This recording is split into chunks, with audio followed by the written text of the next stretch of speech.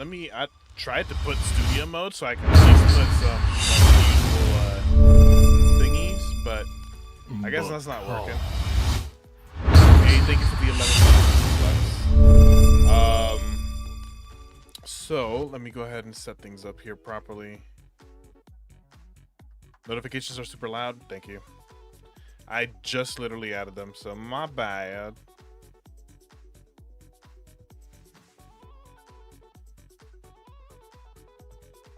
That should be okay. Anyway, Josh. There he is. There he is. Undeafening, and let me add him to the call. Hello, how are you, man? Doing good, man. How you doing? I'm doing good. It's been a while. Yeah. It's been a while since we had this little thing. About 10 months. Shit. Okay. It's been about 10 months. My bad. Welcome in Angel. Welcome in Hobo. Welcome in Novice. Streamlabs, Nightbot, Jacob, Boom. Hi, John. That's it. Welcome in. So yeah, what we're gonna do today is we're gonna talk about, is ZA worth it? Is ZA actually a good game? We want to hear your thoughts. We are also going to have a guest speaker. Hobo is going to be our guest speaker. So Hobo, if you'd like to join us in the studio VC, go ahead and hop in. Welcome in, Michaela. So yeah, we're gonna talk about thingies regarding ZA, what our thoughts are, what our expectations were pre-release, what our expectations, or I guess what we got as the game came out and stuff, and then as we continued to play, how everything was. Oop, gotta fix that. Yeah. So basically, the timeline is that last podcast we did when we talked about Legends ZA and our expectations, and then when the game released in October, and then now. Those are kind of the three parts of what we're going to be talking about. Wait till I explain it. I don't know why I explained it, but yeah. Oh no. Oh, sorry, So when Hobo popped in, you all of a sudden went blue, and so I had to like readjust you. Hi, Hobo. Hey, Boy, Hobo. Hi, Josh. Long Rip. time no see, man.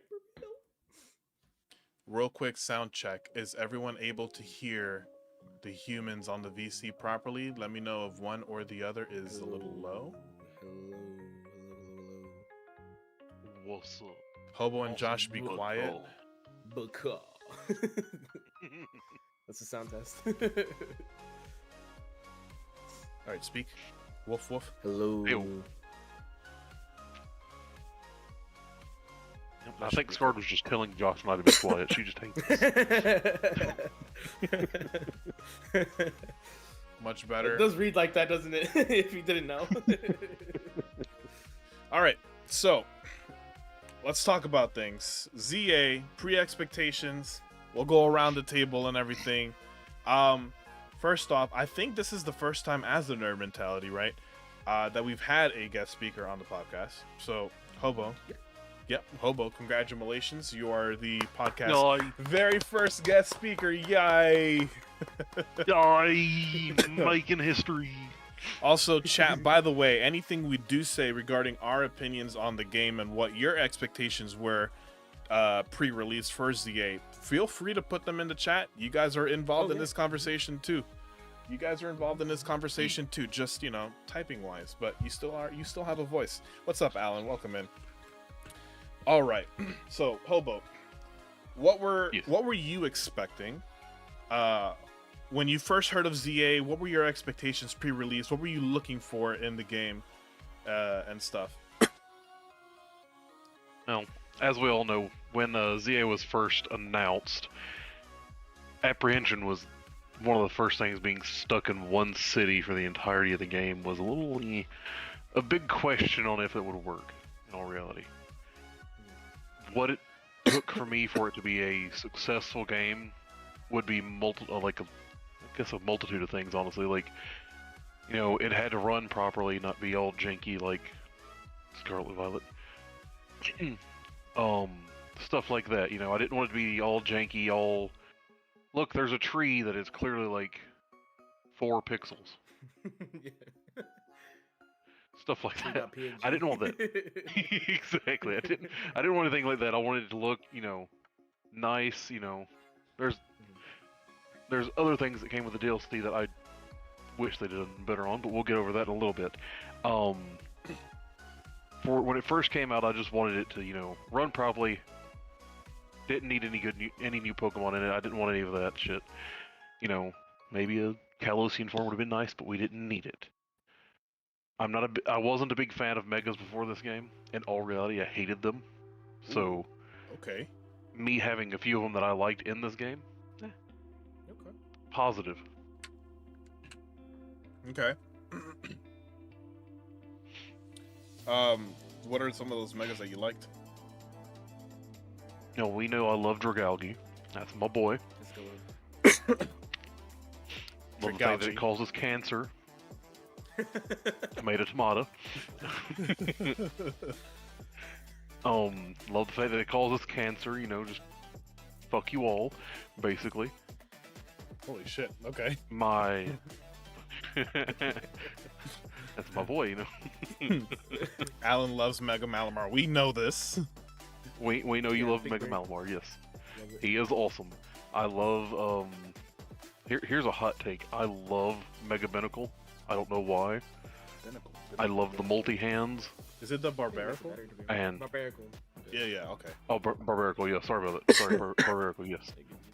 And, Victorville are my 3 top favorites.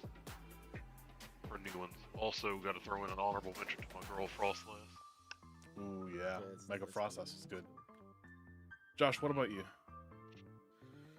So, I kind of started to watch the podcast we did before, but then I realized it was 2 hours long, and I was like, yeah, I'm not gonna sit through this. Because I wanted to see what I said, but I was like, just whatever. Basically, before the game, I mean, we talked about this, I think, in there, but also like on our own too. Jay, like the battle mechanic, I was very apprehensive of it. Like I was very like, I don't know. And then I did tell you multiple times, I think I just need to try it. Like I think I just need to try it. I think I just need to do it. So that was one thing I was definitely kind of like, I appreciate they're trying something different, but you know, I don't know if I'm game for that. The single city thing, I honestly wasn't even that like hung up on it. I thought they could make it work. I was like, Munoz is a big city. Like it feels like a big city next in Y, to be honest. Like having replayed the games, it genuinely does. So I was like, it's a big city. They can make this work. I wasn't really that like caught up on that. And then once they announced Mega Evolutions, which I like, I'm not like super over the moon over Mega Evolutions, but I do like me some good Mega Kangaskhan's my mama. I love my Mega Evolutions. So I was like, all right, cool. I'm game. I hope they do it well, do it good.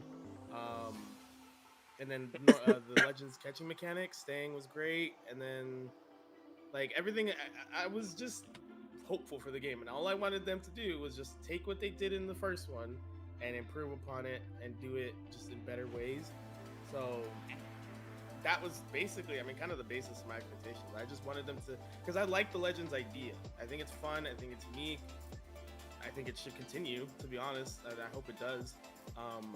And that was basically kind of just my, expectations going into it. I just want it to be better. I guess hopes, not really expectations. Just like I just wanted it to be better than Arceus. And that was basically, I just wanted to have a good time, because I was like, Legends, the Arceus, the first like playthrough of that was cool, but it was pretty tedious, like there were times where I just was bored out of my mind playing that game, and there were times where I was having a lot of fun playing the game. So I was like, I want this game to come in and just bring a more stable experience. Because I remember the first one, I literally stopped playing it for like a cool couple weeks, because I was like, I need a break. This is just not fun for me. I'm not having that much fun right now. I'm bored out of my mind. And then I came back and I just went through and finished it. This game I didn't need that, but we'll get into that in a second, obviously. But like that's I didn't want that to happen again. Was basically like kind of, I just wanted to have fun with this game. I wanted them. I like the Legends trend so far of them trying new things, and that's all I wanted to see. So I was pretty excited. I'm not gonna lie, I was cautiously optimistic with this game because I wasn't a huge fan of the first one. I didn't hate it. I liked it. I think it's really overrated by a lot of people, but that's a whole other conversation. But I wanted this one just to be better, in a lot of ways, and that's kind of what I was expecting before it came out. I want to say that's more or less what I said in the last podcast, to be honest. Actually, yeah, that is more in line with what you said last time. I'm pretty consistent. Yeah.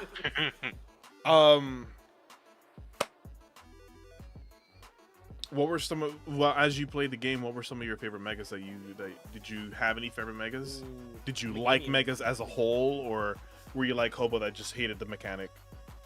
No, I like the mega mechanic. In the original game, I thought it was fun. I think it was underused. I get the idea of, like, because you know how eventually the Royale trainers get them.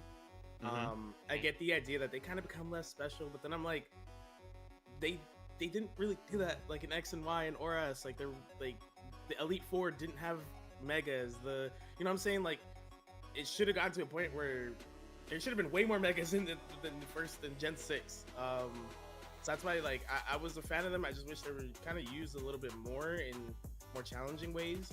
I think this game kind of did that. Meganium, I mean, I used Meganium in my first playthrough, and genuinely, I loved it. It's so fun to use. Oh, you got me racking my brain. Mega Lucario Z. I haven't used it, but I do really like the look of it. I'm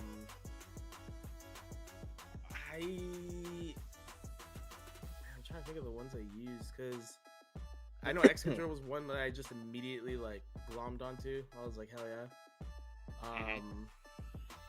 Oh, Scolipede. Okay, yeah, wait, Okay. no. Meganium, then Scolipede. That's tough. Because in the last one, I'd probably put... Oh, I actually really liked Mega Drampa, but I'd honestly put Electros as, like, my third. I don't know why. I just really like the eel for some reason. So I'd probably go Meganium just because I had a lot of fun with it. Electros and Scolipede. I think, are they great? Probably not. I mean, I don't even know the stats and stuff, but I enjoyed using them. I thought they were all Okay. For me, we all know my feelings on Legends Arceus, the first game. And for those of you who don't know, hot take, I think it's a shit game. I'm just saying, just putting that out there. I think Legends Arceus was a shit game. It's because of that. When I would be streaming, people would ask me, hey, are you excited for Legends ZA? Are you this? Are you that? Honestly, the honest answer was no. I wasn't. I was not optimistic. I was not like, oh, yeah, you were a lot more apprehensive than me. Yeah. I was a lot more apprehensive. I did say that I'm not going to judge it because obviously it's not out. But I do hope that it is an improvement over the first game, number one. And number two, I do hope that the game has I do hope that the game takes some qualities, some of the good qualities of Scarlet and Violet and Legends Arceus, so that it doesn't feel like a step backwards, but a step forward, even if it's a tiny step forward. So I wasn't too psyched, but then when we showed the mechanics of the battling and everything, and then we got the starters, and we know that I like Totodile and stuff. When we got the mechanics and stuff, I'm like, okay, I'm starting to get a little bit excited. Just not a lot, but I'm starting to get a little bit excited. Like, it's interesting. And then I know that by now at this point, even though we have 2 Legends games, I think by now at this point we can establish that the Legends games, they're kind of using to try new things out and stuff, and leaving the core stuff that we do know. Can you guys hear me?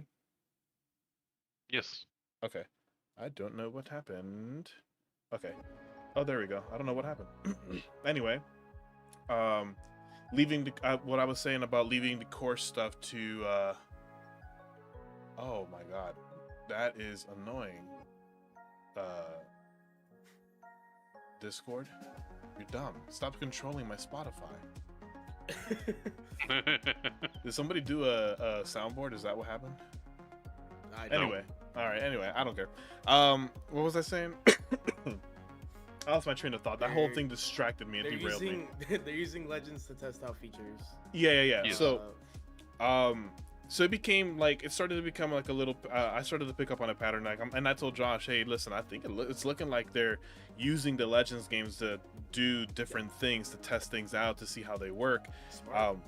Yeah, I mean, we saw the different battling styles and the traversal styles and Legends Arceus, and then how things are now here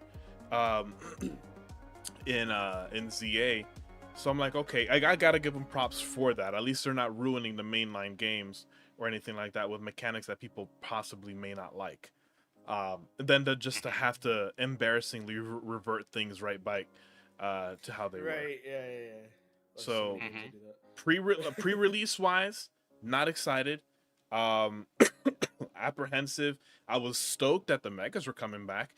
There are lots of people that I know that have not played a game with megas, there are lots of people that I know that have not played the game with megas and whatnot, so I was excited for them to have to undergo or to have to play through the story with megas because it's my favorite mechanic out of all the mechanics that have been introduced. Dynamax, megas, I hate Z crystals, terrestrialization. And I grew fond of terrestrialization. I used to hate terrestrialization, and I grew fond of it. You did. You really did. I used to hate terrestrialization, and I grew fond of it, especially when I won champion. I'm just messing. Yeah. So megas were definitely my favorite one, and I was excited for it to come back and for others to experience that. So that's my thoughts pre-release and stuff. My favorite megas especially the newer ones that I got to see is this is controversial because a lot of people are asking me why, but I like Mega Starmie a lot. Okay, I like Mega Starmie a lot. He's derpy, he's silly, he's so silly, and he's so stupid that it actually loops right back to awesome. And the lore. Here's the thing: the lore with Starmie is great. Because Starmie is that alien Pokemon, the mysterious Pokemon. We think that it comes from outer space, and so the lore for Mega Starmie is that we don't know if it's trying to take over human civilization or whatever it is that it says. I can't remember exactly, but I like the lore behind it. And then following things back, I was happy to see that. I didn't have a problem with it because I happen to like Dragonite Shiny, right? Mm-hmm. I like that color green palette. It's not like the ugly green of Espeon, which is my opinion. It's not like Espeon Shiny where it's like that green, but we have that army green for Dragonite, which is what dragons would normally be like in those cartoons and whatnot. We have the blue shiny Dragonite when it mega evolves. I think it's great. I think competitively speaking, because I lean a lot towards the competitive scene, I think competitively speaking, Mega Dragonite's going to be a monster because it got something that it needed, which is a strong stab flying type move, and it got that with Hurricane and a massive boost to special attack. So, who obviously abilities coming back in Pokemon Champions or whatever else, however the competitive, that's a whole other topic. That's a whole other monster. How that's gonna be looking like and whatnot. We gotta do another one of these after Pokemon Day because we'll probably have a release date. Depending on what we see from Pokemon Day, which I do want to talk real quick about Pokemon Day later on in the podcast and stuff, because I do have some thoughts about it, but. For right now, those are my thoughts immediately. Some Pokemons that got Megas got it. Happy to see that. Some sad to see some Pokemon didn't get it. and happy overall that megas were coming back, and those were my pre-release thoughts. Going back to Yeah, Hobo. I remember like the yeah. Go ahead. Oh, go ahead. sorry. I was No, gonna no, say you the good. You general good. You good. vibe too with the community was kind of just like, you know, it's fairly positive. Like the only thing, the only thing was literally the Lumios thing. That was honestly the biggest negative I kept seeing people bring up. Otherwise, honestly, like especially after that reveal trailer of the gameplay and the battle mechanics and all that, I think to a degree they're also trying to kind of do anime stuff, like kind of how Let's Go was the bridge between Pokemon Go to the main series. I think these games are low-key kind of anime bridges. That makes sense, because didn't a Mega Dragonite appear in the anime at one point? Yeah. In the Japanese, because obviously us Americans didn't get to see that officially. Yeah. But I think, like you said, though, it's also smart of them to simultaneously test it out and do all that good stuff. So I remember though, the general vibe around this game was pretty positive. Like I said, the biggest negative that people kept bringing up was the Lumios thing. But then once that Mega, in the teaser, the freaking logo popped up, everybody lost their mind. And another thing that which, spoiler alert for the future part of the section, a lot of people were happy that came back. And I know that a lot of people were worried about this because Scarlet and Violet didn't have this. So Scarlet and Violet in some ways felt like a step back compared to Legends Arceus. Because when it comes to shiny hunters, it didn't have the shiny charm, the shiny chime, and it didn't have it had the overworld stuff, but it didn't have the sparkles like Let's Go did, or Arceus did, right? And they did it here, and so a lot of people were pleased. I know that's one thing that everybody wanted, and now that it came back, I know that everybody was pleased the hell about it. I want to make sure everybody got their pieces out and everything, but before we move on to the next part, did anyone else want to add anything regarding their pre-release expectations? No, not really. All right. I really am good on my side. I do want to say that, like, it was a really interesting time during that, like, Pokemon Day Presents that podcast. The reason why we did it was because Jay and I were in a call, and we literally were just going, and then the two of us realized we remember this. Hold on, wait, gotta take it to the podcast. I will say, like, we, much like the rest of the community, had so many thoughts, and that's kind of like, at the end of the day, positive, negative. I do love the fact that we still get freaking excited over these damn games. And honestly, at the time, I just gotta bring up how good it felt at the time. When, you know, it always feels good, right, around a new Pokemon game announcement, but it felt really good at the time because everybody was in. Especially when they saw that Mega symbol. But everybody was in, and everybody was like down the clown. They were all ready to freaking get into this game. So I will say, like I said, kind of the reiterating general consensus at the time. But as much as we might have been like kind of cautious about the game, we were anticipating it. We were expecting. It was still exciting. Oh yeah. So it was cool. It was fun. I will say I did think of something, by the way. Go ahead. Go ahead. As you mentioned earlier, Jay, about the whole terrestrialization thing. You know this is not a secret. I hated it as well. Like, that's one thing when Megas came back, I was excited for. Finally, I was like, okay, I know how to use this. This isn't completely fucking stupid in my opinion. Excuse the language. But, you know, it's not stupid, in my opinion, to have that. You know, this is the next evolution thing, and it's got lore behind it. I did like the expanding on the lore in the game as well. But the whole thing of, like, you know, having the terrestrialization and everything, I couldn't stand the stupid crap, because all I see online is, oh, Pokemon need a different, what's it called, a different typing added to all of them, blah blah blah blah blah. I'm like, we didn't. To be fair, because there's a lot of speculation as to what terrestrialization would actually bring before the game came Yeah. out. Because I thought Mhm. I think a lot of people thought, and I think you and I thought the same thing too, Josh. We thought, called it. oh, that's true, you did call it actually. I So did I call forgot it. who it was though that was thinking it with me. I know because I know that I voiced it out loud. I thought that terrestrialization was going to add a third typing. Yeah. You know how some Pokemon are dual type? I thought that they were Mhm. going to add a third typing altogether. So somebody would be ghost, poison, dark.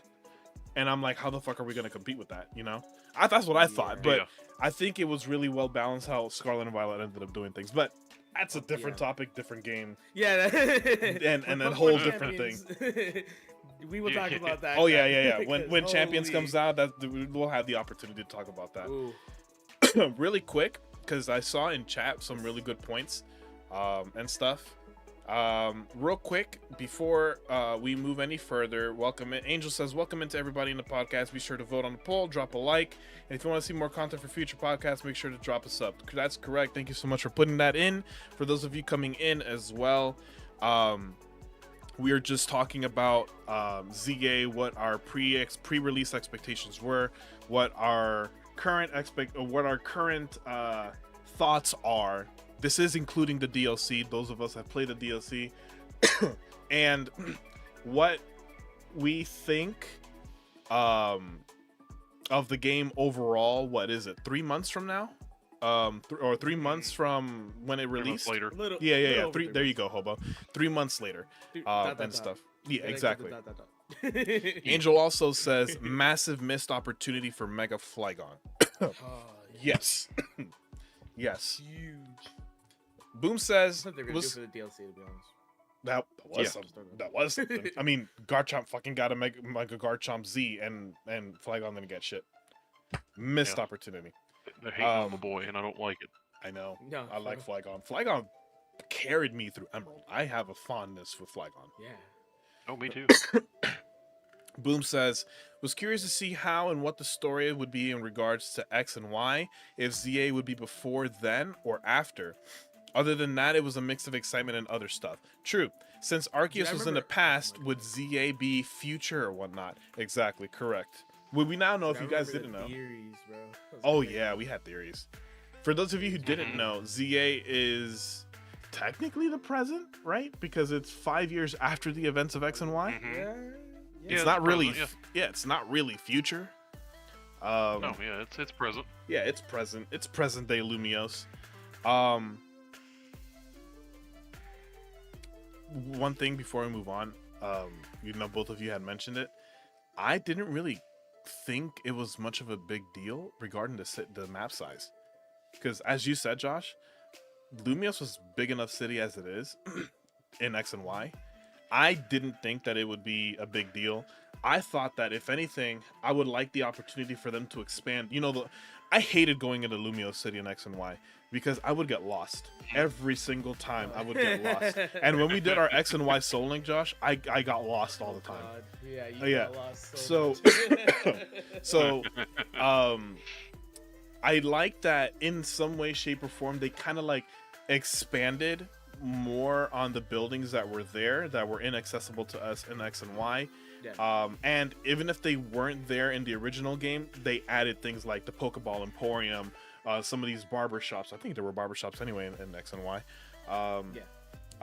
But you know, these different stores, these different little malls and galleries type thing. Like, it was nice to the see. galleries, I really, I It like was all ni- that, yeah. Yeah, it was nice to see them expand on the view of what you can do, given the fact that it is a much limited map compared to what we're normally used to.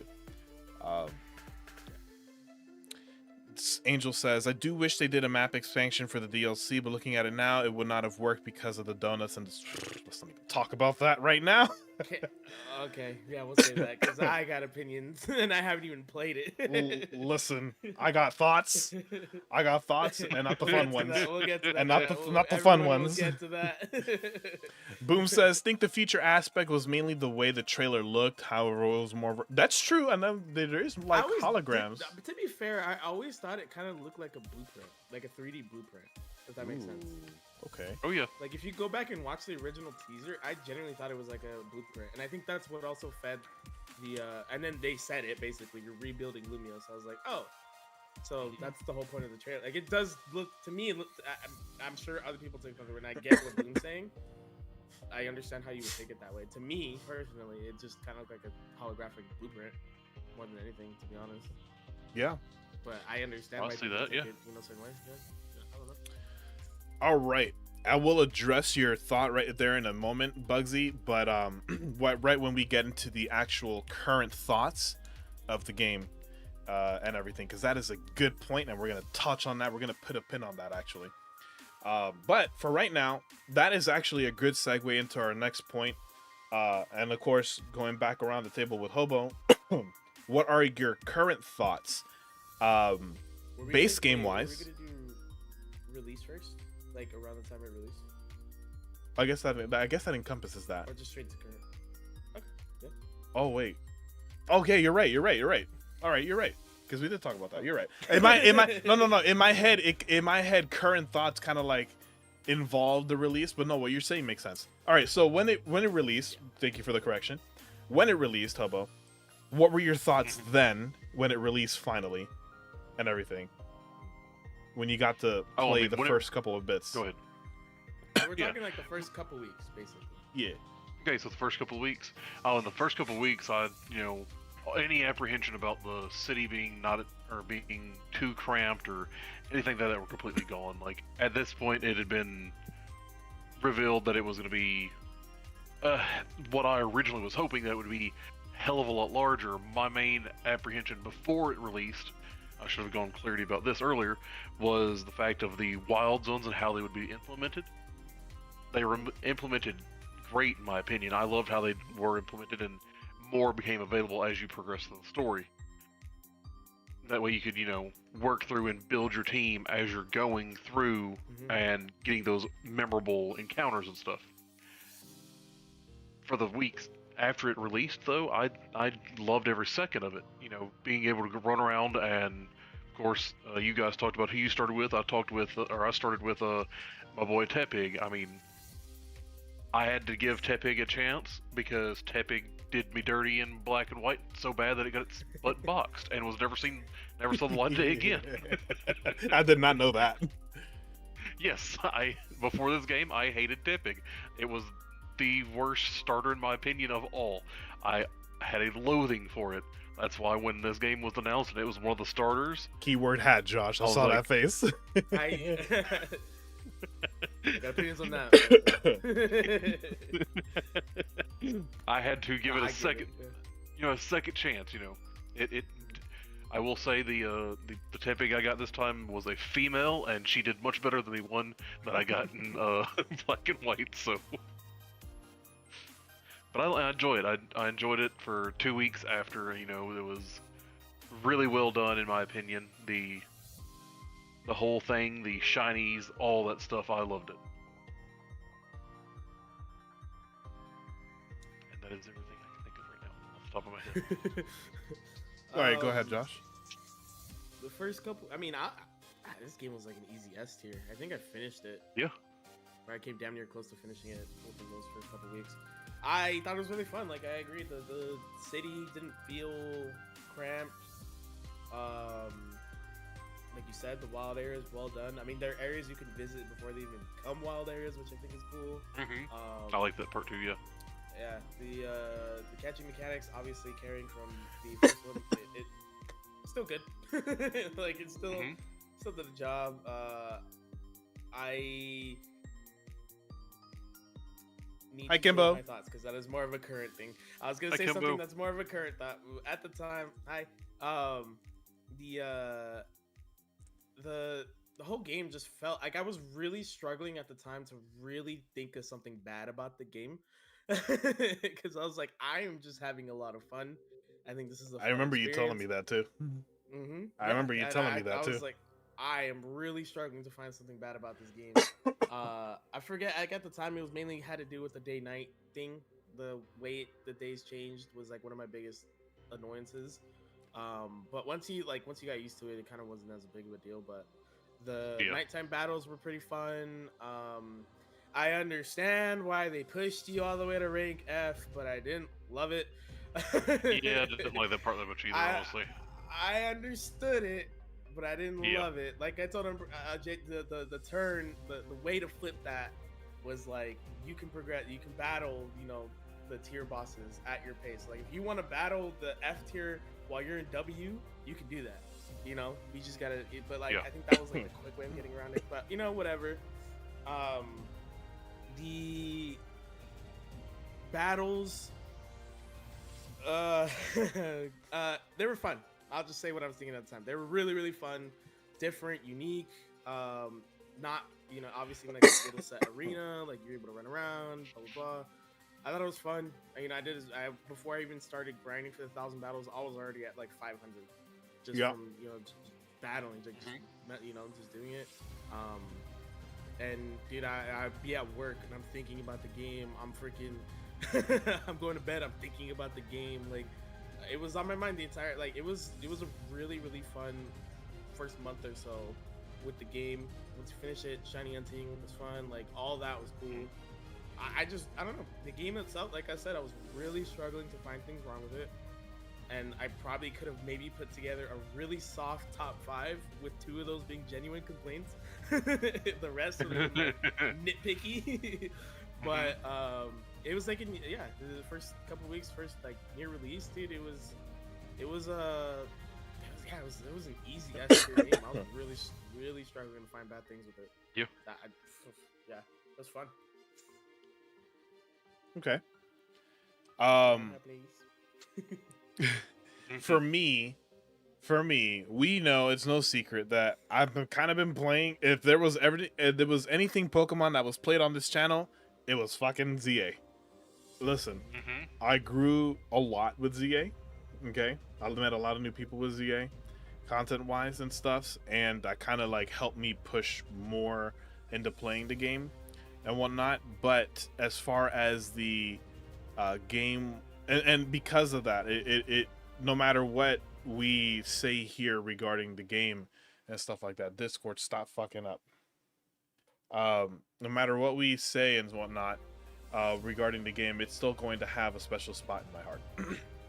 That said, the first few the days and weeks rather when ZA came out,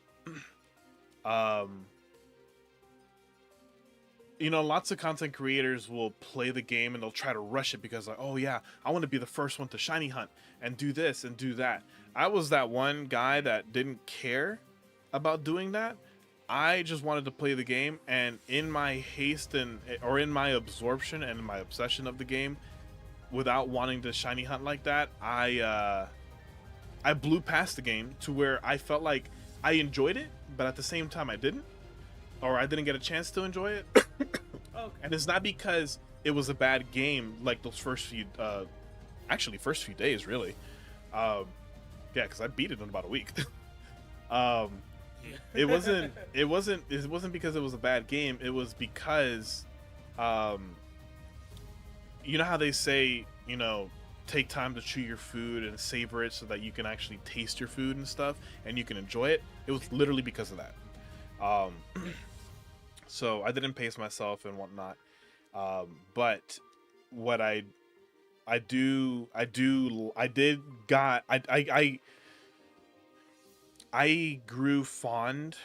very fond of the battle mechanic. I grew very fond of the battle mechanic. I didn't like some aspects. Like I remember saying one of the things that I didn't like was, I don't know if you knew this, Josh. Your camera keeps freezing a lot. I'm just staring at you freeze with a couple of frames and whatnot. But Oh, my Discord is fine. I don't know. I don't know. It could be me. But what was I saying? Oh, and freaking Spotify wants to stop the playback. It's Discord as a whole. Oh no, never mind. It was changing songs. Anyways, so I have very bad memory right now. I got so distracted I completely lost my train of thought. So I enjoyed the game. What parts did I? Oh yeah, okay. I will say that I enjoyed the battle mechanic a lot. I grew very, very, very fond of it. It's to the point where I went to play Scarlet and Violet the other day on stream, and I wanted to catch a Pokemon in a baseball and stuff. And I'm like, oh wait, Jay, you can't do this. This isn't ZA. And then I realized that I can't really do things the way I would in ZA. I have to actually like have a whole bunch of Pokeballs and like pray that it crit catches and whatnot. And it didn't do that. So I grew fond of the whole, getting the Pokemon in the unconscious state, catching them and doing things and whatnot. Like it was a different thing. It didn't really take a lot for me to like get used to it. I felt like that sort of thing. Like when I found out that you can do that, I felt like it became kind of second nature to save when you capture a Pokemon, before you capture a Pokemon, and to throw the ball at it.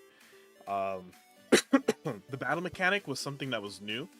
I'm still not used to the battle mechanic like that. Otherwise, I'd be a monster in rank, and I suck ass. I don't know why my Spotify keeps stopping. That has to be a setting on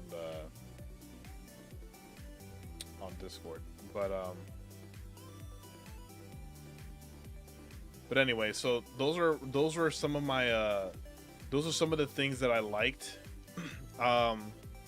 I enjoyed when I finally beat the game and whatnot. I enjoyed the Zygarde battle so much that, for me, aside from at the time, my thoughts were this is a great game. It has a lot of good replayability. I'm going to go ahead and replay the game. I really enjoyed the Zygarde battle a lot to the point where I restarted the game for that and stuff. Yeah. The music, I'm a big fan of music. I thought a lot of the music is recycled from X and Y, or remastered. So a lot of people are like, "Oh, you know what? The music isn't something like that, or it's something to write home about." But in my opinion, it is. Like the legendary theme, especially Zygarde's theme, chef fucking kiss. Especially 10% form, no matter how barren it sounds, it's like Cobra Kai song to me. So, I mean, that's really it. As far as the things that I didn't like, at the time I had two main issues. The day and night cycle sucks ass. It's not any better on the Switch 2. That's just how it is. That's just how the cutscene is. And B, I didn't like the customization for the male the male counterpart. I didn't like it. It felt like it was barren. Like there wasn't a lot to do for the male. To be fair, X and Y felt exactly the same. Yeah. X and Y was horrible too. I don't know. I think it was you, Josh, that brought up like, it could be because it's France and whatnot. Like they have a little bit more, even though they're male and whatnot, and there are males in France and stuff. It still had more of a feminine-esque touch. Mm-hmm. But I still didn't like it, and it's nothing to do with any genders or anything like that. Nothing political at all. It's just simply like I want my character, and I want my character to be modeled somewhat after, me, right? So I wanted the character model a little bit more masculine. It wasn't there. The customization options, the clothing, it wasn't a lot at first, and then my opinions on the clothing changed when in the game, I think it was just Synth gives you, or no, some girl at some shop gives you that suit. Oh yeah. Yeah, and then when I saw the suit, I'm like, I look fly as hell. I look cool. So then my thoughts there changed, and then at that point it was just the day and night cycle and just the character model itself. Otherwise, I didn't have anything bad to say about the game at that time. Yeah. Did I miss anything in chat? Um, Boom says the music and characters really hit this in this game. They did, in my opinion, they did. Pokemon really do keep. I will point this out, and people may disagree. I don't care. Since the Switch has come out, honestly, even in Sun and Moon, they've been killing it with their characters. That's true. I genuinely think the characters have, like, people love to shit on modern Pokemon games, whatever. The characters have actually been pretty solid with their arcs, and they have stories to them. They have backstories when you do their side, like in this game, like when you do their side quests. Like the past games, it was, you know, doing just things with them, but like genuinely, the characters have been a pretty strong point for Pokemon, like in recent times. Like they genuinely been doing it really good. Gym leaders are memorable, you know, for once. Like, like there's so many memorable characters. Like it just, you're remembering side characters, a character who you had one quest with. You know, it's like they're actually killing it with that stuff. So sorry, I want to go on a quick little rant. They've been killing it with that stuff. I love the characters. Listen, they knew what they were doing with Canary and Emma and LeBain, Mamacitas. I'm gonna BRB. I'm gonna close my door. I just realized that unless there's a Diane or an Obambo in my house, my door opened by itself. Give me a second. I'll be a Mimic and Mimic Humberto. I'm not. Sorry guys, I'm gonna slip so many times. You gotta understand. I've been calling that for 3 years. What happened? He said the B word. Who called me a bitch? Not that B word. Give him the B word. Oh. That was mine. Just equals to bitch.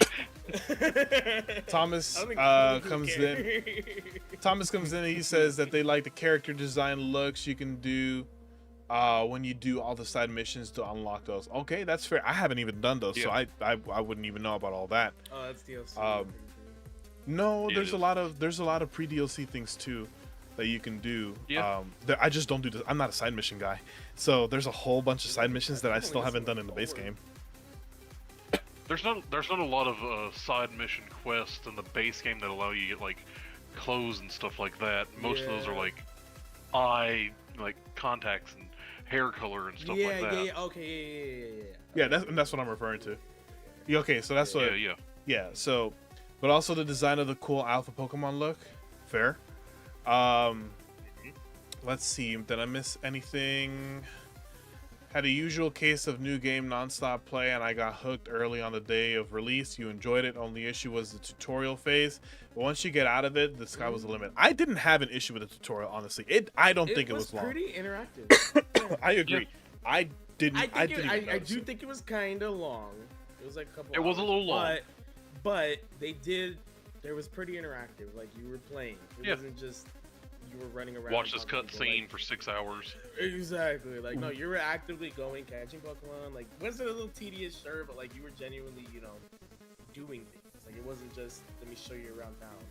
No, they were showing you around town, but they also were showing you how to do things and like how everything goes. They let you go in wild zones early. Like it was a pretty good tutorial, all things considered. It wasn't terrible. One of my biggest gripes with Legends Arceus was the fact that the tutorial was stupid long. It was just horrible. I guess having that in mind and then getting what we got with ZA's tutorial, and even in my second playthrough, I didn't get that because it's not hard. It's not difficult. Just go in there, do your thing, trade the 3 side quests and the Pikachu, and then you're done with the thing. Right? It did not take me long. Too. Like even the side quests, like they speed. Honestly, it speeds it up in my opinion because you're not mentally thinking about how long it's taking. It's like, oh, I gotta go do this, so you go do that. But then on the way there, you see a freaking Pidgey. You catch the like you know what I'm saying? Like you get distracted. Things that distract you from the fact that it is a couple hours long. I want to say tutorial's like 2 hours long, like is something it? like that. In terms of gameplay, it is a little long. Yeah, it's up there. So, brother, the fact that it doesn't feel like that is the thing. Like you can get distracted and go do. That's kind of what I liked about Scarlet and Violet until you got to the school. Oh, school was horrible. But at least before that, you could go around and catch all these Pokemon stuff. That's what I liked about Scarlet and Violet at the beginning. You can actually do things until you get to the school. But that's how I feel with this game too. Like it is a longer tutorial, but it doesn't feel like you're doing a tutorial. If that makes sense. It's like it's Yeah. actively. It's instead of telling you, hey, press R2 or whatever the button is on the Switch, like to catch this Pokemon. It's like just go do it. It's like here, there's a Pokemon right there. Go catch it. Like it doesn't. It doesn't really like. Yes, it holds your hand, but it doesn't really hold your hand. I don't know. The only way I can explain it is it's a tutorial, but it doesn't feel like a tutorial at all. It is, Yeah. but it isn't a tutorial. Like it just kind of throws you in the deep end, to be honest. Yeah, and I can see what Boom's saying too about how it's the the tether on your character where you're tethered to your teammates and stuff like that. I could see that being a point of annoyance and irritation because it was a little bit like you can't leave too far away from the game will for lack of better words bitch at you like you're too far away. Come back this way. Let me do what the hell I want. Fuck off. Nah, I can see that. That was probably the only complaint I had with it. The only type of bitching anybody really enjoyed was throwing yourself off the roof after Corbo like made a human ladder. By the way, the max number of times you can do that is 4. The game will literally not let you fall off the roof after that. Oh yeah, I remember seeing a short. Yeah, I remember seeing a short about that. Oh really? I did it on stream once. The max number of times you can do it is 4, and he threatens you. So, yeah, I got threatened by Corbo. Fall down again, I will fucking end you. By the way, I've said this before. Yes. Oh, boom! We're not getting you started on Corbo. Don't mention that character. By the way, I've said this on stream before. I don't think I've ever told you, Josh. If you had to, just a random question for both of you, now that you guys are here, and I think you may have heard me say this on stream, Bobo. Good. If you had to picture or hear in your head a voice for Corbo, whose voice would you picture for him? I think it'd be like a deep voice. I'm not gonna lie.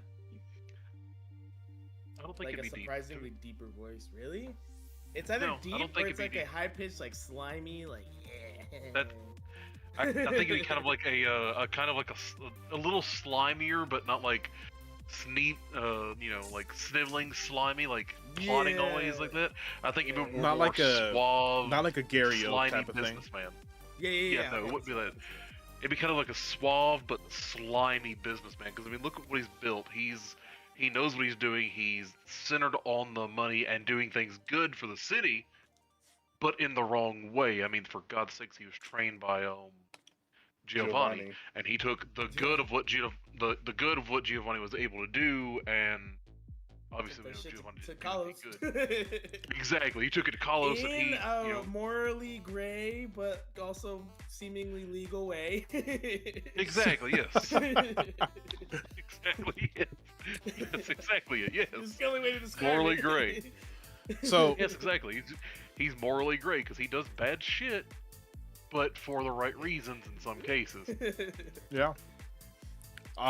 For me, if I had to, Matt Mercer, the voice that does that, That's Matt kind of what I was Mercer thinking. would be It's not that deep. I wouldn't say Matt Mercer. The reason I would not say Matt Mercer is because Matt Mercer is great for somebody epic like Ganon. Yeah, That's true. Yeah, Right? epic, that's the word. Yeah. Matt Mercer is great for somebody like Ganon, or somebody like you're trying to give them an evil villainous presence or something like that. That's Matt Mercer. Like for me, I don't know the voice actor's name, but the person that I would picture who would do Corbo's voice as far as voice acting goes is the guy who voiced Faulkner in the Pokemon Johto series when Ash fought him. The reason I'm saying that is because Corbo comes off as sly, sleazy, like cocky, and Faulkner, in my opinion, like if you guys need to remember, watch a snippet of Faulkner talking to Ash, saying, telling him like, "You haven't even Charizard that can't even fly. What good is that Pokemon?" or something like that. Like, listen to his voice, and that's who I picture as Corbo's voice. So he was voiced in English by Matthew Mittler. Okay, I so could see that. So you see what I'm saying? I could see it. Yeah. So that's Matthew. Matthew, who you said? Yeah. Matthew Mittler. Okay. Mitler.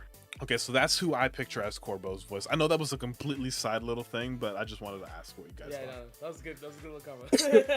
That was a good one. All right. So we done talked about pre-release expectations. We done talked about our thoughts, what they were when it released, and following those days when we played it. Now let's talk about when we heard about the Mega Dimensions DLC.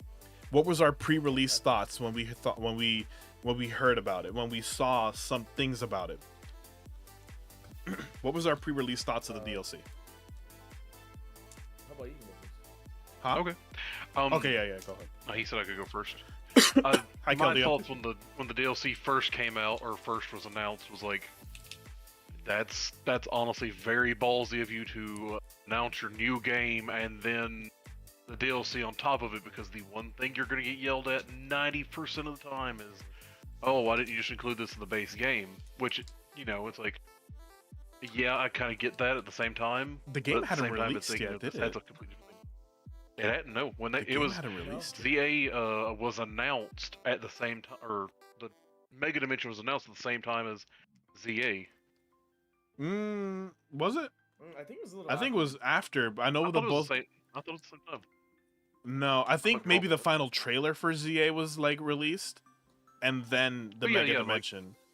Mega Dimension. Yeah, I was talking about like I wouldn't say like the exact Talking same time about- where they first announced both games, no, but it was during the very I early think it was, stages like, of it because. because it was like one of the last Mega Evolution reveal trailers. I want to say, or it might have been the last. It was reveal trailer. it was yeah. one of the last Yeah. ones. Yeah, I remember. You're right. Angel was saying Sorry, that she was iffy about the DLC because of them announcing it before the game release, then made us wait anyway. Right? Yeah, Yeah. yeah. It's why are you gonna announce it before the game's even out and be like, you gotta wait for a few more months after the game comes out. It's like, and why even tell us? They Like, announced in September, and then you have Yeah. You gotta wait 3 more months before you can even. Exactly. Like, Like, why it's not like, build on the hype of the game release and then exactly. 2 weeks later announce it? Like, I don't know. Exactly. If it kind of felt like the fact of they lacked belief in their own game, so they were like, Honestly, that's a good point. we'll yeah. sweeten the deal. That's a really It's good like we'll point. sweeten the deal and just throw this in there as hey, we're also releasing this DLC for it that's gonna add a ton more Pokemon and make certain Pokemon easier to encounter, like the fossils. It's like, Mhm. because they know we're gonna be in there shiny hunting. And personally, what I honestly believe, I think that the Pokemon Company, I think there's a portion of it that they hate the fact that they have shiny Pokemon in the game. It's become such a big thing because of Probably. how much they go the shiny locking route.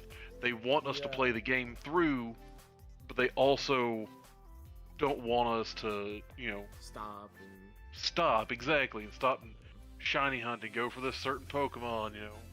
I honestly think they don't like it.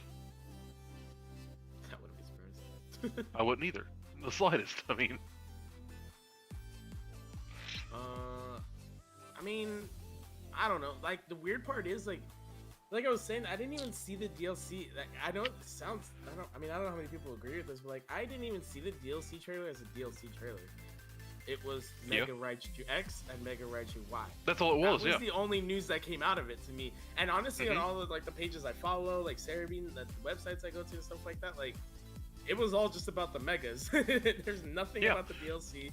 Nobody cared because they didn't even. The thing is too is they didn't even really like. The only thing they teased were the Hoopa rings, which obviously was an Mhm. Oras, so that's the tie there. It's like, oh, okay, so legendaries, right? So that's the only kind of tease they did. But like, Mhm. it didn't really feel like a teaser. It felt like they were really trying to do a trailer Yeah. for the Yeah. Raichus.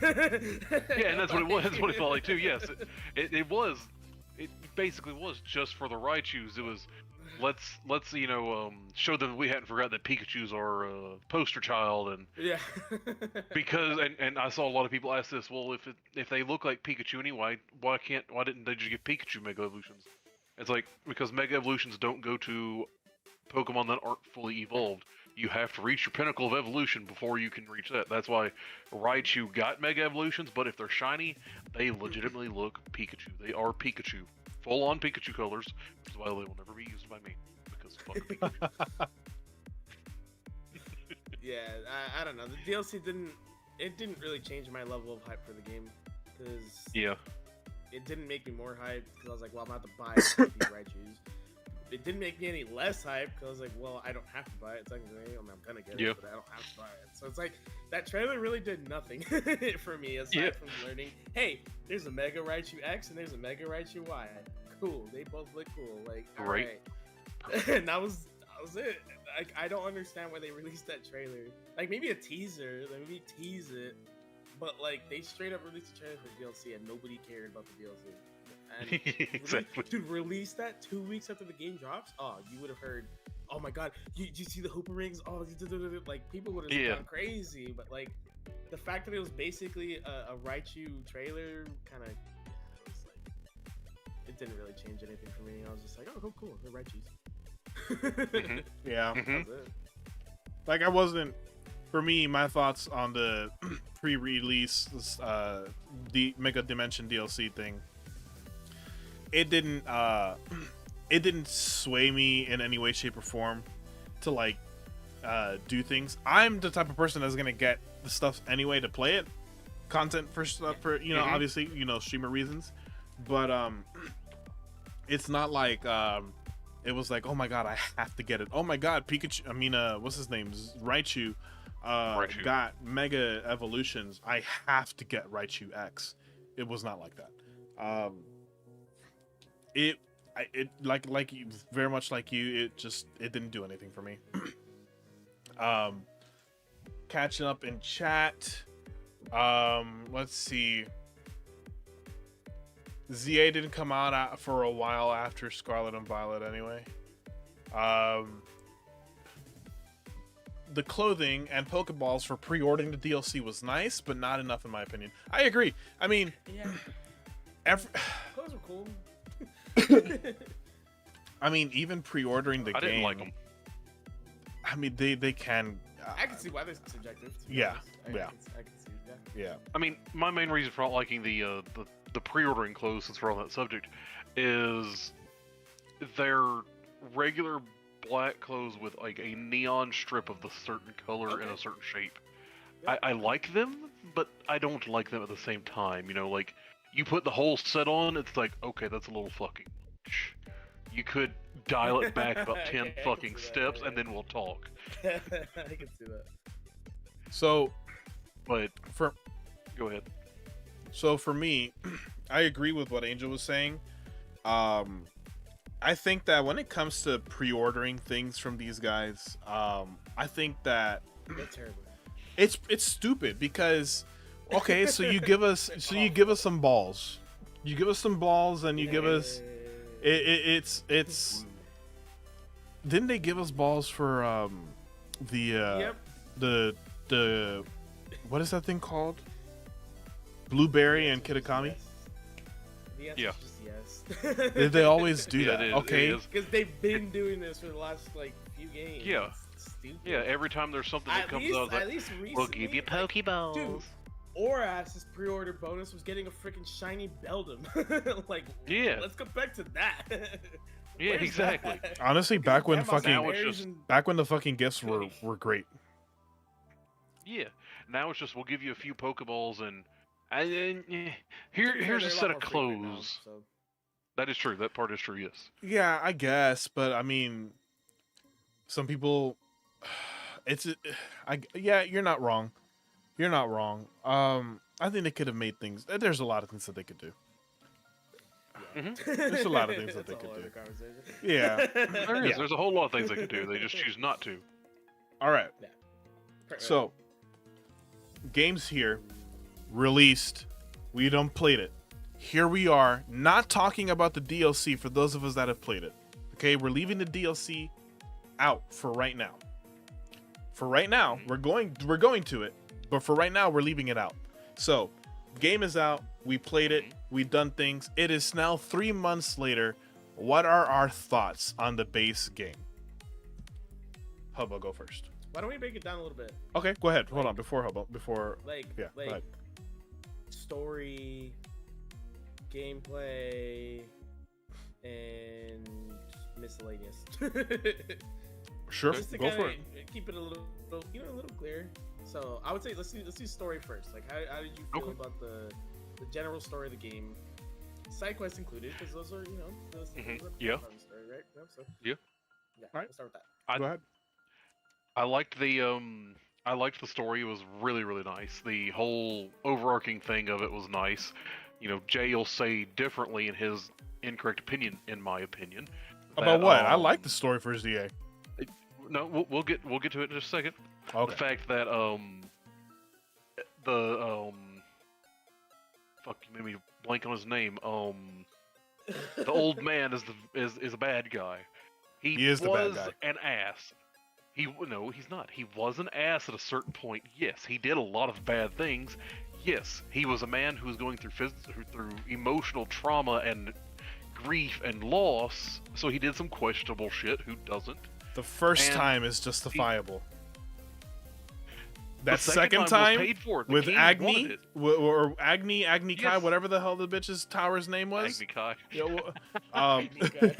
Whatever Agnes, whatever the tower's name was. What is it called? That's I don't remember. justified. Hobo.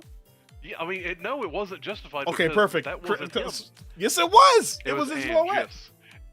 He built it, and his Ange. it's Ange, yes. He built it, and Floette was the key, but it was built for the king of that kingdom at the time to protect the city. It wasn't going to be anything like it was in the game, because as we saw in the game, that was after it holding down and getting all these years Started of a whole debate. mega evolution, cancer being flowed into it. I'll drink my whiskey. That was overpowered. It couldn't hold that anymore, and that's the reason it went so wild like it did. It was my whole point of bringing this up was it was a redemption story for him. That's why he was able to pass away at the end. He did his thing and redeemed himself finally enough to where he could pass away. He was being held behind by, say, if you want to say Arceus's might or whatever, or his curse or whatever, yes. For 3,000 years, yes, it is a curse. Shit, we're talking about No, we're talking about. Will be soon, yes. Another 3,000 years. Yes, he is. He's next. Yeah. It's He a fucked curse, up. He pulled bro. the trigger. It's a curse. It is a curse. It is, yes. He redeemed himself though. That's why he was allowed to pass on. He did everything he needed to. He fixed his fuck ups and to the best of his ability. Like there's certain things that can never be fixed because, as we now know, the mega evolution. The reason why I don't hate mega evolutions is because they gave the story behind them. To. I remember back when Gen 6 came out. They hinted to it, and all they said was, "Oh, their DNA has combined with these stones, and blah. Yeah, now they can be special." It's like, the fuck do you mean? And it's supposed to be some traumatic experience, which is the only part of Mega Evolution I like. Vague. Sorry to cut you off, but it was so vague that people thought Lucario was the first Mega period. Because they didn't really clarify the fact that it was the first. They did, but they also kind of left it a little up in the air, like he was the first one in Kalos. It wasn't like the first Mega, So yeah, I agree that they build the lore, but they leave it in such a way that there's so much room for interpretation, which isn't a bad thing necessarily. But I understand why people might feel like it's a little empty. It's like, okay, cool. So that's a really good point. Yeah, that's a really good point. Yeah. And it's just there's all other things that they did better in this game than they did with previous titles, like with the whole sorry, 1 second. The whole mechanics and stuff. I enjoy the battle mechanic. Like I guarantee you, I'm not doing it right half the time. I mean, I don't think a lot of us are. I have never been competitive. I've always had the worst fucking luck, like paralyzed 3 turns in a row or asleep for the entire time you can be asleep. That's my So I don't do competitive because I have bad luck. You know? But in this, I can go in there into the competitive and within 2 turns be up to rank S or higher and just be rocking it out. Jay, I'm gonna let you go first because I think I'm probably gonna have the most negative thoughts on the story. I'm not gonna lie. Keep it positive. Okay. So I like the story. Okay. Very clearly, Hobo and I have differing opinions on who the protagonist really is. So, in my opinion, I think that I never once said that Homie didn't receive his redemption, nor did I say, you know, because I remember you and I talked about this one time. Nor I want to make sure that it's clear again that nor did I say that L is finally redeemed, otherwise he'd be dead too. I do agree that 3,000 years seems to be like that point where you have to, like, obviously this curse that we're referring to do good. Your punishment to wander the earth for 3,000 years, and then to finally pass once you achieve that redemption type thing. I agree with all that. However, the way I see it is, if you Not for anybody else. huh? There. Sorry, it seemed like you cut out for me there. So you're good. I'm gathering my thoughts. Sorry. So for me, when it comes to what's his face, I have the same mentality of, okay, war. If you put landmines in a field, okay? If you put landmines in the field and whatnot during wartime, okay, things happen during wartime, okay? Now, let's say time passes by, the war is over, you don't disable those mines in that minefield, and somebody walks upon that minefield. Is it not your fault that that person passed away because they stepped on that mine that you should have disabled after war and whatnot? See, I'm of that mentality where, okay, they killed your favorite Pokemon, your buddy, your friend, your partner. They did things. Yes. Huh? I said you're ride or die. Yes. Yes. they did horrible things to your partner, and you no longer have them. The anger that you would feel, I agree with you. That first go around, completely justifiable, because I would probably do the same thing as AZ. I think with that, like, it just felt more like Floette was his moral compass in a lot of ways. That was his rock. That was his, like, you know, so once he lost that, it kind of makes sense why he went off the deep end. I agree. Yeah. But then Floette came back towards the end of X and Y, right? Excellent. Yeah. Floette Yeah. came back Well, after no, X I mean, and Y. yeah. And then 5 years later, there's a nuke hidden in the tower.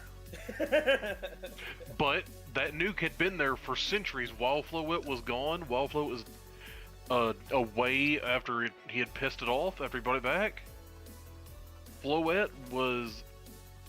That stuff had already been built, and back to your analogy of the But there's no defending you forgetting to disable the nuke. No, there's not. But also the other side of that is let's say you have a nuke and it's locked away. The only key that can start it is out there, and who knows where the fuck it's at, because it's, in this case, it's alive. Remember, Floette was the key to the tower doing anything. The tower couldn't do anything without Floette. That's why it was storing up all the energy throughout the game. So he had the key the entire time and still chose nothing. He didn't have the key. Floette was the key! He didn't have the key until... Floette was the key, but Floette only came back 5 years ago, and then 5 years later, he started doing all this shit. If you remember at the very beginning of the game, you saw him and the people there. That was beforehand. That was right after X and Y. They got here, and he told you, he said, Is for that the past confirmed? 5 years, he's been searching for the strongest. Is it? Because I could have swore that's how I saw it, was that they had been looking for the strongest Mega Evolution user since the beginning, since 5 years ago. Since 5 years. We can double check and see. Yeah, we can double check that. And I know that they were looking for the Yeah, strongest check Mega that. Evolution user. I still think that I still think that as the weapons creator, he could have done things outside of that to disable the weapon. Just like you are the country, you're responsible to take out the minefield so that no one passes away.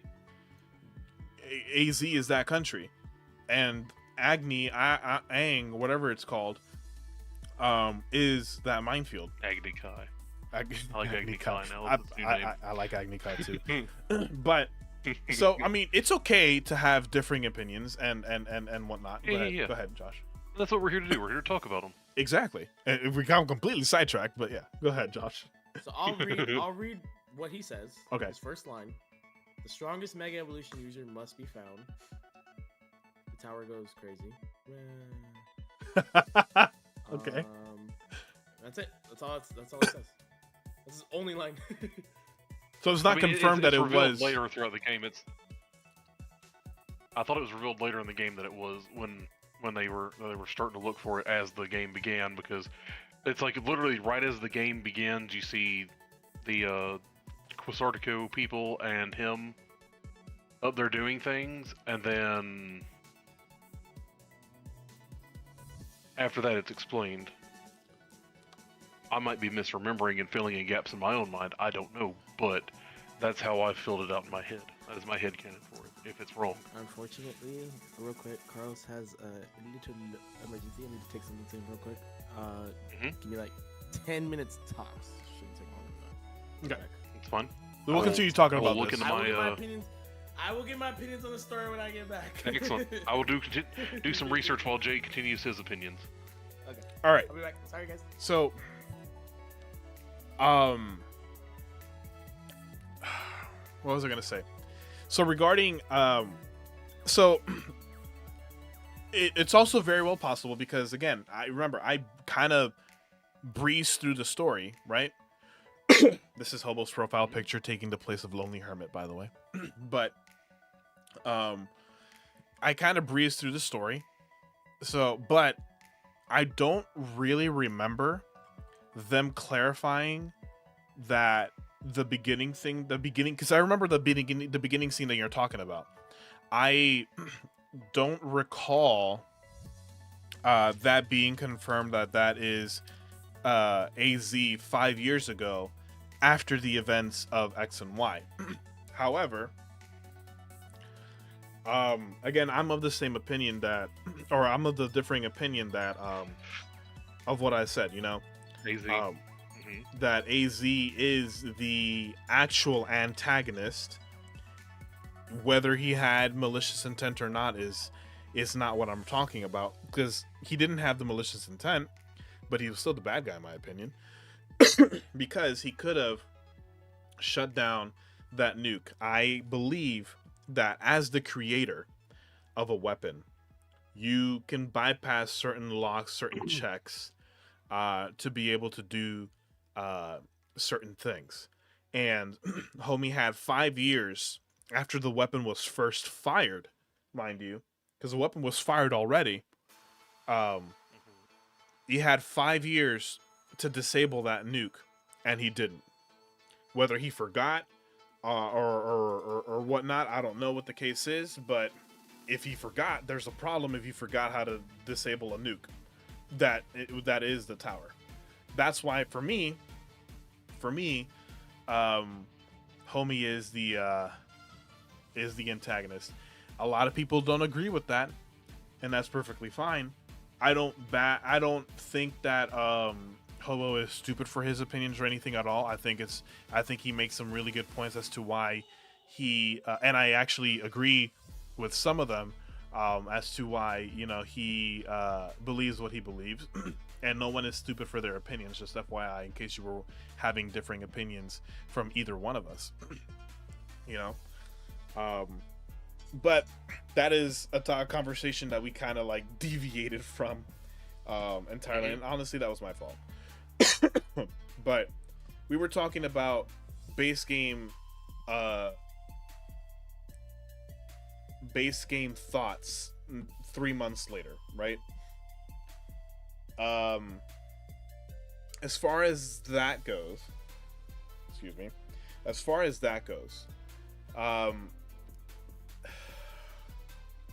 think the game started to become a little bit tiring and stuff, but at the same time it wasn't base game wise.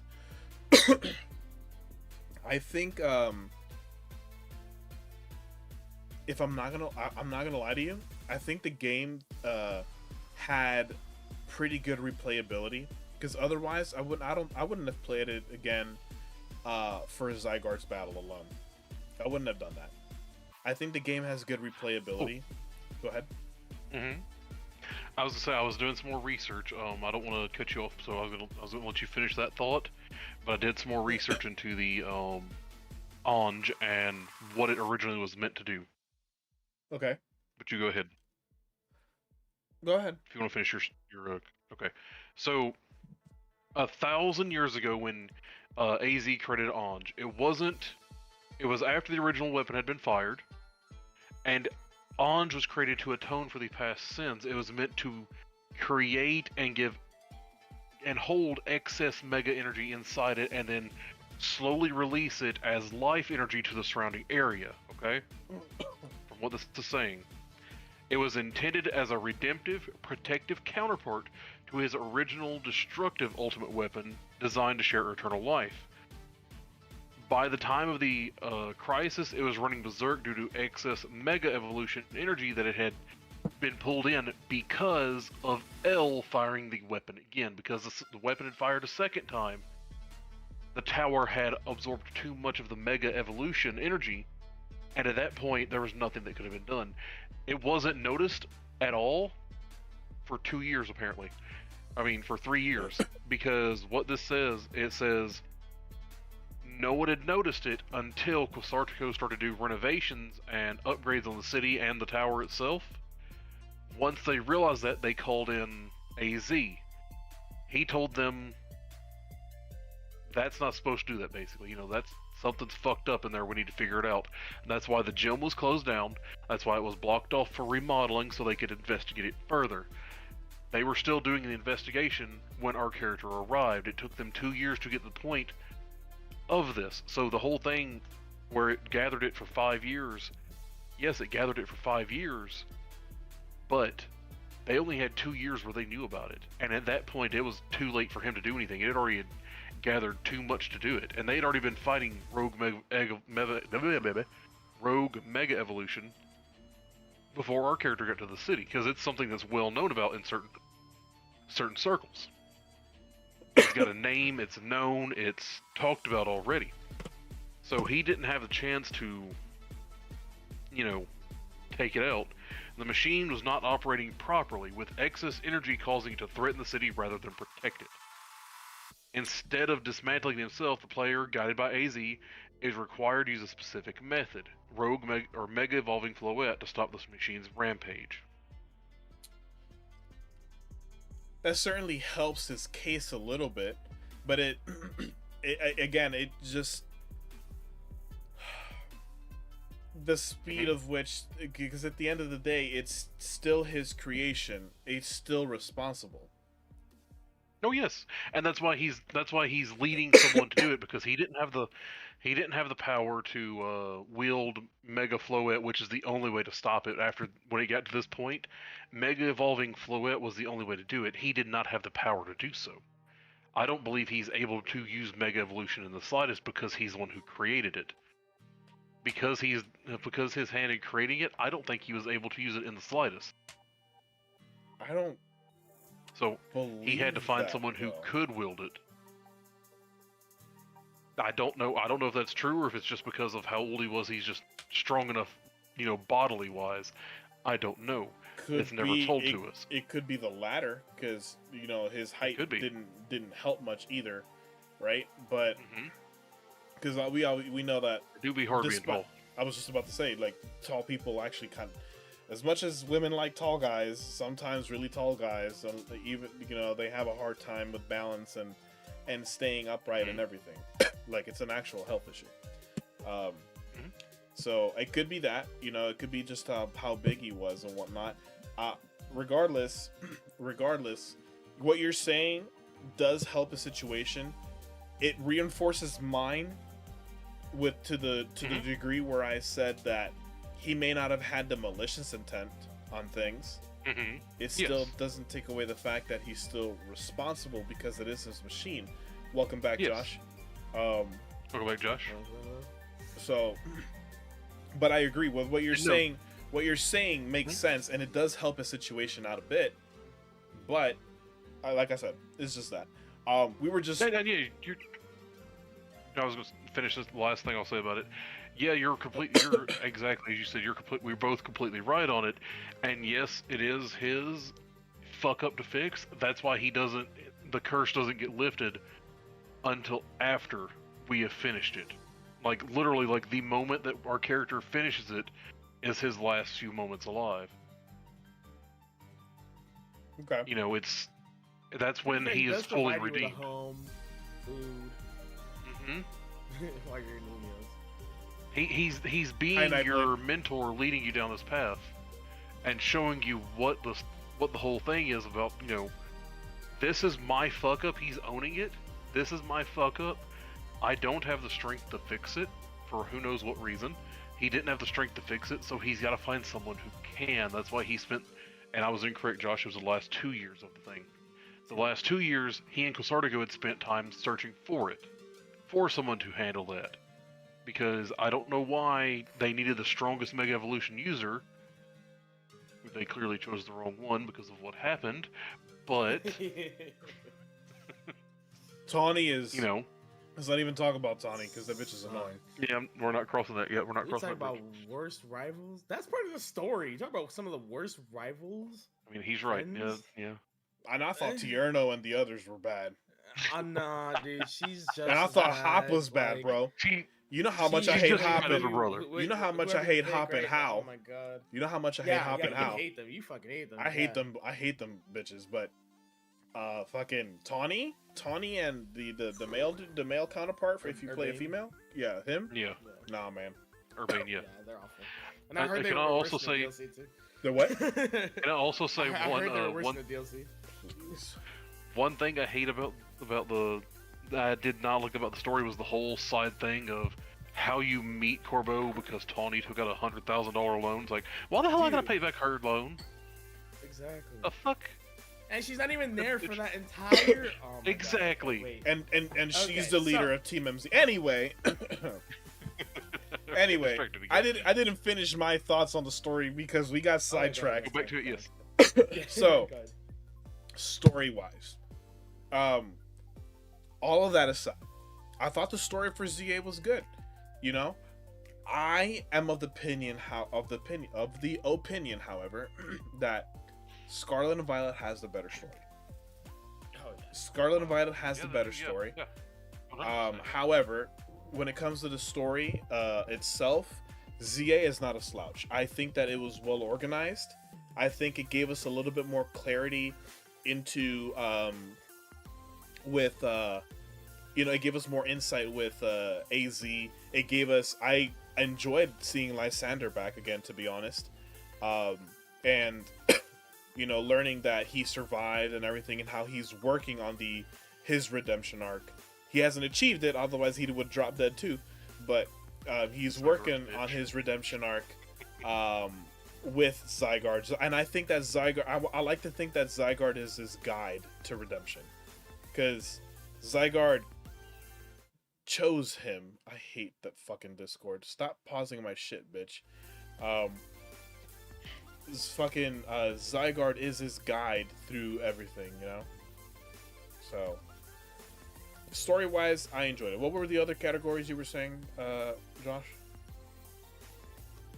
I didn't get a chance to talk about the Oh, story. he said No, Yeah, because I wasn't finished. I'm talking about like the other categories. You said story, and then what else? Story, Oh. gameplay, and then I guess just kind of like miscellaneous.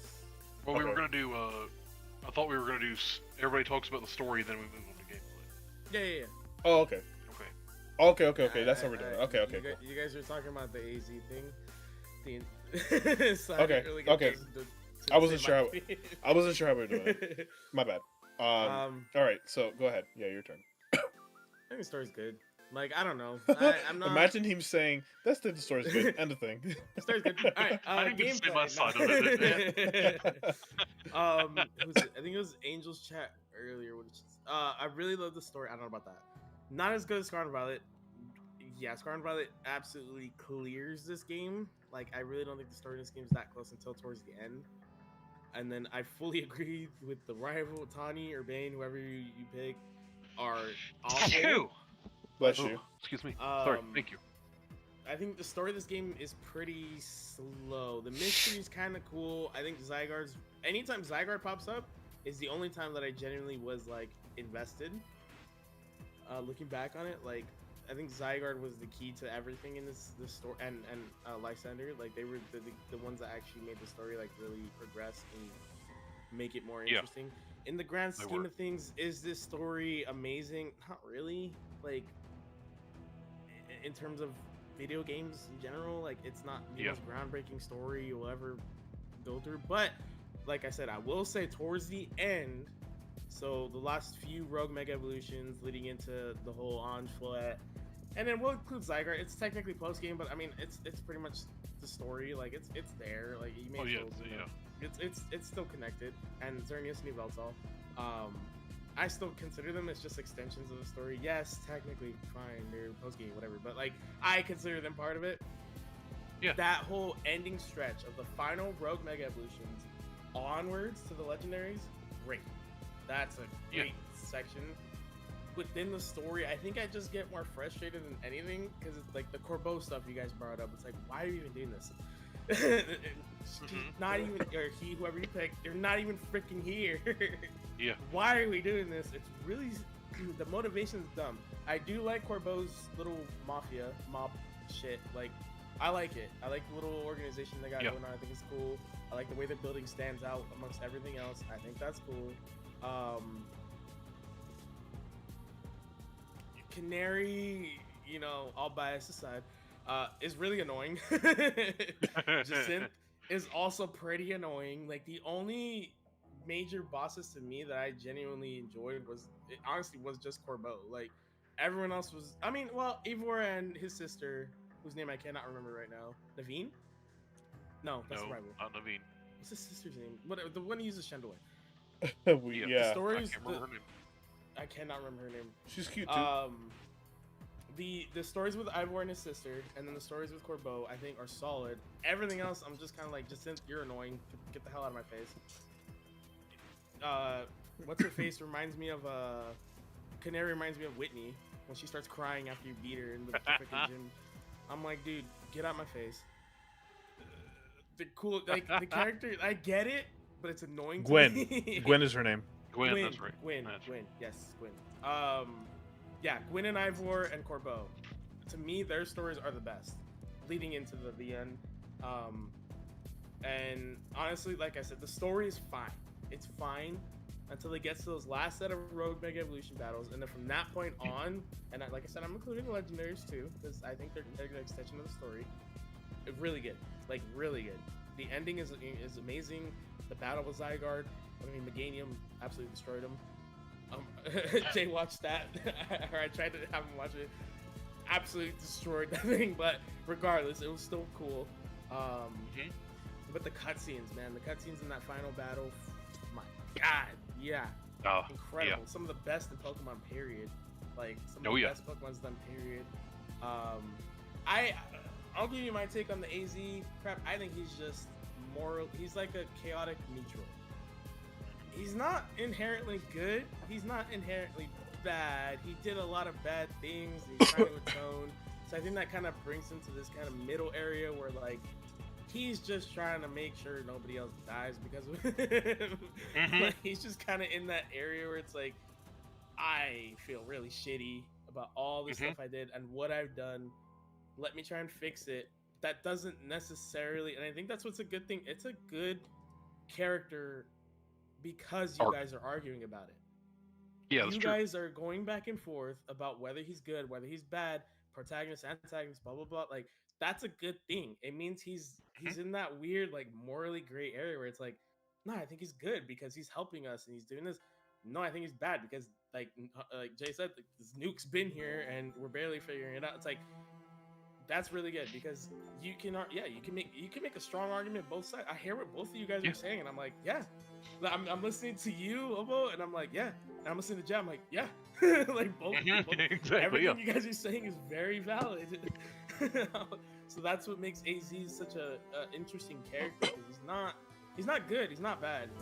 He's just in that gray area right now where it's like he's just a lost soul. I think at the end of the day, and I think that I'd be really, really interested if Lysander comes back in later games as kind of that lost soul person. You know what I mean? Like it would be interesting to see him. I feel like the curse leaves you wandering the earth as a husk almost until you find your purpose.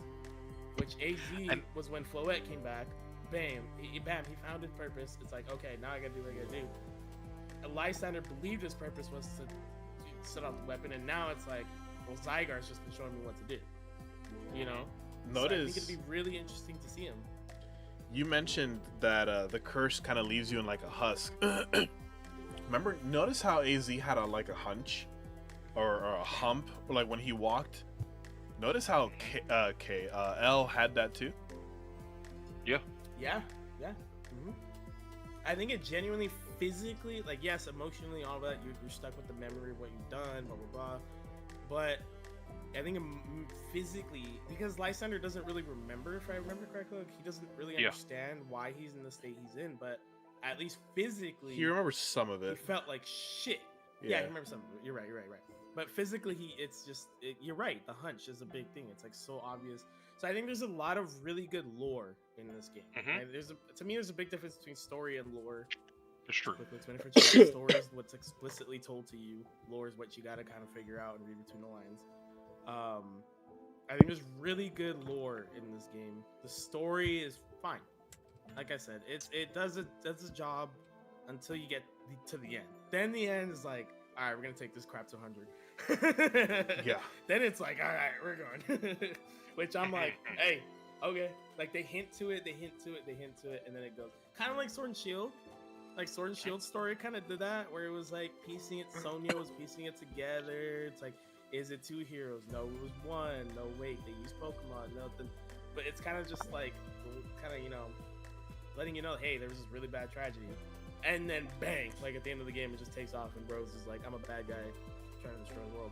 That's kind of how this game goes. Like, it does not as bad as Sword and Shield was, but like, it does drip feed you kind of along the way of what the ultimate goal is, which I'm not a crazy fan of in stories. Like, I kind of like a little more something.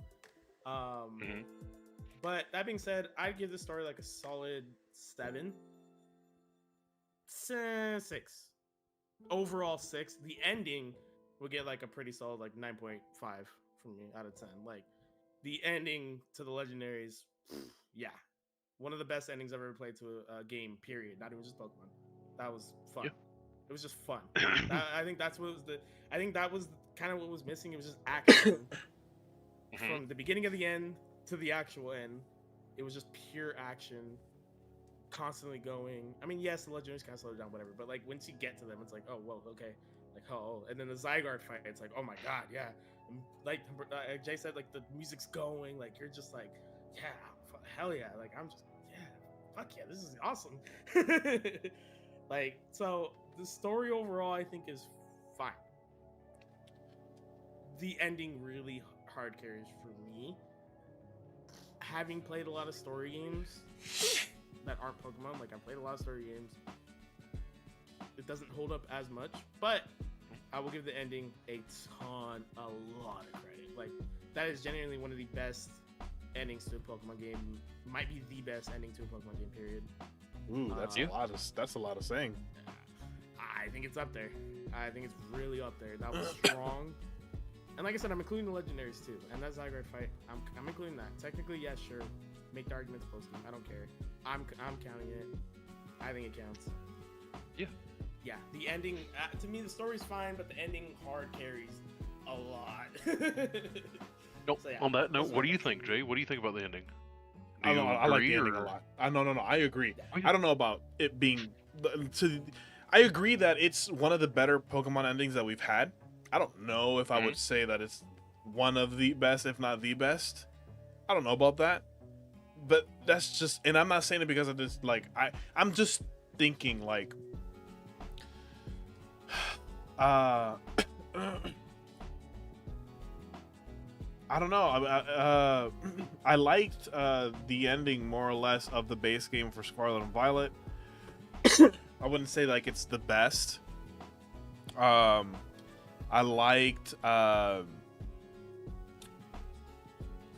Yeah. See, the thing. What Angel said. See, the thing is that Yeah. for me, an ending has to have some sort of emotional impact to you. A lot of people cried to the end. Okay. A lot of people. To me, it was just epic. But I that's like but that's still an I'm not- that's still an I'm emotional not, pull but though. The thing is, exactly. I'm not like I don't cry. Respectfully. Neither do I. I'm not saying it's a bad thing. I don't cry at games like that. So I've teared up at certain games. Sure, Spider-Man. I've teared up at certain games, but I've never really like cried like that. And but I did not. I don't expect that from Pokemon in that sense. Like the AZ ending, yes. We're not even talking about like his little funeral scene. I was like, oh damn. But it was That more did of take like me a, by oh, surprise. That damn did take me type by thing. Like, surprise. it wasn't.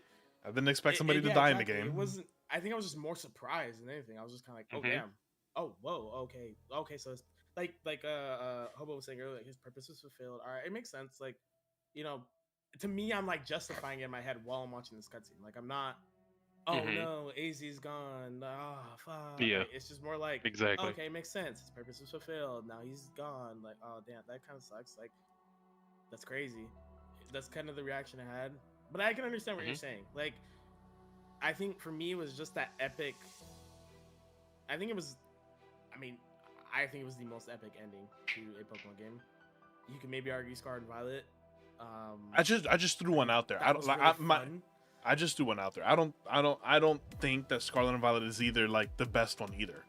I'm just saying that it Do you have one in mind as the best ending for a Pokemon game? I have to really sit and think about it, to be honest. That's a tough one. Okay. It's a real tough one. I think it's a tough. It is, They yeah. only just started doing cutscenes, which honestly That's true. They helps did a only lot. just start doing cutscene. Yeah, that's true. It does help a lot. It does. I will say one thing story-wise that I forgot to say. This is my take on it. I liked how, at least for me, maybe I understood it wrong. I don't know, but at least for me, I like how in the game it kind of kept me wondering. Okay, so who really is the bad guy? Because there were at times where I would think, okay, I can see that. the Rust Syndicate, they're the bad guys. You know, they're doing things. They're the one that's causing this whole rogue mega evolution thing, or whatever. Again, these are just my thoughts at that time when we were playing the base game, right?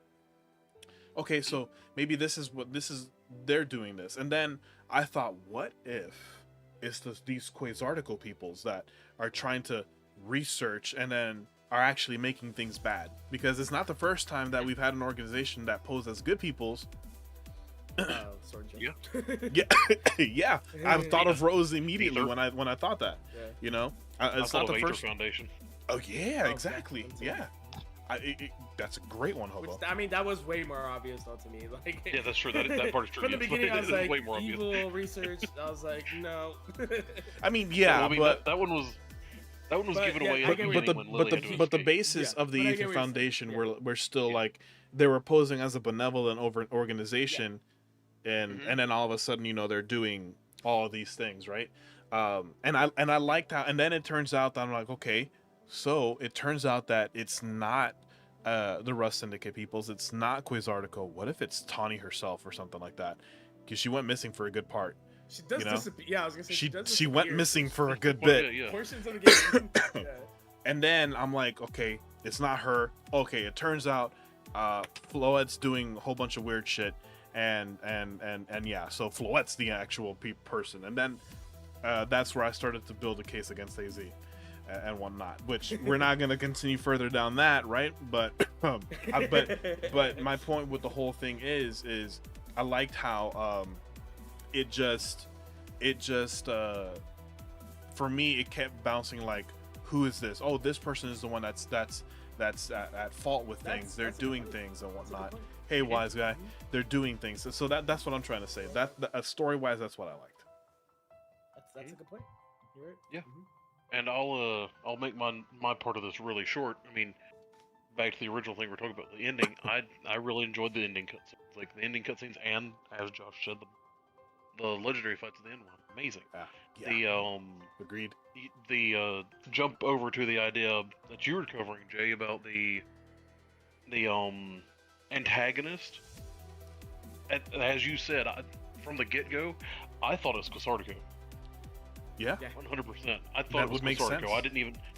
There was no other time that I thought it was anybody else. When we got to a certain point, I was like, okay, they're actually not doing anything bad.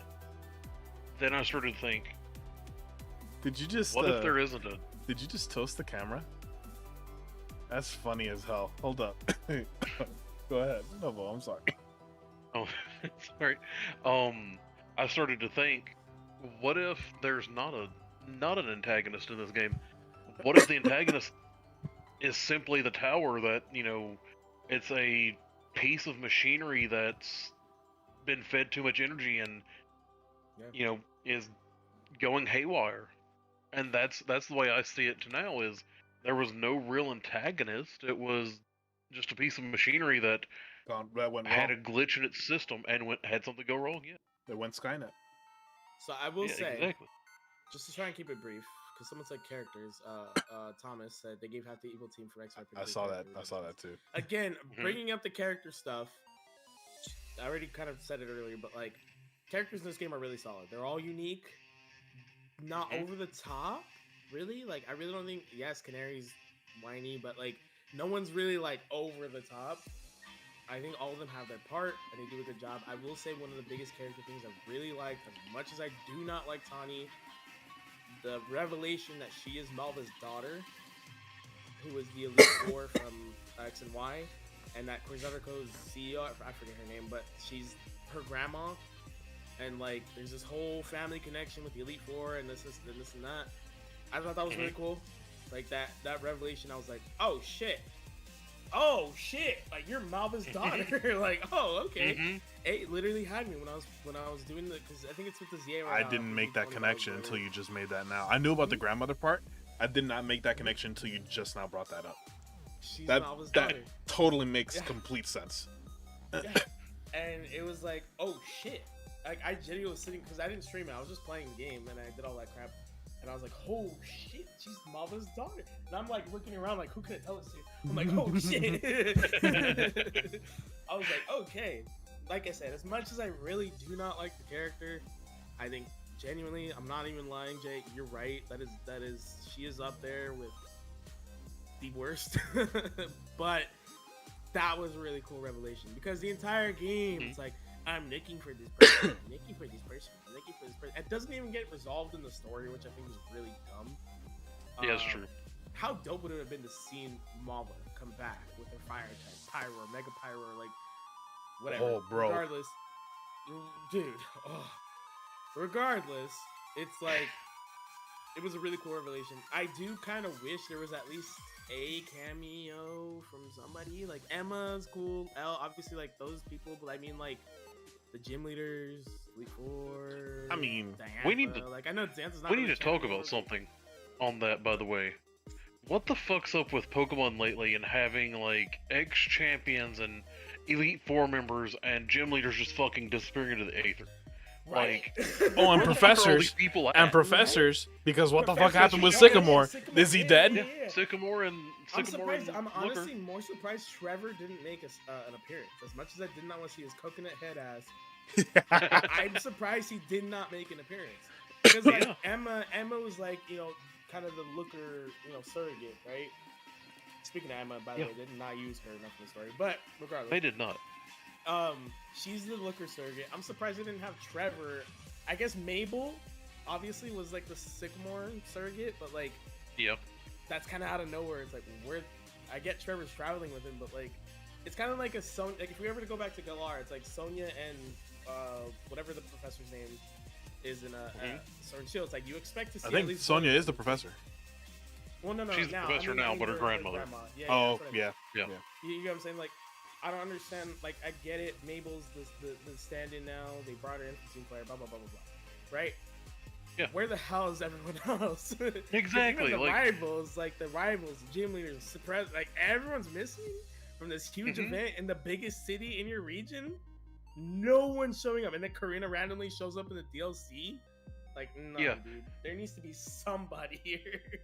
Exactly. I will say that was a big thing for me with the story. Was like, I get it. The empty Team players spots. integrated. Yeah, team players integrating. Whoever's being brought in. Not to bring up history, but there have been moments in history where that happens. You know, we bring in scientists and stuff from other countries and all that. Mhm. So it's believable, right? And you got AZ, Mhm. you got Emma, but it's like we're the major players. Like at the end of the day, these Mhm. aren't the major players. L is the major player. That was awesome to see. I was like, okay, cool, licensing, hell yeah. Where the Yeah. hell's everyone else? And even if Not he a didn't make single it back, gym leader, not a single Elite Four.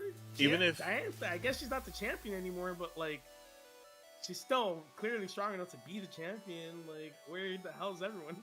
even if L Exactly. didn't come back at all, at least we still had some sort of idea of what happened to him, because before he came up at all, we were under the impression that homie was still buried alive. Yeah. Yeah. Yeah, sorry. I just want to go into characters for a second because you brought up a really good point because I was bothered by that. Like, Mhm. it's kind of like the whole Spider-Man thing. When you remember in the most recent one when like shit's going crazy in New York, it's like what the fuck are the Avengers? It's like this is a big Yep. deal. It's like to me. Oh, it's what like, did you say? in Spider-Man Far From Home? Oh, All yeah. this shit's going down. It's like where the I get Doctor Strange. Like, where the fuck are the Avengers? It's like Yeah, hello? exactly. You know, it's And like, that can be stretched out to even the games as well. You know, like the oh yeah. latest The Spider-Man two. game. Yeah. Sandman It's takes like- over half the fucking city. and nobody it's shows up. Just the Spider-Man. It's like, Exactly. hello? Like, there's a lot of people who could have handled. That's what I always. One last point. That's what I will always love about Gen 5 story, is the fact Yes. that at the end, all the gym leaders show up. All of them. Yes, I love that They're too. there, and they're like, you know what? We're here. This They're is our standing on fucking business. job. We are police captains. Like, we are above Exactly. the law. Exactly. You're We're trying here to take over our region. settle You're this trying to shit. take all our, exactly. You're trying to take over our region. Trying to take over Pokemon. We are here. This is it. Mhm. So, I do think that the lack of cameos was honestly a big regret for me. I'm like, someone from the main core could have done, like, I don't know. It felt weird. It just felt weird more than Yeah. anything. Like, I didn't hate it, but it was just like, okay. Alright. But yeah, sorry, Yeah, that was my last point exactly. with the story. It's seeing the big characters. We're moving on to gameplay. Let's do it. All right. Mhm. Gameplay wise, before I forget, I would like to go first on this one Go for it. because I do want to bring up something that I believe Thomas had mentioned about an hour ago, regarding the online competitive stuff, and I think that kind of falls in the gameplay, right? It does, yeah. Yeah. So, gameplay wise, slash mechanics and stuff like that. Base game, introducing megas, reintroducing megas rather, introducing new megas, introduced a whole new battle mechanic, and now we have an entirely new online ranking system for battles. I'm a competitively inclined person. Josh is as well. However, as someone who is competitively inclined and stuff, I haven't the foggiest idea on how to best go about with online ranked battles and stuff. Like, I'm still not used to getting the 3 best Pokemon, and then you're limited on the amount of switches that you can do, which I get, right? So it's not a whole switch fest and stuff like that. And then you go on and do things and whatnot. I think the rank rewards are pretty cool. I think it's a good motivator for people to want to collect, the Mega Stones and stuff like that, and stuff, because it's gotten people like, there you go. It's gotten people like Angel, who's not competitively, and Hobo, who's not competitively inclined at all, to do things for the competitive scene in ZA. So I think it's a good little thing for people to do. Sadly, of course, we have freaking idiots that want to fucking cheat and fucking mod their game and spam earthquakes with their guard chomps and whatnot. Like, not giving, like, I don't. It's just a game, bro. Like, calm down. Yeah. So online ranking from experience, that is a ranked thing. Period. Yeah. I can say from experience. No, yeah, but like for this, it's a new game. That's what I'm saying. Like, it's a new game and stuff. Like, just chill out, bro. It's Pokemon. Yeah, unfortunately, it's a sad truth. But moving on from, I guess, final points on the online ranking system for battles, it's still a newer process for me to comprehend and all that stuff. I don't care to get a better understanding, because honestly, it's just something extra for me to do. It's just something extra for me to do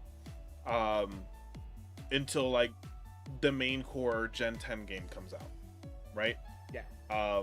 Because I know that, or at least I'm hoping, or even Pokemon Champions for that matter, that I know that we're gonna go back to regular turn-based VGC type of battling, which is what I prefer, versus the ZA mechanic stuff.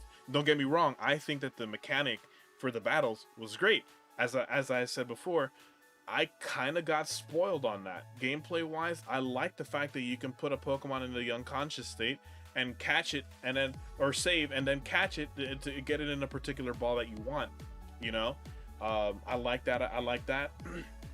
And everything. I like that shiny hunting is easier. I will say, for other things like the DLC things, I will say one thing in advance regarding the DLC, gameplay wise, the donut RNG is absolutely outrageous. Not in a good way. Oh god. Yeah.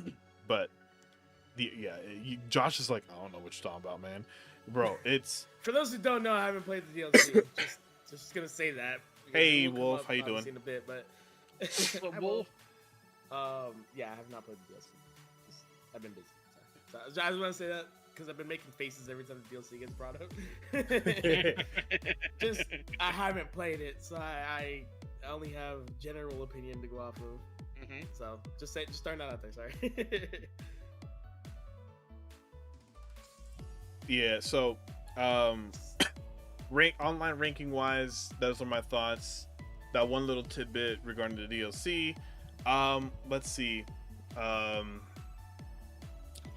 I may be missing some things and whatnot, and then as you guys explain things from the base game, I'll probably be like, yep, that too, or yep, I hated that too.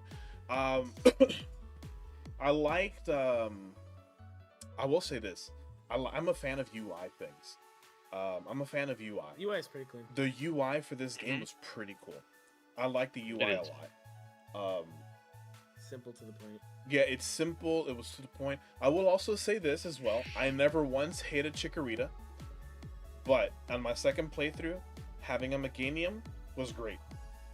Oh, it carries. I would say that it carries because I still have it. It's still boxed. But this is just because I haven't used it. Okay, mind you, I haven't used it like that. Actually, I think I have a shiny Meganium. Somebody remind me. Do I have a shiny Meganium in my party? I don't know. Angel, you have better memory than I do sometimes. I know I have one, sure but I don't know if it's in the party. But I will say Oh, this. you piece of shit. Oh, my bad. I'm sorry. Fuck. Not you. Wow. Not you, Shit. sorry. Not you, I'm sorry. Talk Fuck about the me binnacle. sideways. God damn. Anyway. Give me a date and time. Anyway, so Meganium as a starter was great. Um, I am a little dismayed with Totodile. It's still my favorite starter. And if we're looking things on paper, competitively speaking, Totodile is the better starter. But I guess I should probably give Tepig a chance. But it's just looking at his stats, it just kind of makes me not want to do it. However, I've had a lot of fun playing with Meganium for the second playthrough. I think it just made me appreciate Chikorita more. And as a starter, it doesn't get enough love, in my opinion. Cyndaquil gets love, Totodile gets a lot of love, you know. But Chikorita doesn't get as much love, and I'm glad that it did. For those that did choose Chikorita for their starter, I'm glad that it did get said love.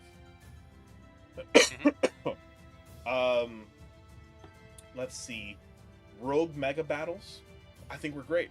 I really look forward to those. I like those a lot, especially in the DLC. Goodbye, Josh. I'll be right back, guys. Sorry. I saw the face. I don't know. 5 minutes. Yeah. Conversation. I'll be back. It's okay. What's it called? Hello, Hobo's profile picture. Hello. What was I saying?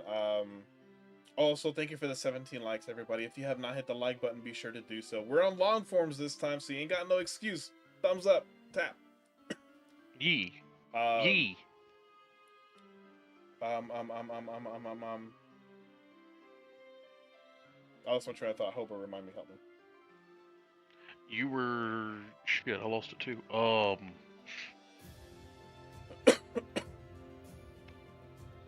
Scarred.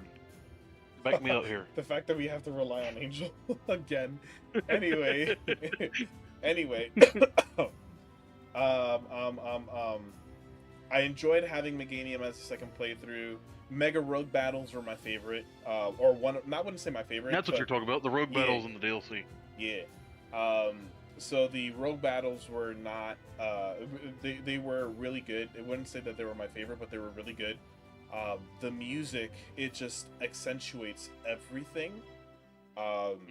Even if it is some of the remastered, recycled stuff from X and Y, I still enjoyed it. And there are new themes there too.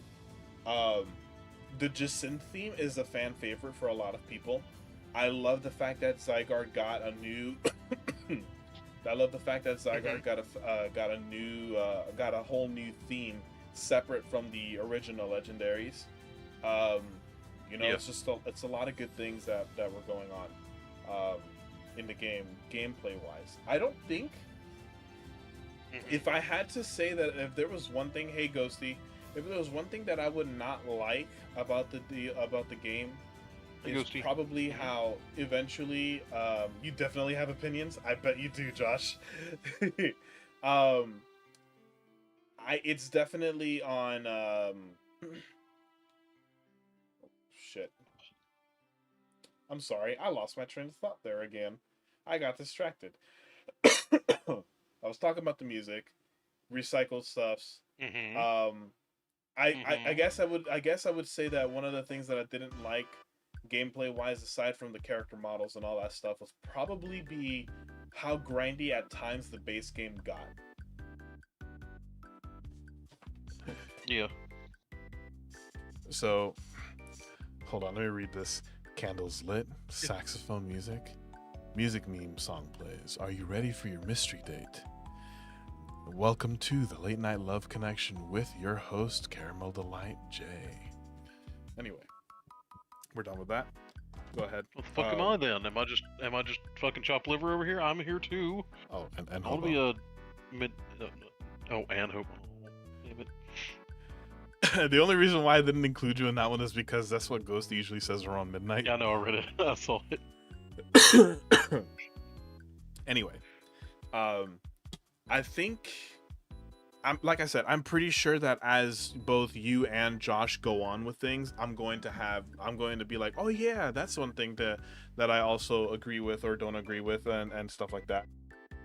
But for right now, while we wait, because I don't have more to say off the top of my head, some of the designs for the megas and everything, superb. Some of them, Yes. you know. I will say that I think that some typings should have been changed to, to reflect a little bit more accurate. For example, I think that Mega Scolipede should have probably been Bug Steel, since it got a ton of defense and it kind of looks like a knight. Like, it looks like an armored horse. So it should have been Bug Steel, but hey, whatever. It's not horrible. It's not bad, and the shiny's still great. Yeah. Anyway, so that's it for my part. He catches trains to get to Spain and hides in the cargo area to travel for free in planes. Here's Hobo. Damn straight. Angel says she really grew to like Mega Dragonite, but Mega Absol Z's design is your all-time favorite, especially the shinies. Agreed. It's probably one of my favorite new Megas. Hopefully we get to play a little bit more with Mega Garchomp Z once that comes out. But before we let Hobo talk, of course, real quick, make sure you hit the thumbs up if you haven't already. We're 3 likes away from 20. Can we hit 20 likes for the night? That would be awesome if we did. Appreciate the 13 of you that are out here hanging out, and of course, those of you that are voting on the poll, don't forget to vote. If you guys enjoyed the DLC and all that stuff, and of course, more importantly, thank you guys for hanging out tonight. I know it's not our typical little thing, but we are trying to get more into the groove of bringing back the podcast, and of course, yeah. Anyways, Hobo, take it away, my friend. You have the floor. We're talking about gameplay, correct? Yes, we're on the gameplay section. Yes. Okay. For me, the gameplay was good. I mean, as we touched on earlier, don't know for sure if I'm using the battle mechanic correctly. I mean, I will say one thing about the battle mechanic that I really love. Like, I remember you talking specifically, because you did Zygarde before I did. So you talked about Zygarde, you said it took you, like, what, 2 or 3 times to beat Zygarde? No, it took me 11 times to beat Zygarde the first time. 11 times? Okay. The reason it took me 11 times is because I like the music, and I was dying just to hear the music. That's true, yes. Yeah. That's why I was shortening it down to 2 or 3. I was like, if he wouldn't be dying to hear just the music, he probably would kill it way sooner. I typically play the games without sound, but I have listened to a lot of the soundtracks. Yeah, a lot of times I'll listen to them without sound, just because that's how I've always played Pokemon. I turn the music off because the older music irritated the shit out of me, so I didn't listen. But I've started to listen to it a lot more now because I like the soundtracks now. But the one thing, back to what I was gonna touch on, the one thing that I really enjoy is, like, with the you have an alpha attacking you, or during the rogue mega battles, you have all these things that you're doing, and you're having to dodge these attacks. I noticed a lot of them, like, they're giving you, like, the specific areas you have to dodge into.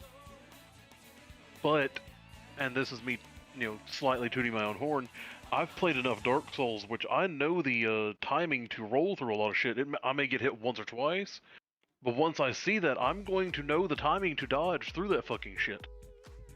There's several times where Zygarde did his spam that would attack the entire area, and I would dodge through it. It wouldn't even hit me because I just dashed through. Now, my Pokemon would get beat if I didn't call them back to their Pokeball, but 90% of the time I would call them back before I started dodging. You're right, Angel. What'd Angel say? That we need a dancing Victini emote. No, yep. I'm gonna look But, the other thing, like, there's certain parts of the gameplay that I really enjoy. As we talked about earlier, I enjoy the shiny sound and the sparkle. I love, the rush that hearing the bling coming from somewhere, and you can't see it off screen. You stupid T-Rex baby. Are you playing the game right now? Yes, sorry. I enjoy the whole thing of, as you said, I like the mechanic for the battles. I don't want it to stay like that. I can't wait. Really, I cannot wait to go back to my to the turn-based, to the turn-based battles with abilities. I miss my abilities. Like, there's so much I could do with abilities and stuff, and have fun messing with things with the abilities, and can't do them in here because they're not here. Like, there's certain Pokemon like Gengar. It's been neutered after they took its ability from Levitate away. Even when they took it away in the other side, in the other way of playing back, I think it was Scarlet Violet that took it away. Hold that thought for me, or continue telling it to chat. I'm just gonna grab a quick glass of milk. I'll be right back.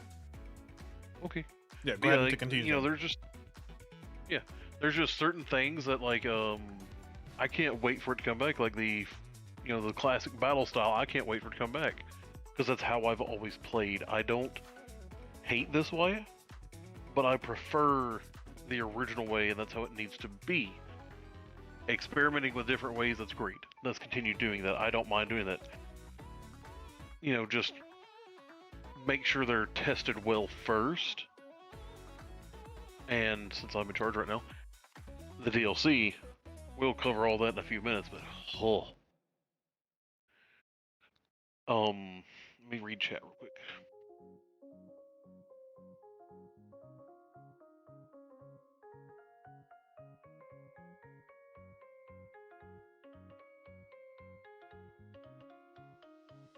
Yes, we did, Scarred. We really took having abilities before this game for granted. Like, people are gonna come in, being used to this game when the next game comes out, and have abilities back, and it's gonna be a completely different beast in there. I'm as you know, Scarred. I'm not the biggest. Oh, I'm jumping around a lot, but I'm not the biggest shiny hunter for alphas. To me, I don't understand why people hunt for those darn things. But I'm back. Welcome back. But I enjoy the fact that Jay and Scarred and everybody else who enjoys hunting for alphas or for shalphas, go for it. Just because I don't see the point in collecting a just bigger version of an idiot doesn't mean I don't see the value in it. Ooh. Sorry, there's a shiny binnacle there that's about to get reset over if the damn T-Rex doesn't shine. The fact that he's playing the game while talking too. That's why my brain bounces around a lot, because I'm just resetting right now. Not resetting, but hunting. Welcome back, Josh. Welcome back, Jay, by the way. Welcome back, welcome back. Somebody said that your milk needs either chocolate or strawberry, so not when I'm dunking cookies in it, it's whole milk. Oh, well, it is not. But basically, rundown of what I said. I'm sure Josh was here listening. I was listening. I don't know if you could hear us, Jay. Yeah, I had a step away. Wow. Yeah, no, right? No, the Wow. the thing I went over was, I like the shiny hunting. I can't wait to get back to the, turn-based battle system and the abilities. I miss abilities and turn-based more than anything. Oh, I heard that part, yeah. I like this battle system, but I don't really prefer it. I do like the ability to dodge through the attacks, and I like how, certain times the boss Pokemon, I like how they'll attack you. It's like they know the threat. They know who the real problem here is. But I'm gonna pass it over to Josh because that's all I can think about right now. Well, we do have a catchy podcast name. It's called The Nerd Mentality. It's right in front, the logo. Mm-hmm. All right, Josh is riddled and filled, and he's just rubbing his hands. And he's ready to go. Yeah. I will say this: I agree with Angel that we took having abilities for granted. Yes, I agreed with that too. Yeah. Anyways, go ahead, Josh. I know he's bursting. Not to burst the bubble. I'm not a huge fan of the gameplay in this game. Okay. Initially I was like, oh, this is fun, it's cool, like, you know, it's different. People are probably gonna in the future call this the ZA battle style. I'm gonna call it the anime battle style because, like you said, you can dodge, you can move, you can do all that good stuff. As I continued to play, so I did my first. So for context for chat, I did my first play. I need to Hobo. I did my first playthrough, and I started my second playthrough, but it took me. I played it over the course of like a month. I haven't played it for quite a while, but I played it over the course of a month, so like probably like all through November, more or less. And I really took my time with it. I wasn't trying to rush it, mainly because I wanted to formulate my opinions better, you know, without the burnout, if that makes sense. And having started, I haven't finished it, but I've gone through a good amount of the game. You see that? I can comfortably say that the gameplay really doesn't hit for me the same. Like the rogue mega evolutions, to me, and this is me, for anyone freaks out, they fall into three categories. You have the hazards one, the one that drops poison or whatever, sandstorms, tornadoes around the entire arena. You got the long range one, where either they leave the arena and they hate you from long range, or like Starmie, where it just shoots a water thing at you from far away, Kamehameha, or the close range ones, the ones that come up to you and hit you. At a certain point, it started to get boring, because while I haven't played the Dark Souls games, I heard you with that, Hobo. Like, I understand boss timings. Yeah, I'll be right back in just a second. Keep talking. Okay, Jay watched me do the Zygarde boss fight, for the most part. I rolled. You one rolled. run. Yeah, because it's the timing. It's all about timing. Boss fights for me are always timing, and once you understand it, it's like that guy. I understand it now. It's like once you get it, it's easy. Like once you understand what's going on. But to me, the mega evolutions were fine.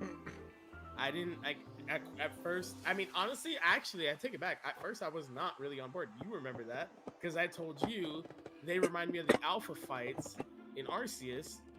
And I didn't really like it. Were there alpha fights in Arceus? Yeah. Yeah, there were. Yeah, there were alpha fights. Yeah. I'm asking. I don't know. The main. No, it was the main fights of the game for the story. Just like the totem thingies. Those guys. Yeah. It was like that. So initially, I wasn't really cool with it. Then I kept playing. I was like, okay, this is kind of cool. After a while, it just kind of became like, like it feels the same. The theme's cool. I like. Speaking on the music real quick, like the music's great, but like, it became repetitive because how many of them you have to do? There's kind of nothing behind any of them. It's just like go do it. There's no like story to it. Like there is a story to it, but like each one isn't individual. It's like go beat this Beedrill. Now go beat this process. Now go beat this Venusaur. Now go beat this. Like it's not like there's a little bit of dialogue beforehand, and that's why they kind of feel special. But gameplay wise, like it didn't feel anything spectacular. I didn't fail any of them. Like they weren't hard, so it was like, But speaking on the actual like battles within the game, I mean, even those kind of at a certain point just kind of started to fall off, and the 1,000 battle shit did not help. I will say that the 1,000 battle shit did not help, but I genuinely think the battling was fine. I'm not gonna say it was bad because I don't think it was bad. I really don't think it was bad. I'm not gonna say that. I think it was fine, and that's the best I'll give it. Because at a certain point, it just became extremely, which I think is one of the biggest problems with this game. It became extremely repetitive. It's just spam this move, move to the side. Spam this move, move to the side. Spam this move, move to the side. Mega Evolve. Now do this move and this move. Battle's over. It's like I hardly Mega Evolve. Honestly, yeah, which is kind of a problem in my opinion. Like that's your whole catch in the game, and you kind of don't even really need to Mega Evolve. You could take a whole team of non-Mega Evolve Pokemon and whoop everything. Like I get it's a choice thing, but Mega Evolution is genuinely not necessary for this game at all unless you're doing a challenge. Like that's Or unless the game requires you to Mega Evolve too. That's what I mean. Like the side quests where they tell you to Mega Evolve, or the mini quests during the ZA Royale, or the nighttime shit where it tells you to Mega Evolve. Like it's kind of the only time. Otherwise, like you really do not need to Mega Evolve, which I think is a huge problem. Like this is your selling point, and you don't even have to. Like you just said, like you do not have to do it. You don't. Like, it's not even about being OP. It's not about being 30 levels above. It's about the fact that you do not need to do it. And I understand, again, introducing choice for the players. That's good. But this is your selling point. It should be, if I Mega Evolve, which I guess they could have nerfed it a little bit with how long the cooldown takes. But, like, if I Mega Evolve, this battle is going to be over unless you also have the same thing. Is how it should have been. But this game didn't. I can, in a way, understand the arguments of like Mega Evolution doesn't really feel special in this game. It just feels like another thing. It feels like, which it kind of is. Don't get me wrong, it is a gimmick. I get it, but it's like, like why would I Mega Evolve? I can just finish the fight. Like just hit him harder. It's like I hit him a little harder and bang. So the gameplay stuff just honestly became extremely repetitive. It reminds me a lot of, I don't know how many of you guys in chat, or if any of you all have played, I don't think you haven't, Jake, but hey Carlos, Dragon Ball Z Kakarot. I've seen Dragon Ball Z Kakarot. That game became extremely repetitive. It's a fun game, but it's the same idea. It's you're spamming moves, you dodge, and you're spamming moves. What? Is it really repetitive? I've never played it. It is. It is. Okay. I made it and I played. Honestly, the main complaints I have with that game can carry over to this. The side quests are fairly repetitive, which is a Legends problem. I don't even think that's this game problem. I think that's just a Legends problem. But the game. I'm just not a side quest guy overall. I mean, I enjoyed some of the side quests, like Jay and Scarred. Really yeah, Jay and Scarred were here for one of my favorite side quests. It was a side quest where you get to go into your box and choose like 4 or 5 different Pokemon, and a guy makes a story, like several different stories about them. Oh yeah. Okay. I love that. Oh yeah, I remember that.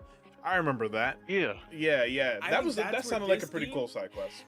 Speaking on gameplay, that's where this game heavily improved, because the Arceus side quests were fetch this, get this, catch this. Yeah. There was nothing like. I mean, yes, the legendary one's fine, but I don't really count those like as side quests. It's like I'm going to catch the legendary type thing. Yeah, it was still a go catch this quest. Yeah. This game had like the Litwick side quest, right, where you get your pass the fuck out because they're taking your freaking life force. You got the movie, the director side quest. Emma's basically all side quests. But like there's some good side quests in this game. That's where I think the huge improvement was. Because it wasn't, yes, ultimately did it boil down to go catch this? Sure. But they actually, like, gave story and, like, they were making the side quests, you know, it's like... They had reasoning behind it. It wasn't just It wasn't I need to catch I just this. want a bigger weasel. Can you go catch the bigger weasel? It was like, exactly. Dude, I've been doing this thing for so long. I need this big pumpkaboo. Can you please go catch this big pumpkaboo? I really, like, it's like, there's reasoning, there's, like... thought behind the side quest, which I think was good. I think the side quest was a big highlight for this game. I think it just honestly the gameplay, like I said, I've played similar games like this. Dragon Ball Z Kakarot's the one I can pull the most because it reminds me the most of that game, where the gameplay just starts to become pretty damn repetitive. Like, and it's not even a 1,000 battle thing. I don't know. It's just something about the gameplay feels very like I can't even remember the control. Press L2, whatever the control is on Switch, and then press Y, press X, press B. Press Y, press X, press B. It just kind of becomes a certain point where it's like, it just feels weird at a certain level, where the gameplay just feels like you're just spamming buttons. It's almost like a fighting game. I can almost compare it to a fighting game, where you're just kind of spamming. Like, if you're not competent, that's a bad word. If you're not willing to learn the combos, competence is a bad word. If you're not willing to learn the combos, it's like you're just sitting there, right? You're just you know, it's like that's You're kinda just how it's supposed to button feel. mashing. Yeah. Button mashing. Exactly. Yeah, that's the word. Like Hyrule Warriors So I type don't know. of deal. The gameplay for me was fine. Yeah. Hyrule Warriors was Exactly. highly See, repetitive, honestly, and I get dude, that comparison is actually amazing. Think Breath of the Wild Top K to the Hyrule Warriors series. That is a perfect comparison for me because it's like I wouldn't, I I don't loop them love both the in there, but mindless. It's the same to me. It's the same idea. Like, I don't like the mindless, just spamming. Like with the game, you kind of have to think. With Legends, you can just press. It doesn't really matter if it's not very effective. You're still we have getting AFK shiny hunting. To your point, True. Yeah. we have AFK So, shiny hunting. To your point too, where it got so repetitive that you can AFK things now. Yeah. Mm-hmm. I mean, I'm not even bringing up the shiny. You just brought it like the shiny hunting is a whole different thing. Like No, I'm just That- agreeing with you too. Like there are points that you're making. It makes sense. What you're saying makes sense. By far, those are my issues.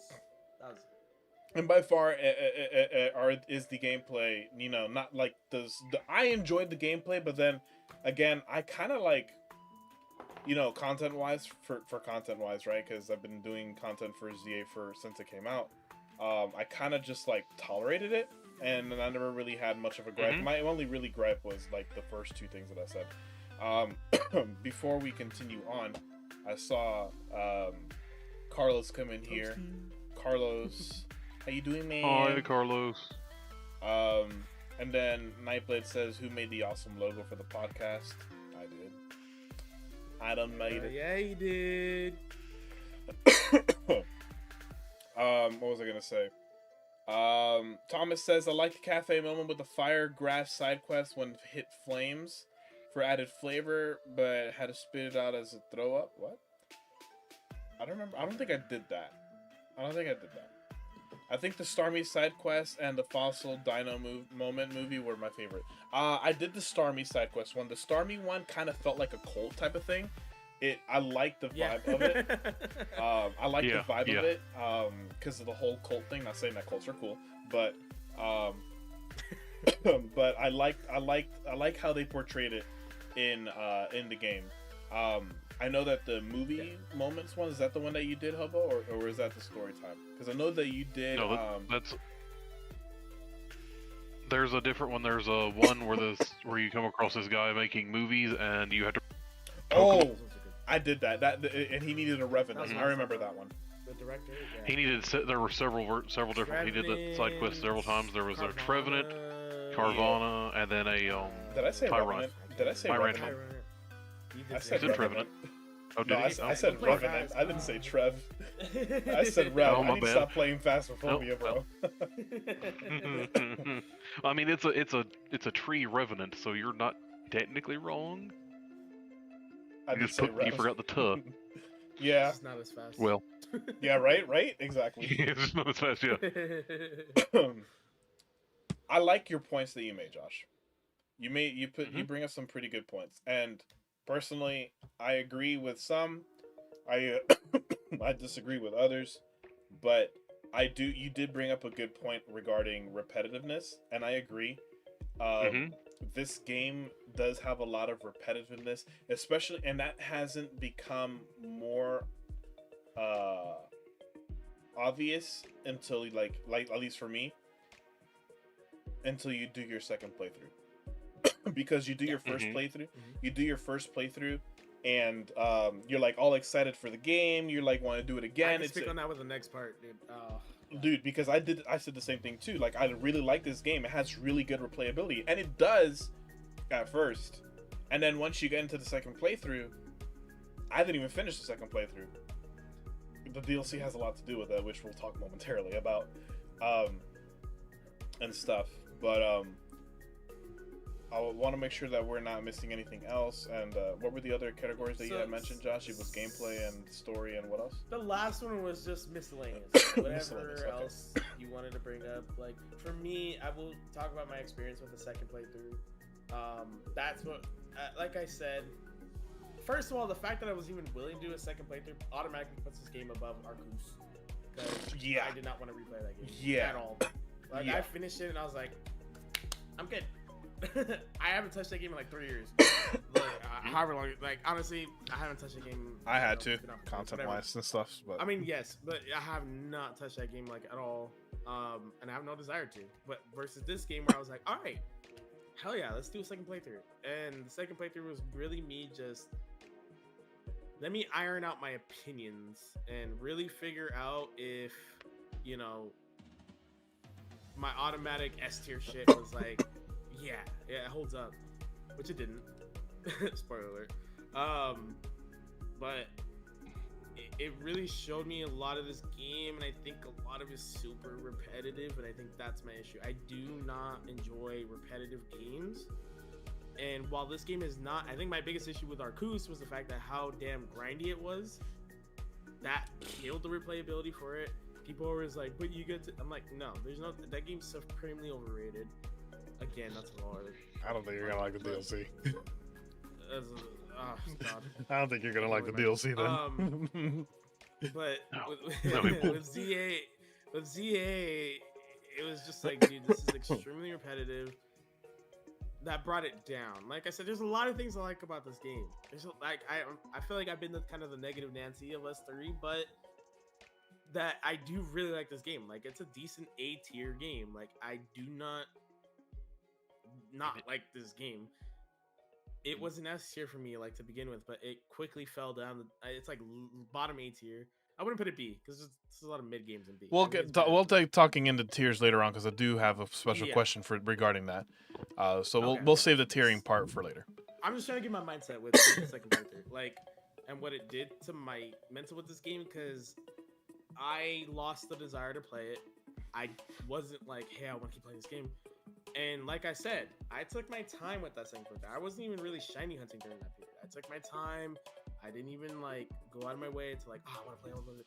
It was just like, I pull it up and play it, you know? And eventually I just kind of lost the desire. And it was just like, all right, I'm kind of tired of doing this stuff. Like, I'm tired of doing these Rogue Mega Evolution battles. I'm over these battles. Like, I just kind of got to a point where it was like, all right, I think I'm done.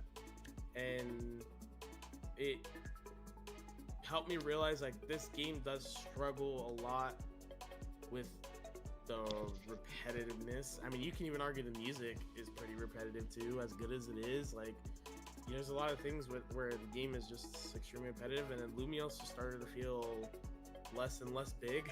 I think over time, because ultimately, while yes, it is in the grand scheme of things a big city, you're really only going to certain places. There's like, when you break down the hot areas of the city, like it becomes a lot smaller. And I think that's also something that's actually a point I wanted to bring up, because that does become a thing as you continue to play the game. I feel like the city does kind of get smaller, quote unquote, because you're going only to here, to here, to here, to here. It's not really like, you're not really, once you get the screws in an empty area, that's it. You're never going back there. I think it only feels smaller. I think to your point real quick before I forget, I think it only feels smaller because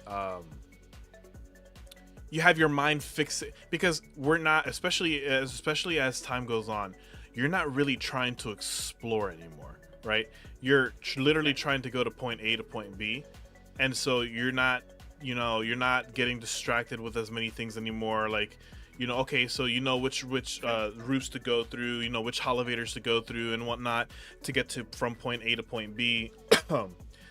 So that's why I think that would contribute. That would be one thing that would contribute to why the city is starting to feel smaller for you, because you're not so lost anymore. You kind of know where things are, and you're not fixated on things that are along the way or catching Pokemon along the way. You now have an idea of where to go. Me personally, I still get lost. Right. Well, I hate Lumios. I still get lost. There are definitely areas where it's like you're only here to get that colorful screw, or you're only here to do this. That's it. There's kind of like, I don't know. I feel like there's sections of the map where like genuinely you can cut them out and the game really wouldn't change. Like, yeah. I think that's where I kind of struggle. Like, yes, open world areas are always gonna have those areas, but like, you said it in a city. Not saying every part of it needs to have something crazy, but like, there's definitely chunks.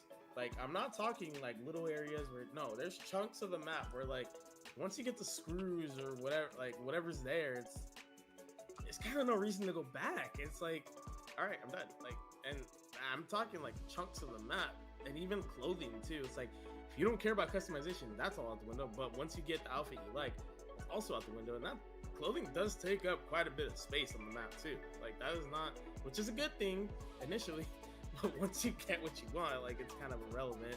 But I don't know. It's hard. It's hard with the map because I don't hate it, but man, there's points where I'm like, I'm just fucking running. Like, this is kind of boring. Like, just running through grass and more stairs and empty buildings. It's like cool because the fast travel wasn't close enough.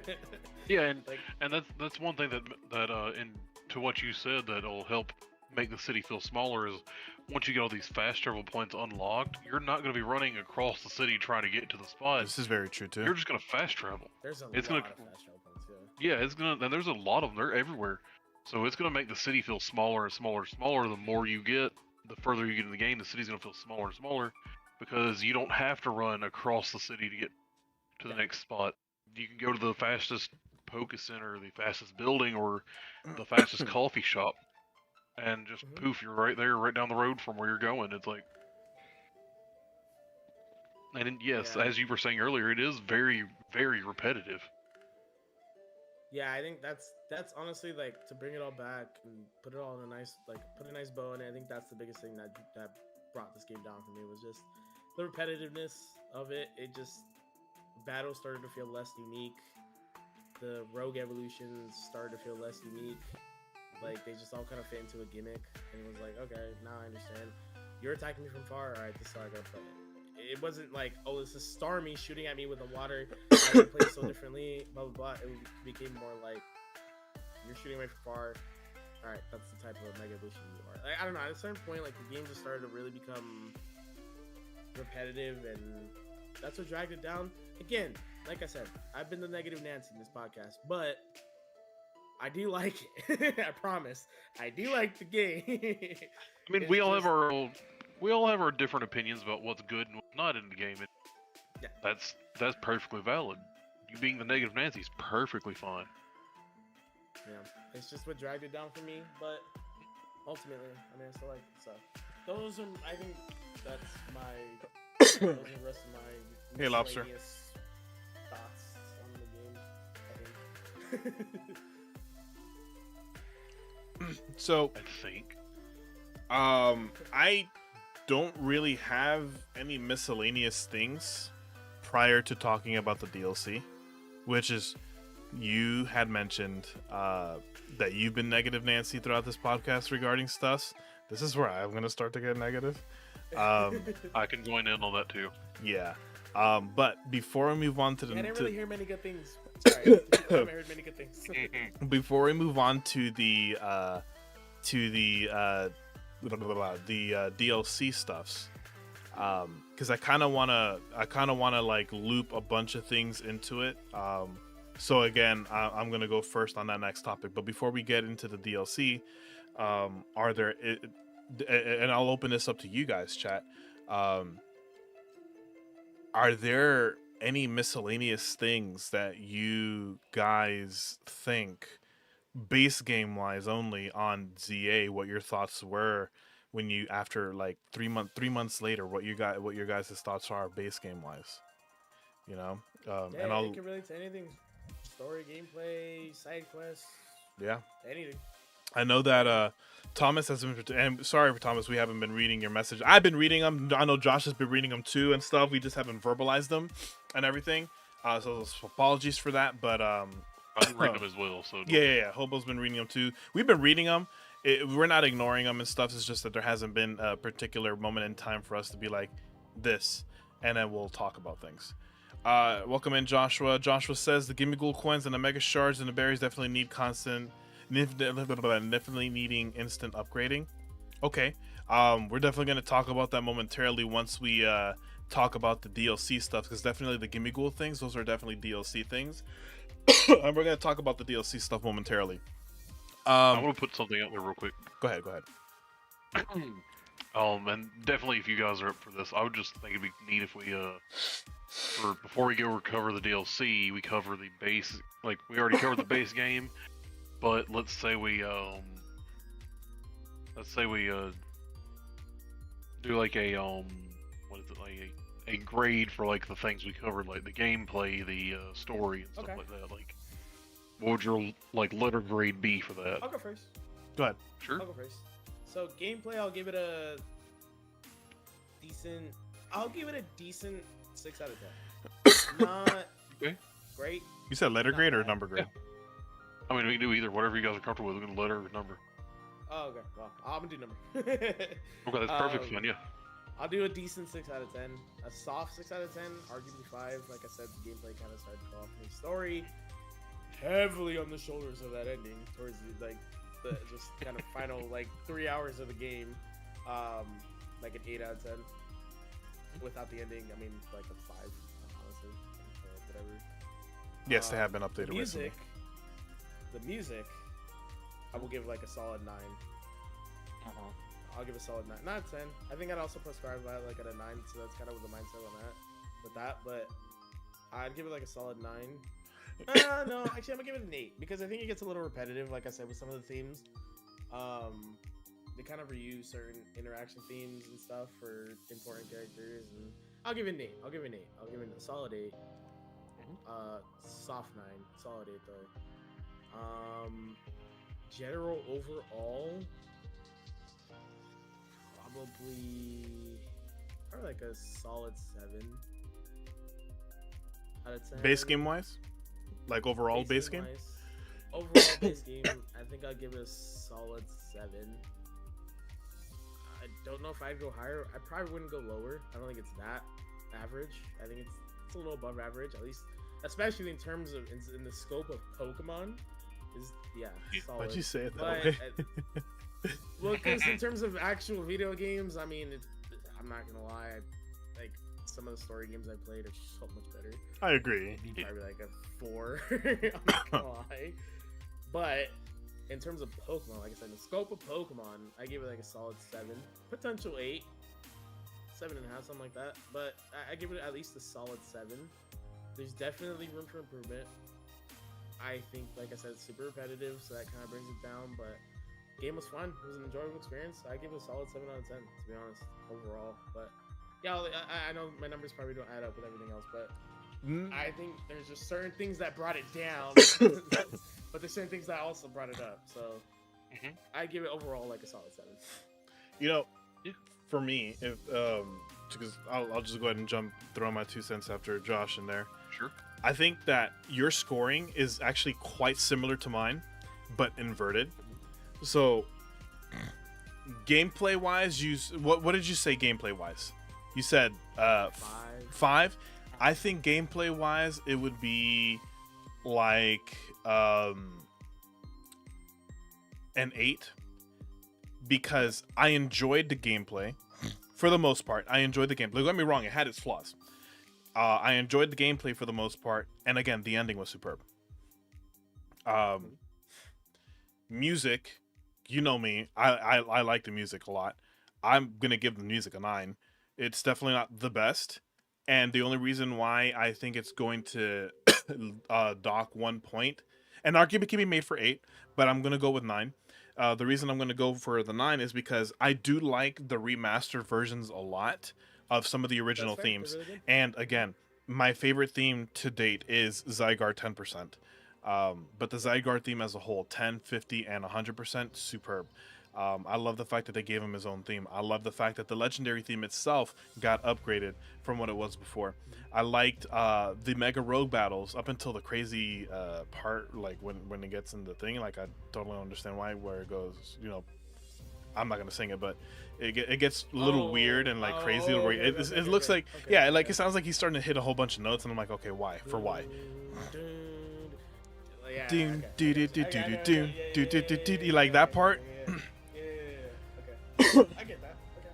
So aside from that, like I said, the only reason I take away points is because these are pieces that we've heard before, and stuff. It's not the only original piece. Rogue Mega Battles, Zygarde theme, and even then, it's not completely original.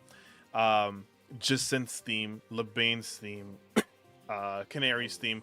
You know, these new trainers themes. These are the amount of original themes that Those are that we definitely the have. highlights, yeah.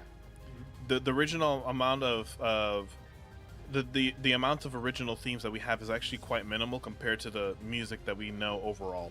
Lumios's theme kind of gets a little repetitive to the point where like I found myself singing it in my just like overall, like I'll be like washing the dishes after I eat, and then and all of a sudden I'll be like, bean, and I'm like, why?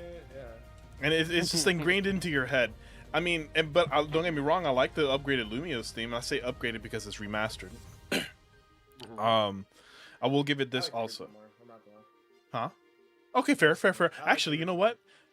And I'll give you Kamehameha for that too. Not gonna lie, but music is a big part for me because I used to play music.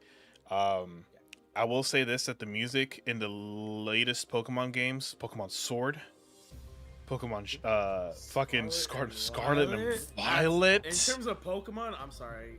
Anyone can argue me with this. I don't give a shit. That's a 10 out of 10 in Pokemon. Listen, of course, yeah. The music in Scarlet and Violet and the gym leader theme in Sword and Shield. Listen, straight flames, Cache Bombito. Peak. Oh my god. Okay. Yeah. It's amazing. All right. So you had said gameplay, you had said music, and what else? That you had said overall story. Story. Yeah. All right. So it was story. All right. So that's what it was. Story. I would give it an 8, 7, whatever. I think I said 7. Gameplay wise, I would give it an 8 because I did enjoy it. And whatnot. It did get repetitive, but I did enjoy it. Music, I would give it a 9 overall. And then my overall score, I would say, my overall score would probably be an 8, a healthy 8. I think a healthy 8 is good for it overall because it's not a horrible game at all. I did say at one point that it was my favorite Switch game at that time. You did say that. Yeah. I remember that. I did say that it was my favorite Switch game at that time. So I think a solid 8 is pretty healthy for this game. Thank you, Angel. Go ahead, Hobo. Okay. Just to recap, you're giving overall an 8, and Josh, you gave it a 6, Solid 7? Solid 7. Okay. Yeah. Solid 7. I'm gonna be honest. Go ahead. Let's say we started gameplay. Yeah. Right? Gameplay is the first one we're going with. Yep. Gameplay, I have to honestly, I would give it going completely honest, it's a 6. Okay. There are things I liked about it. Okay. I liked, as we talked earlier, the dodging. I liked that. The repetitiveness, though, as we talked about earlier, that really drug down on us.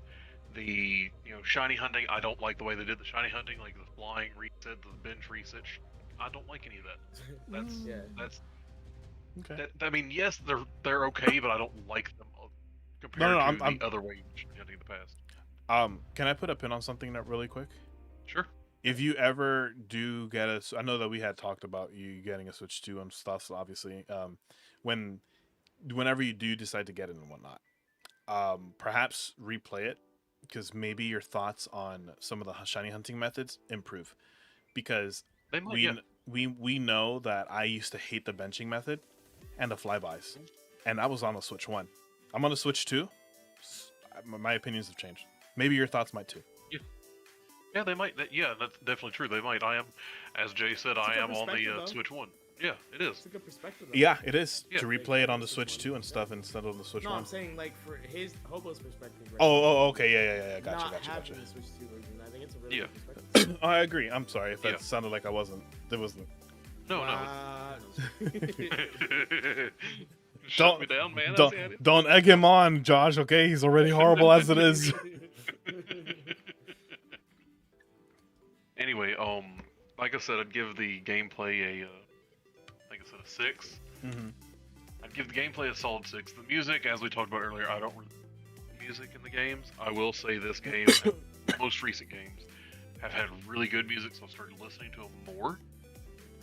I will give the music in this one it's gonna get around an 8 because I really do enjoy some of the battle themes. Okay. I really do.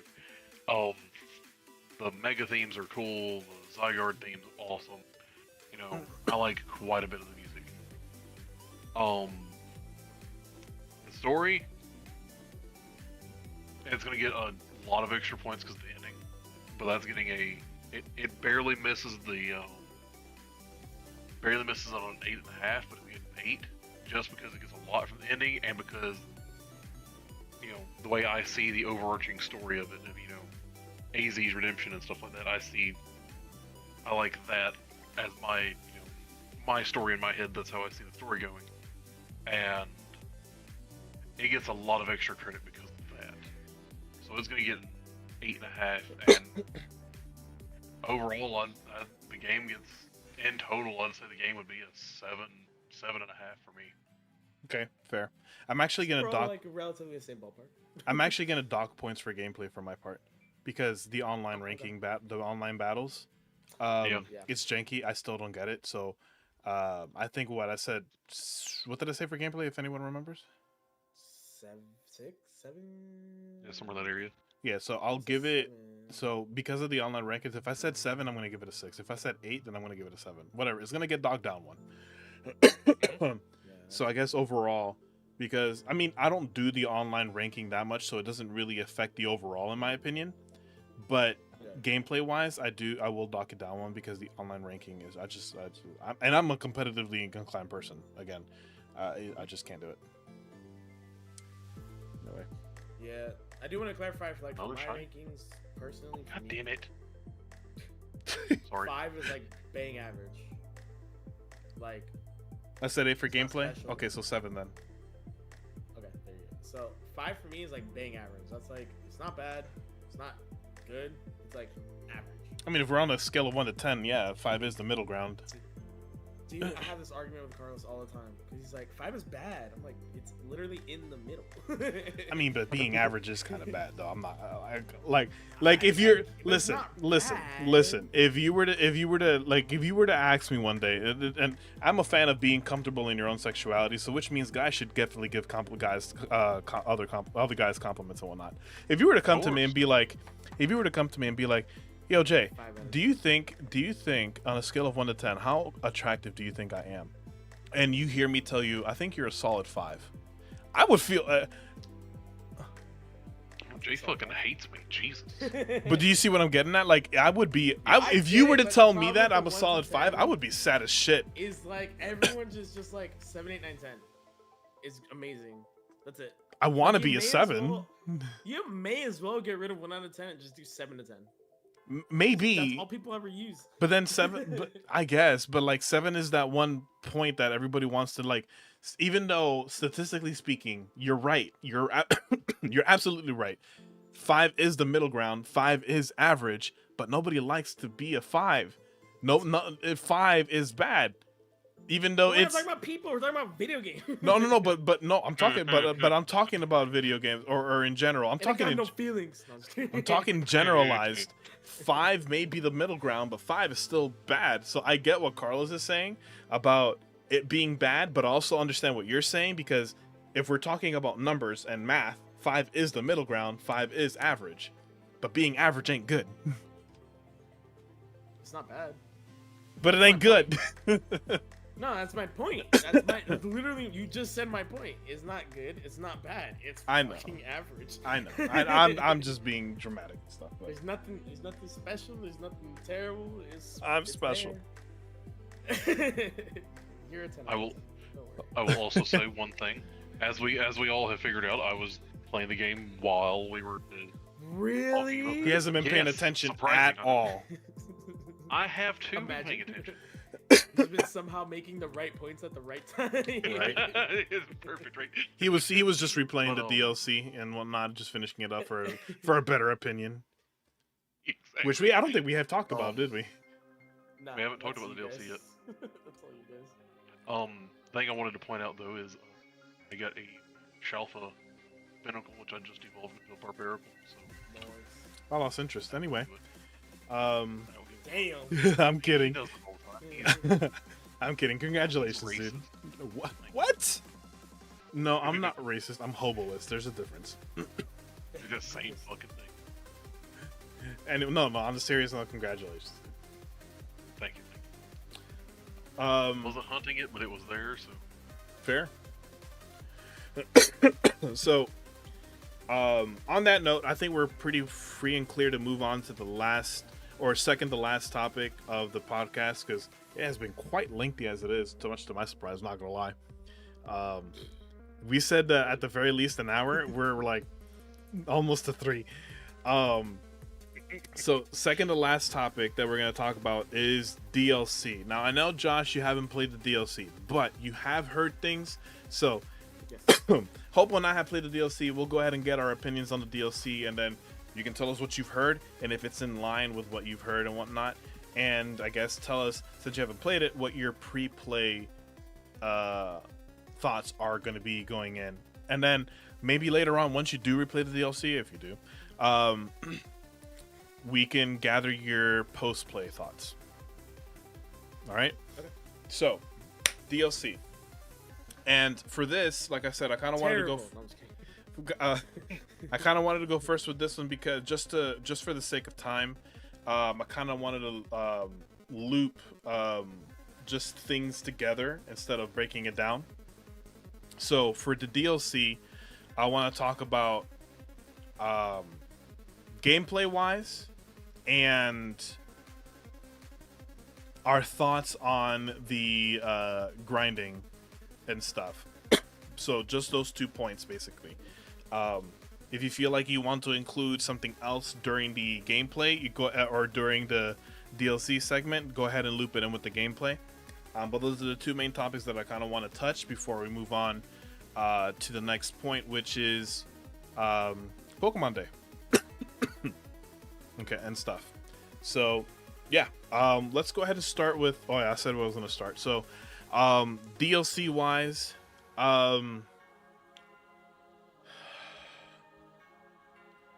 I don't know if you guys heard that big sigh. I'm trying to formulate thoughts. But DLC wise, I feel like the game. I feel the DLC kind of ruined the game. Damn. Yeah. Okay, I feel like the DLC ruined. I'm being dead ass serious. There are some good things about the DLC. Don't get me wrong, guys. Don't get me wrong.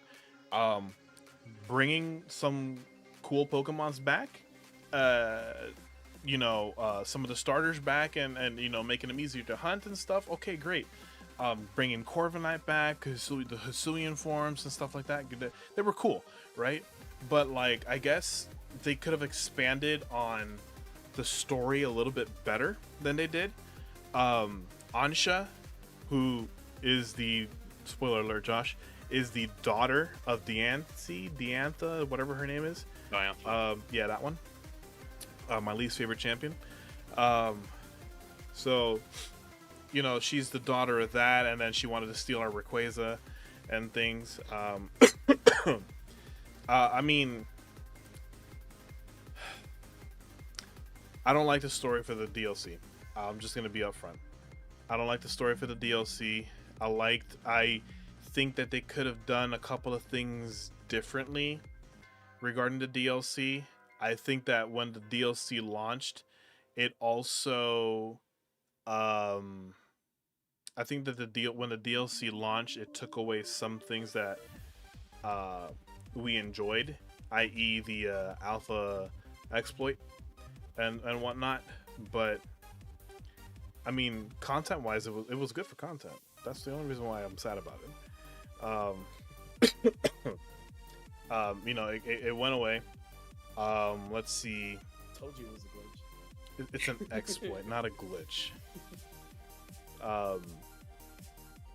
Let's see. I think that if you make something a little too easy, it loses the value of things. ZA already made shiny hunting extremely easy. It made it it made it easier.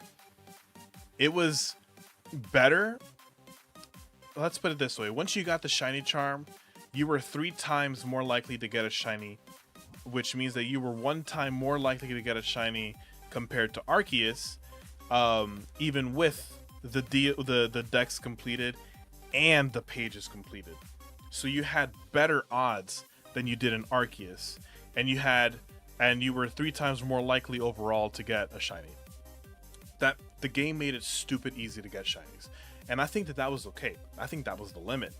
Now we're introducing donuts that are making Sparkling Power 3 and stuff to where you're now having guaranteed shinies when you go into the wormholes. And so when you get inside these holes, you have the shinies right there waiting for you. Sure, you kind of have to like finagle and do things a little bit to get the shiny that you want or the specific species and whatnot. And that's another problem entirely, is the fact that I feel like they could have made things a little bit easier. If you're going to, I don't think that they should have auto-saved, by the way. Yeah. When making donuts, because it is fucking with a capital Fucking.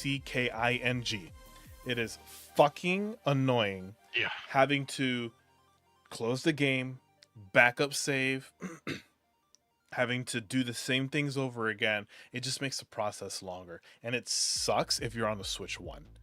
Okay, because it's stupid, grueling. The donut RNG is bad enough as it is, you know. I think that the rewards that you get for completing these holes and stuff it's not worth the trouble that you have to go through.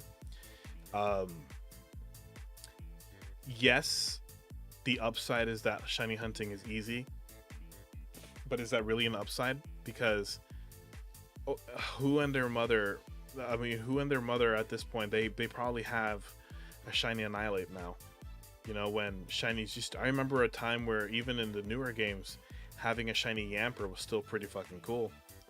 Or a shiny Dragonite was still pretty fucking cool. Hell, a shiny Grimmsnarl was pretty fucking cool. And now, everybody has a shiny Annihilate. Sir? Yes? No, I was saying, sir, to the. Oh. Much. A shiny Annihilate, a shiny this, a shiny that, you know. It's just something else. Let's see. It just reinforced the fact that things became more repetitive. It became more grindy, which was my problem with Arceus. Overall, if I had to grade the DLC alone on a scale of 1 to 10, I would give it a 3. If I were to add the scoring in conjunction to my original overall scoring to ZA, it would go from a level 8 game to a 5 or a 4. Damn. By no means am I saying the DLC is horrible, that you should not buy it or anything like that. It has good elements, but if you don't like repetitiveness, if you don't like grinding stuffs, if you find the DLC to be annoying with the backup saves and everything, it's not the DLC for you. So what I will say is my personal worst Pokemon DLC has been Kitakami. Just because of how terrible it was when it came out. I will play Kitakami again, and I hated Kitakami. Really? I will Okay, play. so that's what I was gonna ask. I will play Kitakami again, and I hated Kitakami because the Kitakami was small, and Kitakami's music, it puts you to sleep. It reminds me too much of Zelda running around and stuff. Well, my main issue was the performance. The region itself was terrible because it did not perform at all. I didn't have any problem. I didn't have any problem with I had performance. that constantly. The entire fucking DLC was just laggy. The story was super. I had issues with it either. I don't know, maybe it's just me then. But regardless, the story was very whatever. Like, I don't know, like, cause it's hard, cause like you have Aloe Armor, Crown Tundra, Kitakami, and then Blueberry. Kitakami is probably my least favorite. Like the Sword and Shield DLCs were low key like kind of barren. Yeah. Crown Tundra was fine, but they're both fine. But for the most part, I feel like they're pretty barren. But like Kitakami is kind of my lowest on the totem pole of DLCs. So if you're saying that you would go through that again to not replay this, is pretty crazy. Because here's the deal, and you bring up Crown Tundra and stuff. There was a point that I was gonna make with the Crown Tundra and things, regarding the time of length, the length of time that it took me to complete the DLC. I started the DLC on my second playthrough. I abandoned it. I'm not saying that I'm abandoning it as a whole. I'm just taking a break from it right now because no, it's just very grindy in my opinion. But it is. The thing is that this DLC, it is the longest DLC that I've ever played in a Pokemon game. It is also the DLC that has taken me the longest to complete. And to your point regarding Kitakami and stuff, I agree. Kitakami was horrible. I didn't like it at all. I loved Blueberry though, but Kitakami was not great. However, there is a viable story somewhat. No matter how predictable it is, because hell, even a Zubat and it has no eyes. Even a Zubat can see the ending of Kitakami coming. Even a Zubat will see it coming a whole mile away, and that motherfucker didn't got no eyes. Okay, and but the point is that That's a good point.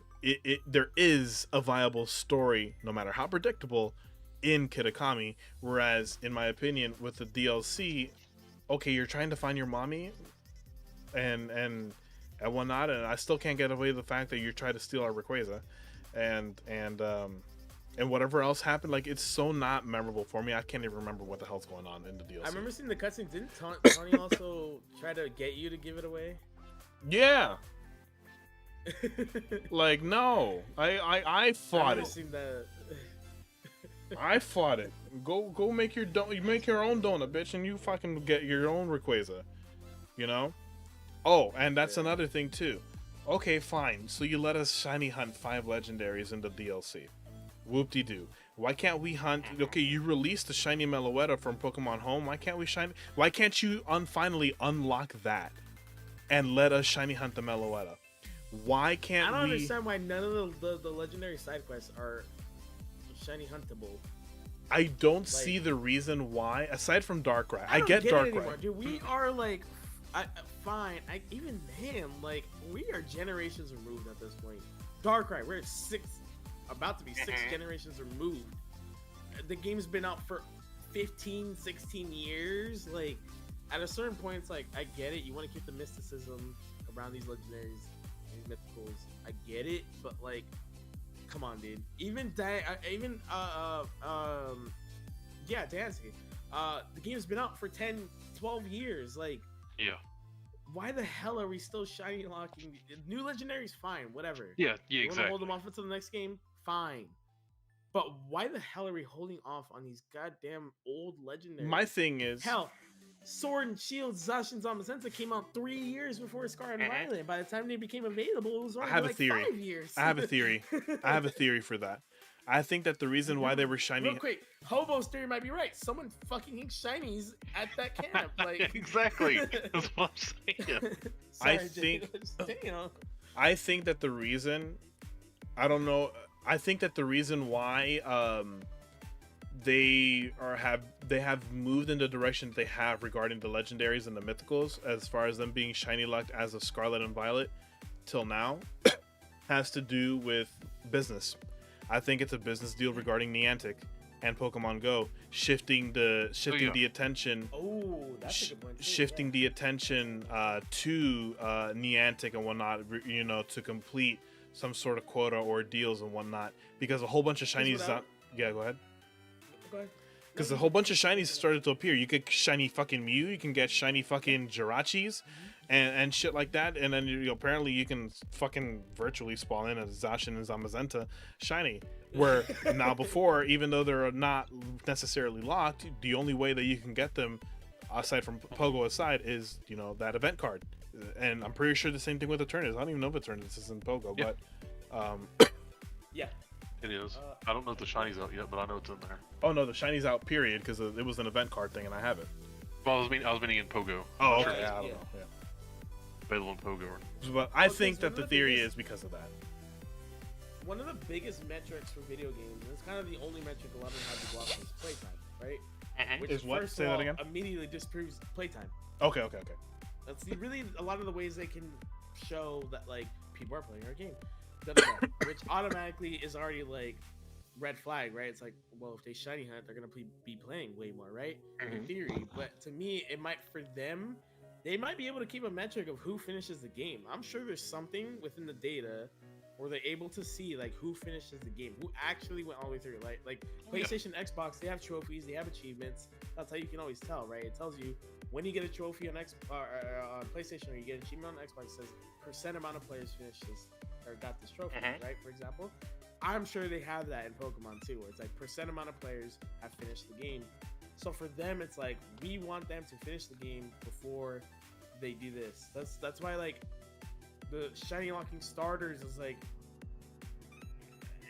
the argument that people have brought up of like the cutscenes are like 3 minutes long. It's like that's not your choice. Thank you for lurking, Boom. Someone is choosing to sit there for 5,000 encounters, 3-minute cutscenes. I mean, you do the math. 15,000 minutes. Hi, Jaden. However many hours they are choosing to sit there and do that. At the end of the day, I think what they're doing is detrimental because I agree. you are actively taking away the player's choice. And that's not a good thing. That is not a good thing. And like I said, you want to shiny lock the recent legendaries, Corridon Miradon, for example. Let's take Scarlet and Violet. Fine. I get it. Okay. Fine. You want to keep the moment. You want to be like, oh my god, I get it. Why the hell are we still shiny locking? I get what you're saying about Darkrai. I'm not sure how the quest goes, so I'm sure maybe you have a different reason for why you said that. But like, at the end of the day, it is about to be 6 generations old. It is over 15 years old. Why are we... Diancie, Gen 6 is not that... It's 15 years ago, almost. I misspoke Why on are we Darkrai. still shiny locking? I misspoke on Darkrai. I get Darkrai being the big bad for the base. I think, is it the base game or DLC? I can't remember. No, DLC was Rayquaza. Or was it the base game? What was it, Hobo? Remind me. No. Darkrai is the big bad for the All I know is this Mega base Booster part is of the fucking DLC. awesome. Okay. He's- So, he's the big. Well, hang on a second now. Yep. Hang on. Yeah, he is because he's the reason why he's the big bad for the DLC because he's the reason why hyperspace exists. okay. So, He got overcharged with mega power. okay, that makes sense. I get Darkrai because Darkrai, in the movie, when Palkia and Dialga decided to go nuts, The Dark Void. Yeah. they essentially, I know it was Palkia's doing and stuff, but like essentially like Yeah. a whole dimension was made and whatnot. Their version of hyperspace. I get it. I get why Darkrai would be involved. If Darkrai was not shiny huntable because he was to be the big bad of the DLC, I get it. But as the DLC progressed, there was no reason why a Heatran was there for you to battle a Heatran. Just for you, what? No. For you to introduce it as a new mega? No. Yeah. Why? I think genuinely what you just said just encapsulated the point. Like, if the Pokemon's that important, okay. Yes, Yeah. exactly. But if it's not actively affecting the story, why? Think of like the freaking the raids from Crown Tundra. What the hell? Dynamax Adventures. Yep. Like, perfect. Yeah, hell yeah. How many legendaries are in that? Yes, they're version exclusive. Go ahead and make your arguments. Like, whatever. But like, God, it's such a crazy tangent, but it's just dumb. Yeah. Oh yeah. It's Yeah. just the dumbest thing ever. I don't understand why these Pokemon are 15 years old and we're still shiny locking. Victini. Like, why is Victini. still shiny locked? Like, I, it's got- like these, a lot of these Pokemon too have amazing shinies, and we are just not thinking about that's the thing. That's a funny thing. You say business at the same time. I think they're really not thinking about business. I'm like, dude. I think that you're playtime waiting. would skyrocket. Regarding the Pokemon that are not shiny, I'm talking about, when I said business, I'm talking about the Pokemon that have been unlocked before, like okay. that have been unlocked before, I got you. that are the keyword mainly unlocked before, because I still think that Pokemon like Mew, which used to be event only, you know, and fucking I think Genesect, those guys, you can now get shiny and Pogo and stuff like that. But I'm Yeah. talking about. Yeah. What were you saying, Hobo? Oh yeah, you were talking about Pogo. That's right. I was in Pogo. You can get Mew via paying pass of $5 now to get Mew. Jirachi, Celebi was one of them that was around. Mhm. Genesect though, that's just a regular raid boss that comes now and then. Yeah. Either You way, get- It's crazy. either way, you can still get them in Pogo. Yes.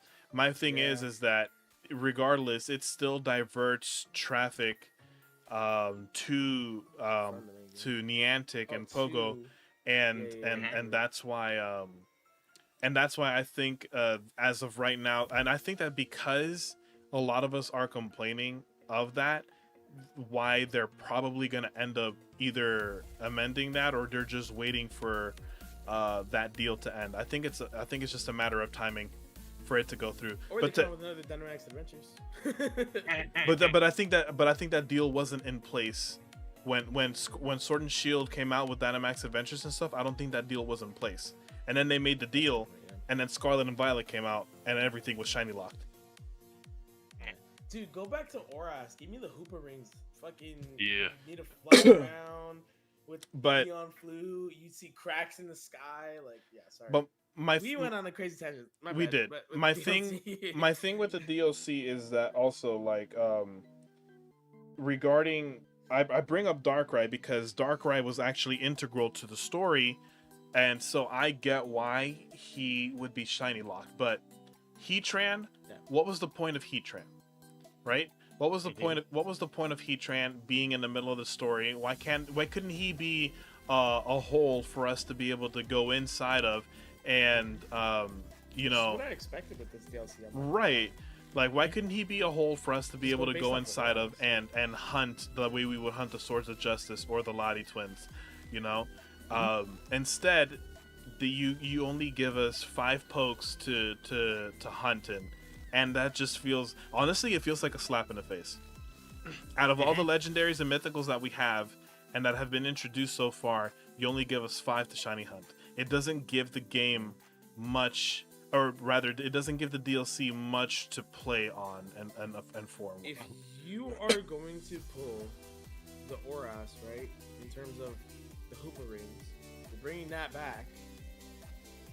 Think of how many legendaries you could shiny hunt in that game. Mm-hmm. Like, damn near all of the available ones, at least the legendaries, not mythicals, but at least the legendaries, right? You're gonna invoke that, but you're not gonna make more available. Yeah. Blade, I'm gonna. Something like, I don't know. I think that might have, honestly, regardless of how bad DLC is, I feel like that might have brought it up. Either based way, off what I'm- even if they don't owe Pokemon Go anymore, there's still a deal in place right now for the people who do own. Either way, it's still a deal for Pokemon Go itself, directing traffic Yes. to Pokemon Go. I mean, Whether it's Niantic or Niantic not, it's still- still going into the pockets of somebody else, which is why, their name is still on it. yeah, which is Niantic's name is still on it because they created it, but they did in fact have to sell it. They weren't hitting their numbers with it, so they did have to sell it. yeah. Stupid fucking- Either way, it's still. I think. Yeah. And like I said, that's just a theory of mine. I think it's business. No, yeah. Oh, it's Honestly, it's pretty sound. Yeah. Yeah. I'd be willing to say that's exactly what it is. I mean, as you said, they're putting all these Pokemon you can't encounter shiny in their own base games, in its little side games. That, as Scarred rightfully pointed out, you have to hunt them in Pogo because you have to travel or have money to pay. It's coming down to, if they want these shinies bad enough, they will pay us for the $5 ticket to get Mew, and then spend over a year working on it like I did. Or Yeah. they're gonna give us the money repeatedly to fight these. I mean, yeah, it's a 1 in 20 chance to get the shiny legendary in Pogo, but still, you get 1 raid pass a day. if you don't get it on your first shot, you gotta spend money to have that raid passes available. It's all coming back down to the almighty dollar, and it's like that's what they're wanting. They're wanting more money, and as we know, Niantic and the Pokemon Company, they are businesses. They require money to function. But Pokemon being the biggest multimedia, You're franchise fading in on and the out, planet- Hobo. Is this better? Yes, much better. Oh, damn. Yeah. Sorry. As I was saying about Pokemon being they're the biggest multimedia thing on the planet, franchise on the planet. They don't need to be doing that to their fans to get the money. That's where greed. That's not something we're gonna get into right now. But it's they've got to learn, and as much as I hate to say it, the only way they're gonna learn is if the community makes a stand. And the only way, in my mind, for the community to make a stand, as for this part of it, where everything's going to Pokemon Go, is if everybody who has anything to do with Pokemon Go says, "Alright, we're done. Fuck it." Yep. Pulls everything out that they want to keep, and Pokemon Go doesn't see another dollar. Or if it does see money coming, it's such a drastic down spiral that it's no longer ignorable, because there was a time where it was go down real bad, and then they put some stuff into place and reinvigorated it.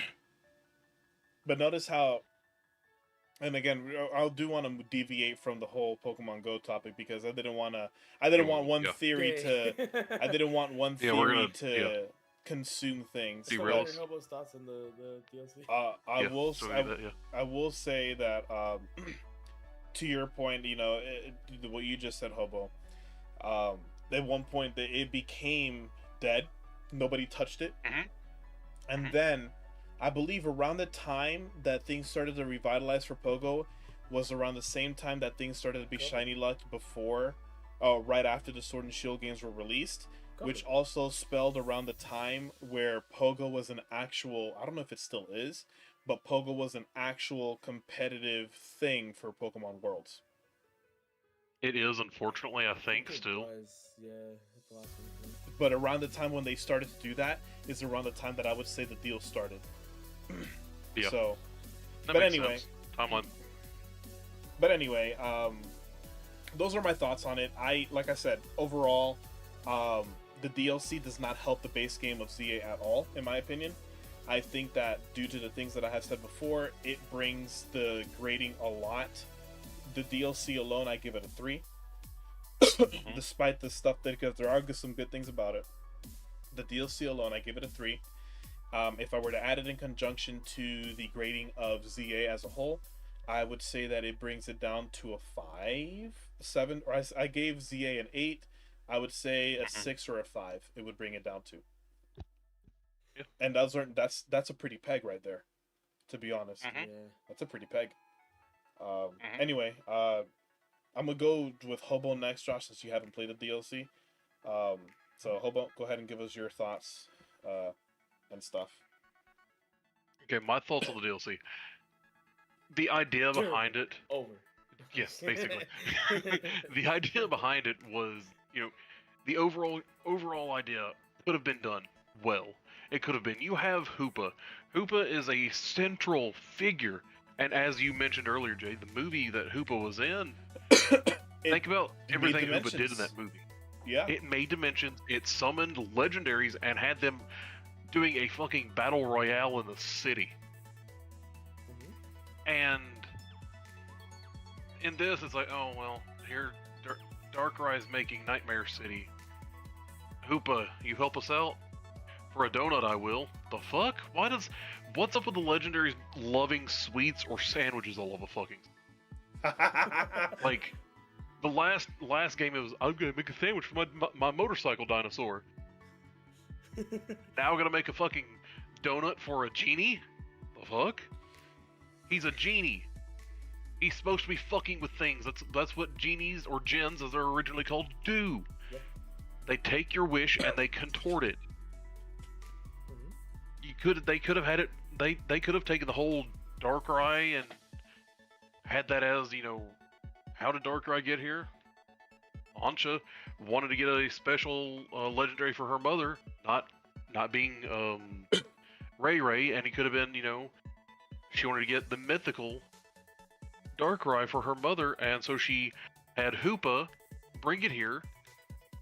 She used Hoopa Unbound for the extra power, and he fucked it up, and now you've got all this shit going bad because of where he put she's it. Trying to get me Giarna, but instead, oops, Darkrai. You know what would have been exactly. cool? Yes, You know what would have been cool for this game? That would have What's that? that would have made this the DLC better. What? Is in the DLC there's a quest where we have to catch Hoopa for ourselves, right? Mhm. We have to catch Hoopa and it becomes our Pokemon. It's like it's like another Hoopa that we have to catch and stuff. It would have been cool if during that side quest we would be able to shiny hunt it. Yeah, Finally unlock, because I believe Hoopa is shiny locked. Finally unlock Hoopa and allow us to shiny hunt it. That would have probably been that would have been a redeeming point for the DLC. Oh hell yeah, 100%. And the other thing, one thing that I loathe, Jay, you know this as well as everybody else here does. I loathe making these goddamn donuts. It's the stupidest fucking thing I've ever had to do in a game. And Josh, you don't know this, but Jay and Scar, they can both attest.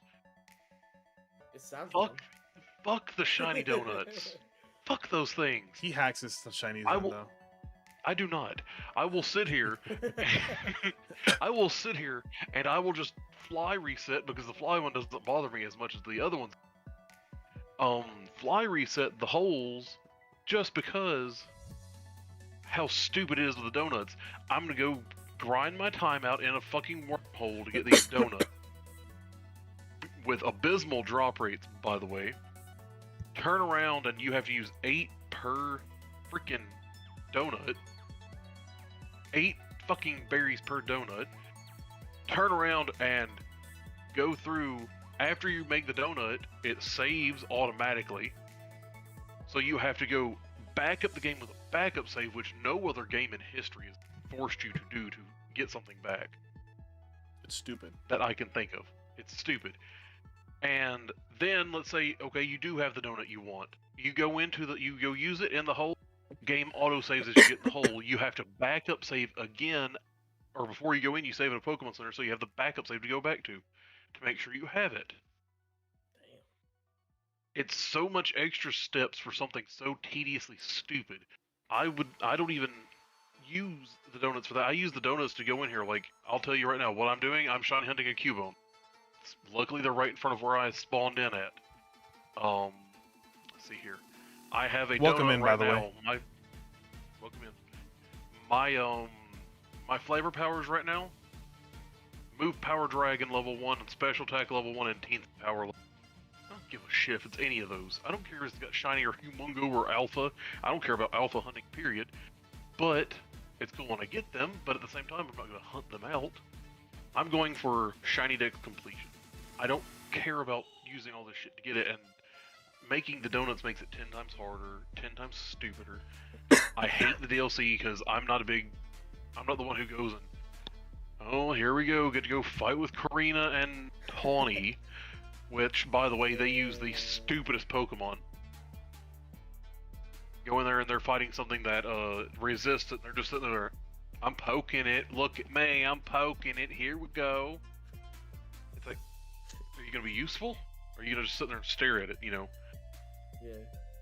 I don't like how, another thing I really loathe is, I understand certain things you need time limits for, I do.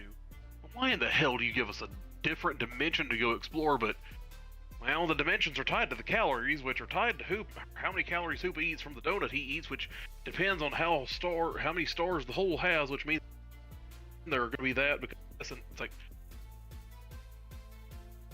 So who hurt you as a child? I think that one of the things that I didn't like.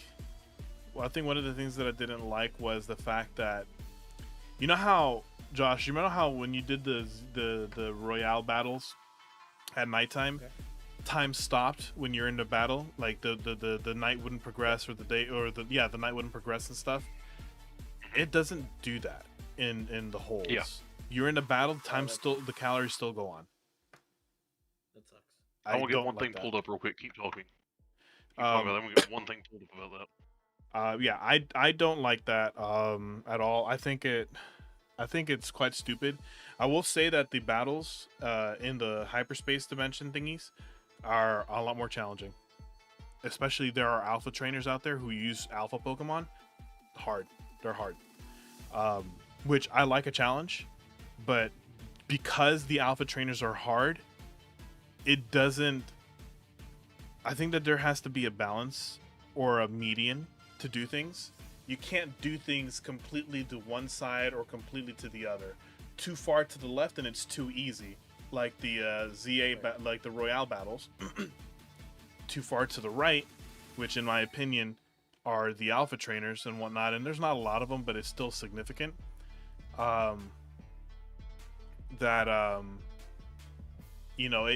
Because these battles are harder and time passes by the time you're done, and if you're somebody that's trying to grind out for balls to like pop so that you can get berries and other little treasures and stuff like that, it kind of makes it not worth it going into the battle zones and stuff.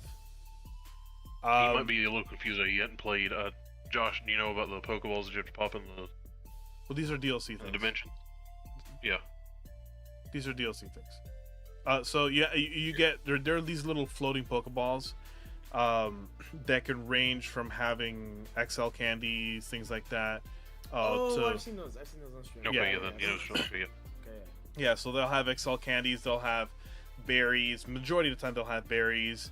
On a very, very rare occasion will they have special balls, and on an even rarer occasion will they have trade evolution items like the malicious armor, the auspicious armor, and things like that. Okay. So those Okay, are the type of things so- that I'm talking about. What I was looking up in regards to the donuts, Josh, you remember how I said about Okay. how your time limit inside the wormhole boils down to how many calories are in that donut, right? Yeah. If you go into a 1-star hole with a 5-star donut, you can be in there for almost an hour. No problem whatsoever. Damn. Be safe, Jaden. But the other side of that is you go into a 5-star hole with a 5-star donut, you've got 7 minutes max. Because yes, The higher the star, the higher the calorie intake that you do, which means Yes. the less and time. the you have. time goes down incredibly fast. Like it's- yesterday, I was sorry. Oh, go ahead. No, go for it. You go for it. Yesterday I was doing a 2-star hole and I had a 5-star donut. I was in that bitch for 40 minutes. It's to the point where I got to it's to the point yesterday where I was like, all right, I got my shiny Alpha Trico. I might as well just continue hunting it, and I got like 3 other alphas and then like 2 other shinies, which I gave away. Because you're in there for a ridiculously long time. The lower the star, the lower the star hole, but the higher the higher star donut you have, the more time you're in that hole. But the less rewards you get. So if you're trying to pop the Pokeballs for rare items, you're not going to get rare berries or rare thingies. You're going to get average stuffs. The higher star holes you go into, less time you spend. But if you pop the balls, the more rewarding those rewards will be, and you'll get rare items. And another thing that goes back to our talking about the repetitiveness of the base game.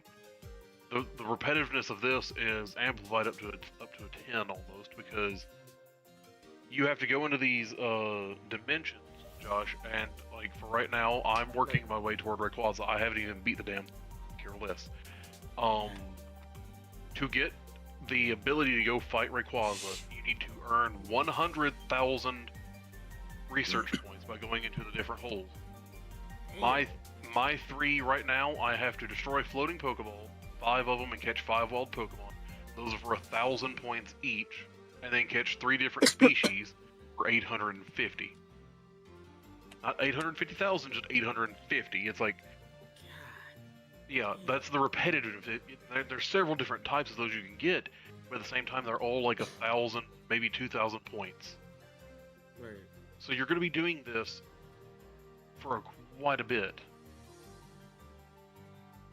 It's the repetitiveness is off the charts. The donut making and everything is off the charts. Jay, I don't know if you know this. We weren't real close when I was playing Scarlet and Violet. Scarred may know this, I don't know. I know Nightblade knows this 100%. 9 times out of 10, when I was playing Scarlet and Violet and I went for a shiny, unless I had the perfect way, I would try not to make a sandwich for the thing because I hated the sandwich mechanic. I would rather make the sandwiches 1,000 times with the janky shit of them falling off every 5 fucking seconds over do one fucking donut in this damn game. I wish I could take the donuts and shove them so far up Hoopa's ass they end up behind his eyes. I stole it from a song. But, you know, it's just, I'm not a fan of the DLC, and I'm gonna go even lower than Jay for my grade. It's gonna get a 1.5. The only reason it's getting the 1.5 is because it has 4 legendaries that I need to shiny hunt. And some other Pokemon that I didn't have, so that's the only thing that is giving it the redemption factor, because I hate DLC. The story's stupid. I don't care about going to wormholes and fighting legendaries, because the whole story for going in there and getting the legendaries is you gotta figure out. Only reason you figure out is Darkrai, you stop the crisis, turn around and you keep doing it because the stupid donut girl wants to catch a special legendary for her mother, which is Rayquaza, but we keep that in the end anyway. His pronunciation bothers me. I know, I'm sorry. Anyway. Rayquaza. But the pronunciation of Rayquaza bothers you? Like, Rayquaza is just a really good Pokemon.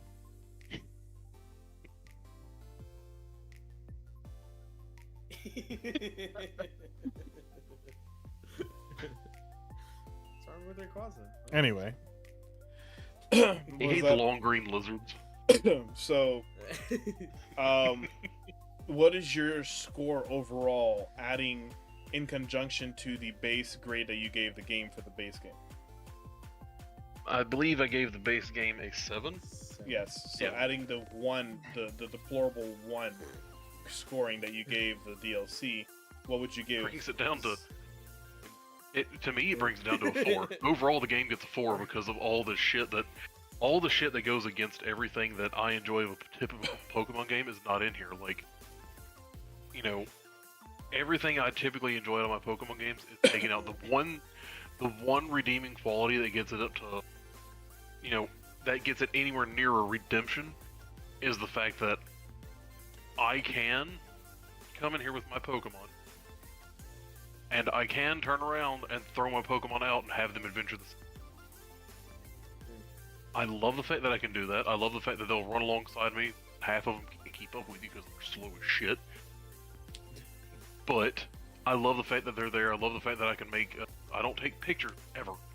But I love the fact that I can take pictures of my character, Shiny Dragalge, standing up, either drooping, sleeping, pissed off, happy, or whatever, you know. I love that I can do that. That's the only reason why the DLC... sorry, sidetrack. That's the only reason why the DLC gets any redemption from me.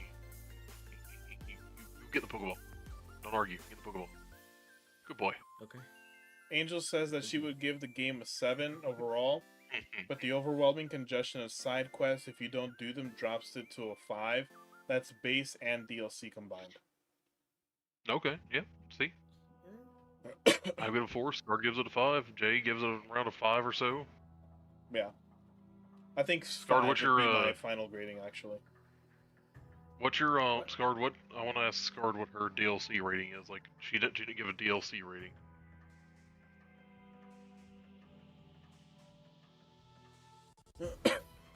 And also, if you look at the poll, by the way, while Scarred's putting that in, if you look at the poll, by the way, 53% said they, really enjoyed the DLC. 29% said they have not played it yet. And I'm in the 18% that said I'm not sure. Because there wasn't an answer for what I could give. So I was like, I'll just say I don't really know.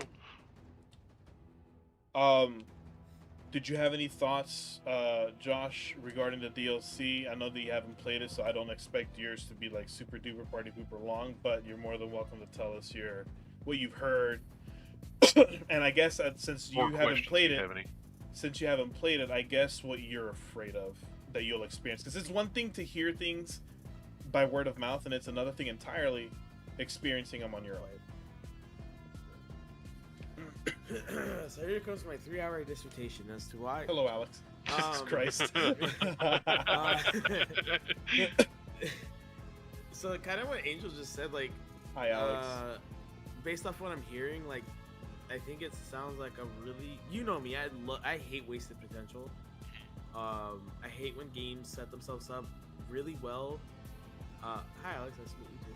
I hate when games set themselves up really well and then just flop. Or like they have this kind of lore that comes out later, and it's like, well, why did you just put that in the damn game?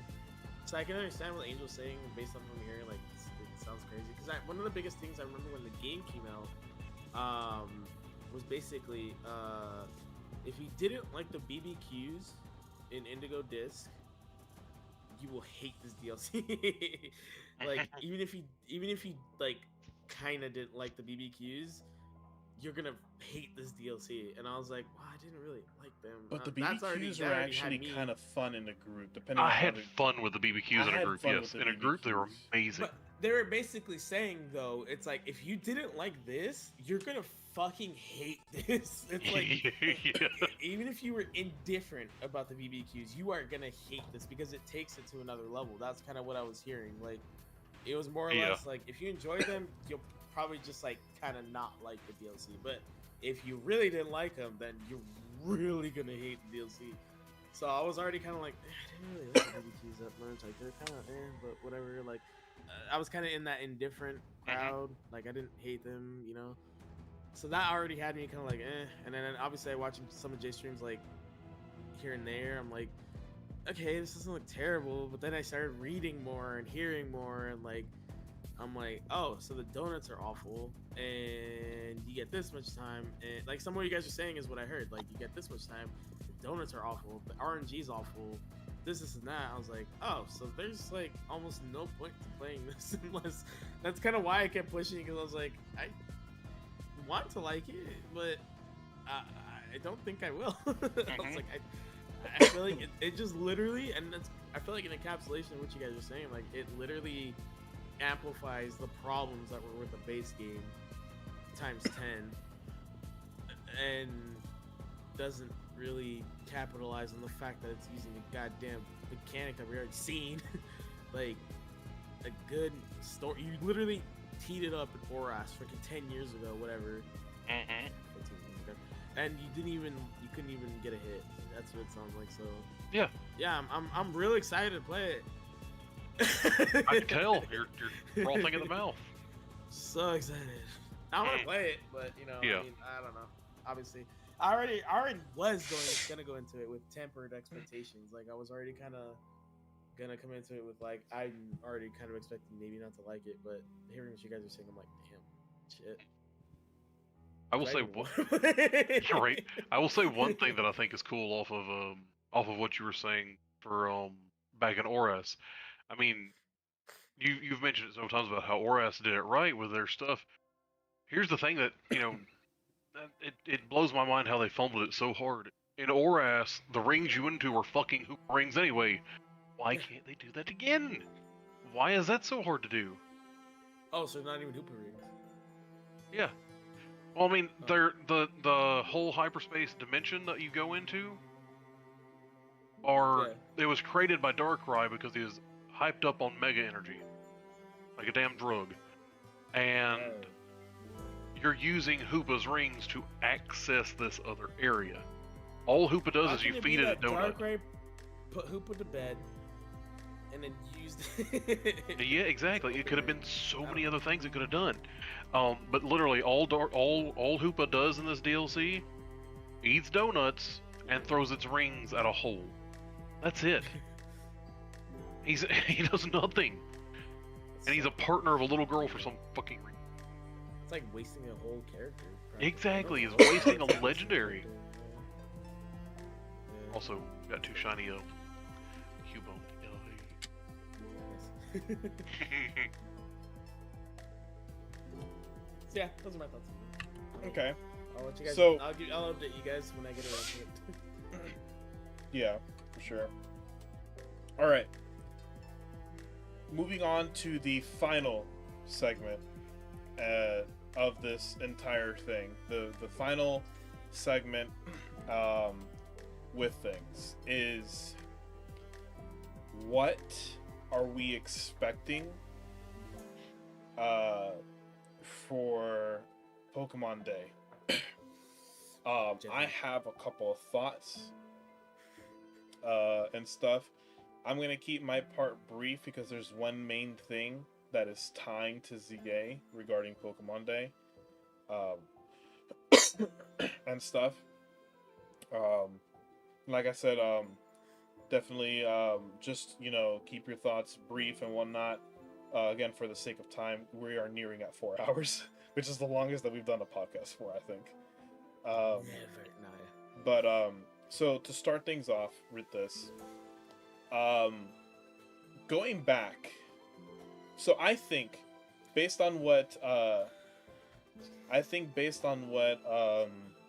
Game Freak and all these other guys were saying, they're saying that it's the 30th anniversary and that this is going to be the best Pokemon Presents ever and whatnot. Which it's whatever, right? We don't know. However, I'm thinking a couple of things. There's one main thing that I'm thinking of, and it ties into the reason why they had to announce the Mega Dimension DLC so rapidly. Because if I'm not gonna lie, it felt rushed. Because if we look at the timeline of things, Pokemon Legends ZA was delayed. Okay, Legends ZA was delayed, and then it was released. Or then it was announced that it was going to be released at X date. The DLC was already done. I think that the reason they did it, Crazy. yeah, I think that the reason they did the way they did things is so that they can finally get rid of any ZA announcements, unless they're planning on reintroducing or introducing a second DLC, which could be the case, but I highly doubt it. Yeah. I think that the reason they did what they did regarding the DLC was to get rid of anything related to ZA, not because it's being phased out or anything, but to announce things for later on this year. I am normally not somebody that talks about leaks and whatnot, but I will say this because it is related to what I'm about to say. If things were released just to get things out of the way for ZA, it is to make room for things to be talked about that's coming in the very near future. And I'm of course talking about Gen 10. I think that for this Pokemon Presents, or for Pokemon Day, we are probably going to get an announcement or some sort of mention of some sort of new Pokemon game. I don't know if it's going to be Gen 10. It has to. It has to be. It has to be because the rumors are saying this year it's to be released and stuff. But I don't know if that is the case or if they're going to delay it a year, which I hope not, because I don't know what we're going to do. I'm not gonna. I'm gonna cut you off just to say that I have a lot of thoughts on that. Because, man, it's a really fine line of like, do you delay it in terms of, do you like, if you delay it another year, right? Everyone's gonna be like, oh, they're cooking, bro. They're going 2 years past their normal timeline. They're cooking. But then it's like when the game drops, almost like the GTA 6 effect, right? Like GTA 6 was super hyped. They keep delaying it. delayed it again, delayed it again. And then it's like, yes, everyone's gonna be hyped when it comes up, but it's like now the expectations are insane because you keep delaying it, keep pushing it. So Yeah, there's no way it can live up to the expectations that they're creating for it. However, exactly. the difference between the hype and all that stuff that's being created and all that's anticipation is that it's not going to be Switch 1 exclusive, which means that a lot of resources that would make the game great, that would make the game try to attempt, basically, to deviate but still on the same topic, what they tried to do with Scarlet and Violet couldn't have been completed successfully on the Switch 1. It was laggy. No, yeah. It was it was laggy. There was a whole bunch of memory leaks. Yeah. It is not the game. We talked about this on the podcast, Josh. It is not the game's fault. It is all having to do with the hardware. On the Switch too. Yeah. We're talking about a much more powerful machine that is on par with the graphics of a PS4 or an Xbox One. Those are console level graphics that this Switch 2 can do. Okay? If we're getting a Pokemon game that is probably going to supersede the quality that Scarlet and Violet was meant to be on the Switch 2, then that's going to be amazing. And stuff. If they announce it and then they delay it for a year,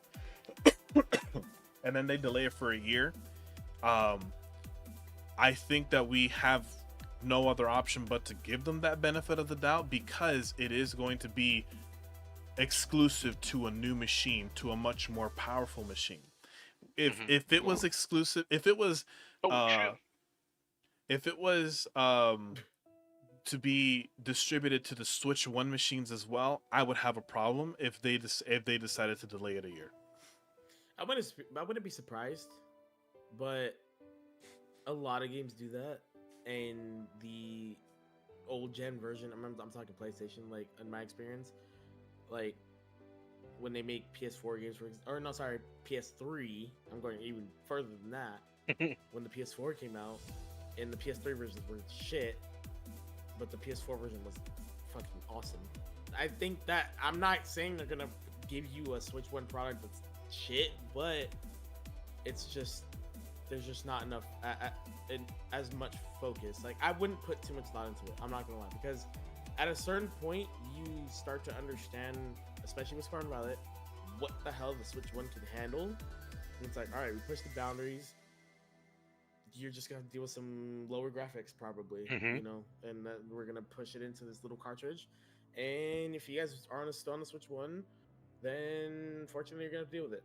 That's kind of what's probably gonna be the mindset, like, if they do that, because I seriously doubt at this point, with the Switch 2 being out for what, a year almost, like we're gonna be getting there, like there's no way they don't come out with the Switch 1 version. It's too early, in my opinion. If it's coming out this year, it's too early for them to start doing exclusives. Like, Pokemon is too big of an IP to not do cross-gen, in my opinion. Could I be wrong? Fucking 100%. But I really think it's too early for them to not worry about a Switch 1. But the fact that they're cooking longer than they used to tells me that Switch 1's probably already done. The Switch 1 version is probably already done. Now they're just polishing the 2, which is exactly what we want. You want this 2 version to be the polishing. Sorry, Hobo. Unfortunately, the Switch 1's gonna suffer for it, but that's kind of how it always has been with cross-gen. You know, like, you're talking PS3, PS4, PS5, Xbox 360 to 1 to now, like the series. That's how it's always been. You know, so I'm not saying it's not diverting their attention. I get your point and I understand it. I'm just saying there's definitely a plan to make sure that there is going to be a Switch 1. I expect it. I'm not going to lie. If there isn't, I'll be honestly pleasantly surprised, because that means they spent 4 years cooking this game, maybe even longer. Fair enough. The reason why I'm saying, go ahead.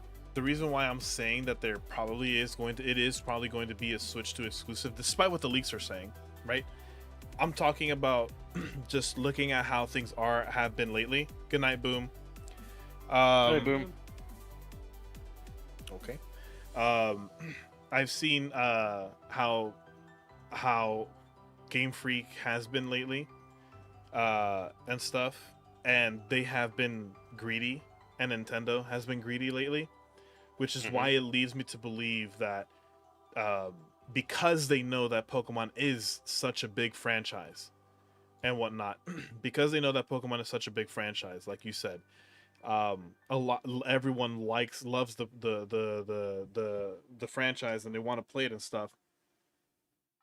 Um, if they make it a Switch 2 exclusive, it may force people who want to. Thank you, Boom. It may force the people who want to play it to pick up a unit for themselves, driving sales for the Switch 2, because numbers is important for companies like Nintendo and stuff like that. So, it could, because I get mentality perfect. now here's the thing. I'm not saying it wrong. I'm just saying, like, I get it. To borrow what you also said, and to face the record of what we had happen now with the Mega Dimensions DLC, I don't doubt that there is a version of the game that's right now available and just waiting to be dropped, right? I just don't think it's a Switch 1 exclusive. It's a Switch 1 inclusive, rather, right? I think it is a Switch 2 exclusive that's been waiting, because just because the Switch 2 has been out for what, 6, 7, 8, 10 months or whatever, how long it's been out, it doesn't mean that that the game hasn't been in development for the machine already. You know? Yeah. They probably have already had a prototype of the Switch 2 to test the game out and stuff. Don't get me wrong, there probably still needs to be fine-tunings and things like that before an official release date is released and everything like that. But my thoughts originally was, because ZA is going to be the last, in my opinion, this is just my thoughts, ZA is going to be the last Pokemon title that is going to be inclusive for the Nintendo Switch 1, that they're probably just rushing to announce anything that Switch 1 anything that has to do with the Switch 1 relation to be pushed out in that year, which is why they released it, or which is why they announced it before the original base game was released, just to get that out of the way, to make room for any possible new announcements for this year. I think they low-key misread the situation. I'm not gonna lie. Me? They probably saw all the hype around. No, them. Like, whoever the marketing team is. Like, I think they low-key misread the situation. Everyone's hyped around these megas, so you know what we need to do? Mega Dimension with Raichu X and Raichu Y. I think they misread it. Maybe, like, maybe. At a point where it was like, you guys are trying to capitalize on the hype of the megas, but you did, but for all the wrong reasons. This is me just trying to speculate, because there has to be a sound business and tactical decision as to why they, because let's be real, no matter how much of a hype wave there is, it is still, like Hobo said, it is ballsy as shit to fucking announce a DLC before the fucking base game drops. That is some ballsy shit. Now, either this is the ironic part too, with like them not doing a Switch 1 version. I think that is also bad business. I agree. That's what I said too. You did. I did say that in the past. Early. In the past. I think it's too early to not do that. If they just go straight Switch 2, I'm not saying this Pokemon game's gonna fail, because it's Pokemon. Obviously, of course, it's gonna sell. Like, yes, every new Pokemon game comes out is breaking the record for the most sold. Like, at least main series. I just think it's dumb. Like, could it happen? Like I said, the possibility is 1,000% there. Like, they just do a Switch 2 version. I get it. What you're saying makes perfect sense. I just think it's simultaneously a good and bad business decision. It's a weird place. I agree with what you're saying. I will jump in on this part. Unfortunately, I'm fully on the board with the train that's saying Switch 1's done. They're not going to give a flying fuck about that. I love how every single time he takes a shot, he really does toast us. I love that. The thing with with it being just Switch 1 and with just being Switch 2 and it's making me lean this way is the fact that if we look at what they've already announced, Pokopia, the other game that's coming out, Oh yeah. they are Switch 2 exclusives. They're not coming for the One. That could be easily put on for the Switch 1. If they're already making games like that and making them Switch 2 exclusive, that shows me that they could care less about the console anymore. What? They're going strictly Switch 2. Next year will be 10 years that the Switch 1 launched. Mm-hmm. It's an old console. It's an old machine. Mm-hmm. I got shit 3 years old. Dang. So, right? Okay. Anyway. Okay. But Sorry, but you were talking about time. No disrespect. So, Pokemon Day. yeah. So Pokemon Day, I think Pokemon Day, I think they announced what they did with Mega Dimension and ZA, the way they did it, because I feel they're going to. I think we're gonna get a pretty lengthy direct. I'm not gonna lie. I think we're gonna get a pretty lengthy direct. I think we're gonna. 30th anniversary. Yeah. Oh yeah.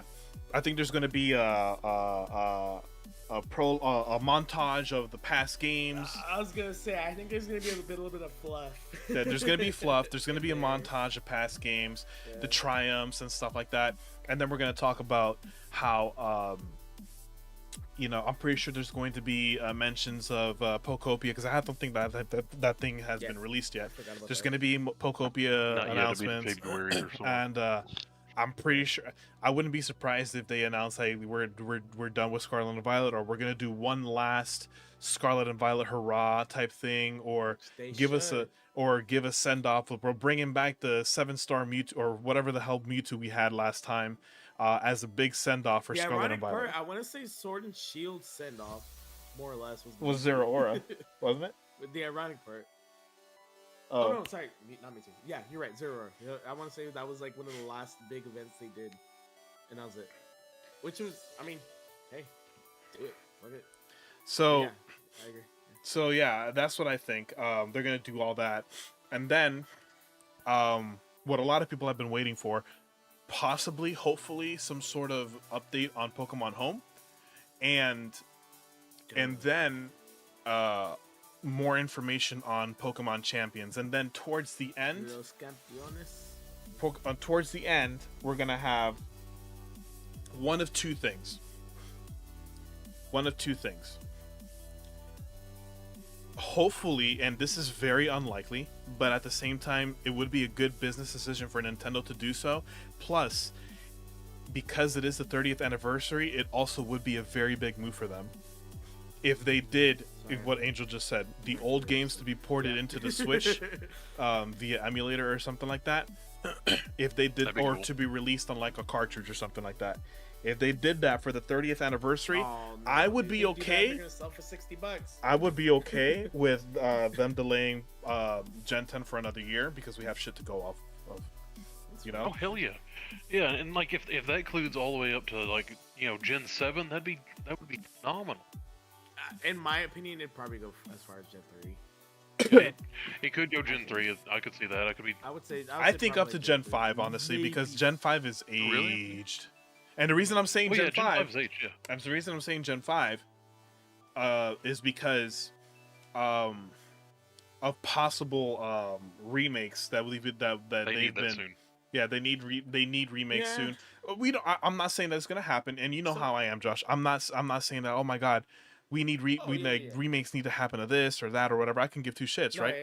But it is high time at this point that we get some sort of remake at this point. And at the end of the day, what BDSP was 22? Yeah, 21, 22. 22. Yeah. 22, right? I think it was 22. So, and again, keep in mind that what I said just now, this is just one branch of a timeline of what could happen. This is just one branch. You want me to give you? I can give you another branch. Okay, then that'll be the third. The second branch is. I give the fourth branch. He said, "Shut the fuck up! I got one more." the second branch is, of course, announcing Gen 10 as the final announcement for the Pokemon Direct. Yeah. Those are my thoughts. That's it. I think the beginning is gonna be fluff.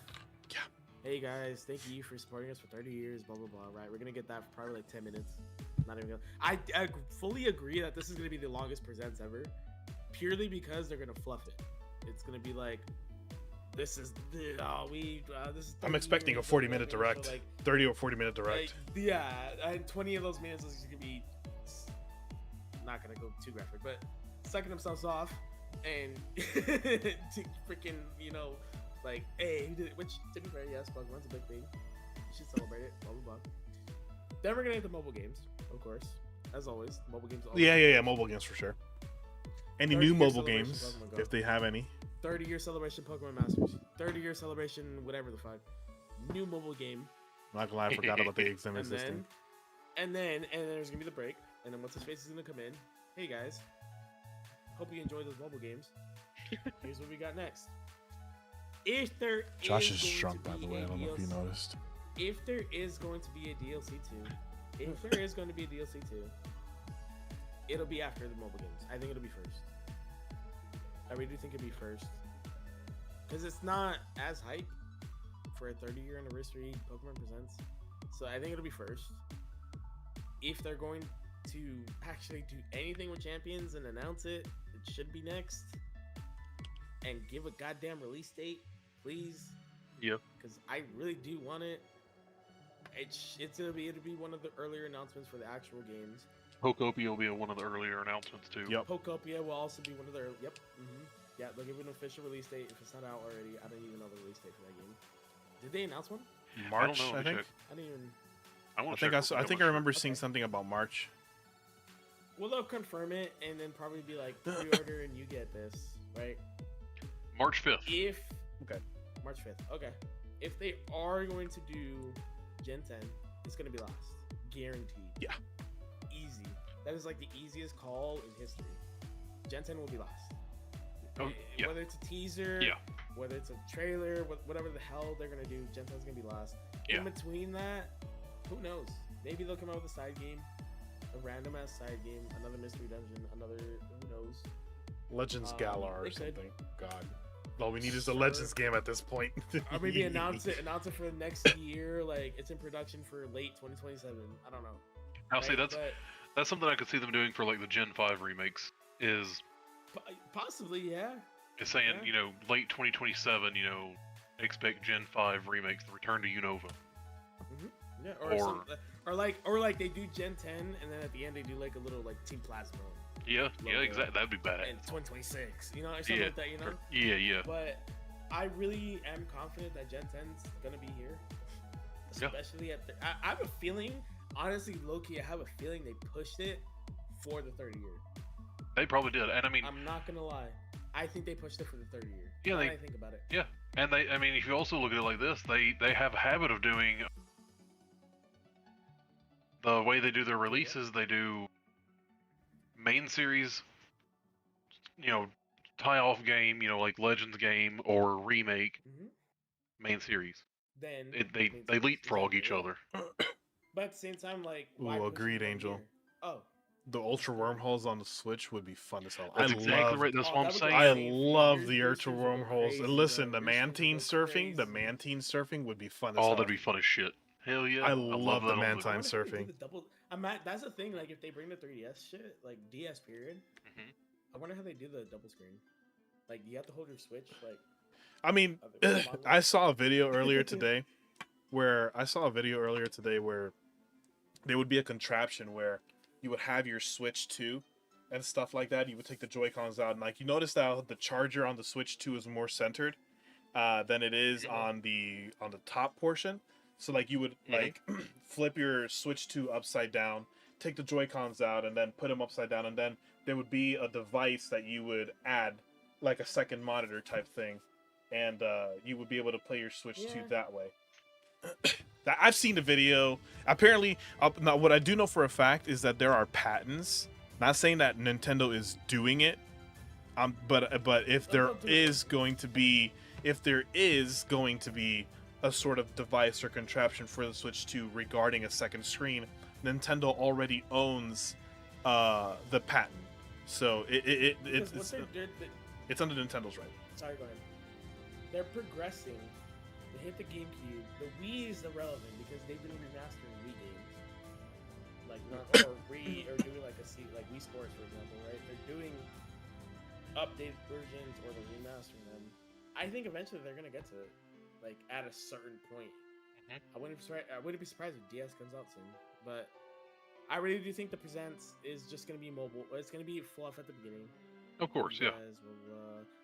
Let's walk through a journey. It's gonna be Pokemon Yellow or Red, whatever trash game, all the way to Legends. Yeah. I will add a point on what Scarred said. She has a very valid point. It has to do a thing like that. It will have to be very, very late because the port is very, very finicky. That's a good one. Well, the device that let I've me seen. just say this real quick. bracers. This is my last thought. Okay. This is my last thought. It's gonna end with Gen 10. That's it. That's all. That's all I'm gonna say. It's gonna end with Gen 10. That's it. I'll send you guys the video that I saw that has a possible contraption thingy, because all of the patents that I've seen regarding a second possible monitor for the Switch 2, if there were to be DS era games to be released, have stability stabilizers so that it doesn't overwhelm the port. So, yeah. That is a good, interesting thing. I would love to have the DS games on the Switch, but I honestly had never thought how they would do the two screens. You know. You could even have it where big screen one side, little screen like off to the right, because it has touchscreen capabilities. I feel like people kind of forget that. See, the way I was thinking about it is one reason why they're not DS ones on here is it could be that they're trying to figure out how to do that, or they're trying to do they just take that function out altogether. Dude, I could totally see it. Pokemon Presents, they announced DS capabilities. I was gonna be like, oh my god, I got to play Platinum again. It's gonna be Pokemon Rangers. Oh yeah, I'd be so upset. I could totally see it, dude. Oh, I'm calling that now. They're gonna announce DS. It's gonna be Pokemon Rangers. If you guys, game, but obviously this is going to be for a later time frame. But if you guys look at the VC chat, I posted a video that I saw earlier today. Not saying that this is true. Again, pointing out that this is not official or anything. These are just speculations and talks. However, what is official is that Nintendo does have a patent for a second monitor for the Nintendo Switch 2.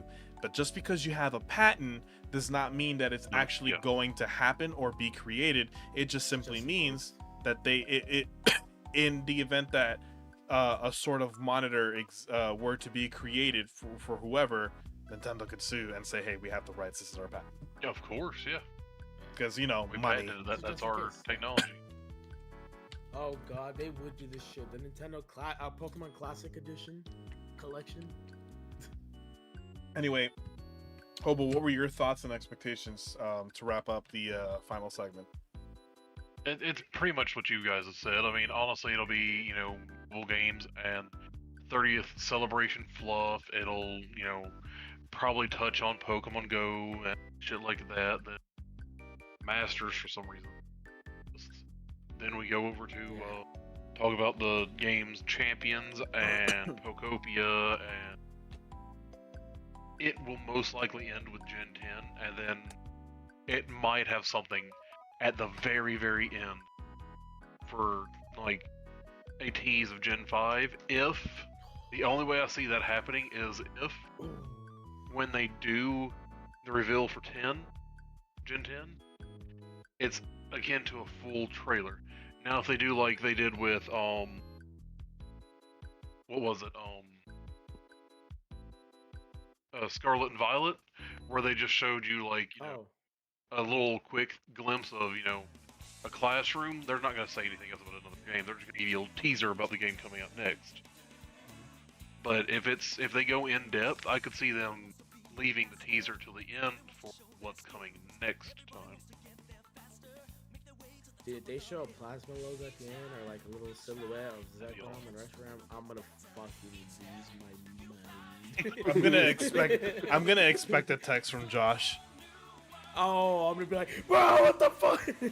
Because I know this man loves Gen 5. I know he loves Gen 5.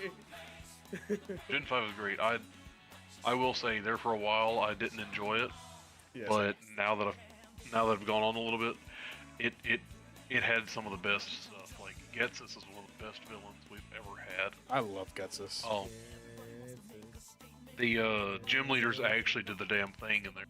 They showed up and showed out, and Gen 5 had all the good story hits. I mean, the only thing that held it back when it first came out was the fact that it didn't have any returning Pokemon. They tried to soft relaunch the series kind of. But that was that was a blessing in disguise. I mean, as we talked about earlier, Tepig wasn't on my team. Do you know, Josh? I haven't ever said this to you. Josh, do you know who the two Pokemon from Gen 5 that carried me, or that helped me get through? Danny and Audino. I wish, and no fuck Audino. It was the two Pokemon that surprisingly did well were the Kidney, aka Musharna, and that didn't stay on my team for the whole time. The next one stayed on my team all the way through to the Elite Four and my level today. Sock. I love Tornado. Sock was my boy. Sock was, because it has the sturdy ability, and he got close combat very early on. I would close combat. It just, demolish shit, It was, I'd go in there, it'd get almost one shot by something, and I'd just turn around and hit it back as hard as I could, and then swap it out. Yeah. But that's what I see though for Pokemon Day is the big 30th celebration, thanking all the fans and stuff like that, and turning around and introducing the telling what's coming next to the game, saying, I guarantee you there'll be a lot of things like this is for the for the mobile games, and this is available starting with this broadcast. So go download it now. I see a lot of that. Yep. I need to play Let's Go Pikachu and Eevee, and I need to play BDSP because I've never played through Gen 4. I don't know. It's a super unpopular opinion. Yeah. What'd you say? I said it's a super unpopular opinion, but it's a good experience in my opinion. Oh, really? I haven't Okay. played originals. I like it. Okay. And I mean, I might like it when I play it because I've never played the originals. I've never cared that much. My first Gen 4 with heavy air quotes experience was Arceus. Legends Arceus. Oh, yeah. I didn't play Gen 4, the originals either. And there one time, and the one time that we played Gen 4 was a Soul Link, and we didn't get very far. You guys shit on. We didn't get very far, and that was the extent. So long Soul Link for that Time one. to revisit that. We made it like 4 episodes. I think it might be time to revisit that Soul Link. I would enjoy watching. It's on the channel between me and Josh. Yeah, but it's only 4 episodes. I need more than that. Come on now. I don't think it was. I'm exaggerating. I don't think it was 4, but I think it was pretty much like 4 or 5. It was very short. It was a very short series because I fucked this up. But 1, but 3, 5. Okay, we made it at least 9. I'm looking at your channel. We made it at least 9. Okay. Oh, okay. Well, Still, that's a short series. I mean, come on now. was there any other thoughts that we had? Yeah, I bet that too scored. I agree with what Scar just said. I guarantee you that Bank and Transport will be a thing of the past as of this February. I Monday. don't think so. I mean, Transporter. I feel like it doesn't take a lot for them to keep it running. Probably doesn't take a lot to keep it running. I think maybe And I mean- Transporter will probably get shut down, but I think Bank will still be around. Why? Oh, sorry. Yeah, I'm in Bank. Sorry. Without Transporter, there's no reason to have Bank. Yes, If they're there gonna is. shut one down, they're gonna shut both. Because if you What's- still have Pokemon Bank and you still have Pokemon and Pokemon Bank can connect to home. No, it can't. Not without Transporter. Can it? Yes, it can. Oh, okay. Oh, wait. Never mind. Yeah, you're right. I was thinking Transporter was needed. Pokemon Transporter. Transporter's from the older games. Yeah. Transporter with Pokemon Bank. Bank's Yeah. the one that'll keep going. Yeah, from Yeah, the older so- games like the Silver and stuff like that. Yeah. Yes, correct. And since they don't have online services for those things anymore, yeah. But Pokemon Bank is still going to be around. Yeah, I could see that, and I hope Pokemon Bank is still, because damn it, I need to go back and try to heal some stuff. Well, But I gotta find I'll a give you cord my for my overall Switch final first. thoughts on the podcast. Legends EA is a step up for the Legends series. I like the way they're going. I think they need to keep going in Ooh. that direction. that brings me to that last thing that we were going to talk about, Josh, because you started talking about tiers. Here's the question that I have specifically for you. Yeah. Then this is going to be a fairly quick one, but it is one that I want to talk about with you. You and I, when we first started the podcast, I think one of our first episodes together when we did this podcast was a tier list of the Pokemon games. And what if you don't mind, if you have the memory, and if not, then pull it up if you can. What was the highest ranking Pokemon game that we agreed? Because it was a collective tier list, not a personal tier list. What was the collective high that we gave for a Pokemon? What was the collective? You know what I'm trying to say, right? Yeah, I'm pulling it up. For S tier, or God tier, was Black and White 2, Ultra Sun and Moon, Fire Leaf Green, Nice boys. then Emerald. Our good tier was Oras and X and Y. Good tier? Or did we label them as good tier, or we had them as S tier and whatnot? Labeled them as, well, we had a different label and it changes halfway through the podcast. Oh wow, that's interesting. Because our top tier was Pick Up Anytime, amazing. Oh Second tier was yeah, Great, that's what Good we Play had. Again. And then we changed it to like really good. So what was our highest rated Average. game? Black and White 2. Okay, and second. Oras. Okay, and then for what would have been Well, for I what? don't, it changes. Okay. Because at one point it's Oras, the second time it's Usum. That's fine. I mean, they're both equal to me, so I agree with them. So towards like Or look Emerald was go right there. go towards the end of of that episode. Okay. What was the final result for the top tier games? Why is Scarlet Violet in the bottom? I don't know. I'm gonna go to this one. So I think this is our actual tier list, not that last one. So at the bottom was Diamond and Pearl, Yellow, Red and Blue, Sun and Moon. That was our bottom tier. Our second to last was BDSP, X and Y, Gold, Silver, and then Legends Arceus. The mid tier was Heart Gold, Soul Silver, Ruby, Sapphire, Let's Go Pikachu and Eevee, and then Crystal. Our second to last tier, so would be like A, was Black and White, Emerald, Scarlet Violet, Usum, Fire Leaf Green, Sword and Shield, Platinum. And then our top tier was Black and White 2 and Oras. Okay. Yeah. It's Where would we fit? Where exactly would we fit? Given the information that we have now, like being honestly truthful, we're talking base game and DLC. Where would we put ZA? Ooh. Well, that's tough for me. That's like DLC. But Okay, for you, base game. Then. I would at least put it above all that B2. So Heart Gold, Soul Silver, Ruby, Sapphire, blah blah blah. I'd probably put it above Platinum, but below the rest. So that would be Black and White, Emerald, Scarlet Violet, Usum, Fire Leaf Green, Sword and Shield above. Is that A tier? Platinum. A tier, yeah. Is that low A? okay. Is that low A tier? Low A tier. That's where I put it. Okay. For me, What about you, Jake? It's a lot of great games. Don't get me wrong. It's a lot of great games. Yeah. So that's not even a bad tier. I'm sure. I'd say low Just A. clarify. If I had to be pressed, I'd say low A, but the highest B. I agree. The Yeah, highest low B A, to the lowest A. I agree. I fully agree with that. That's actually perfect. I fully agree. I Because really it's don't not a think horrible it's game one at of all. these- No, not even close. And that's why I think I put it Yeah. A, because a lot of those games in B tier, like, I'd much rather pick this game up again than play a lot of those. Or all of them, really. So...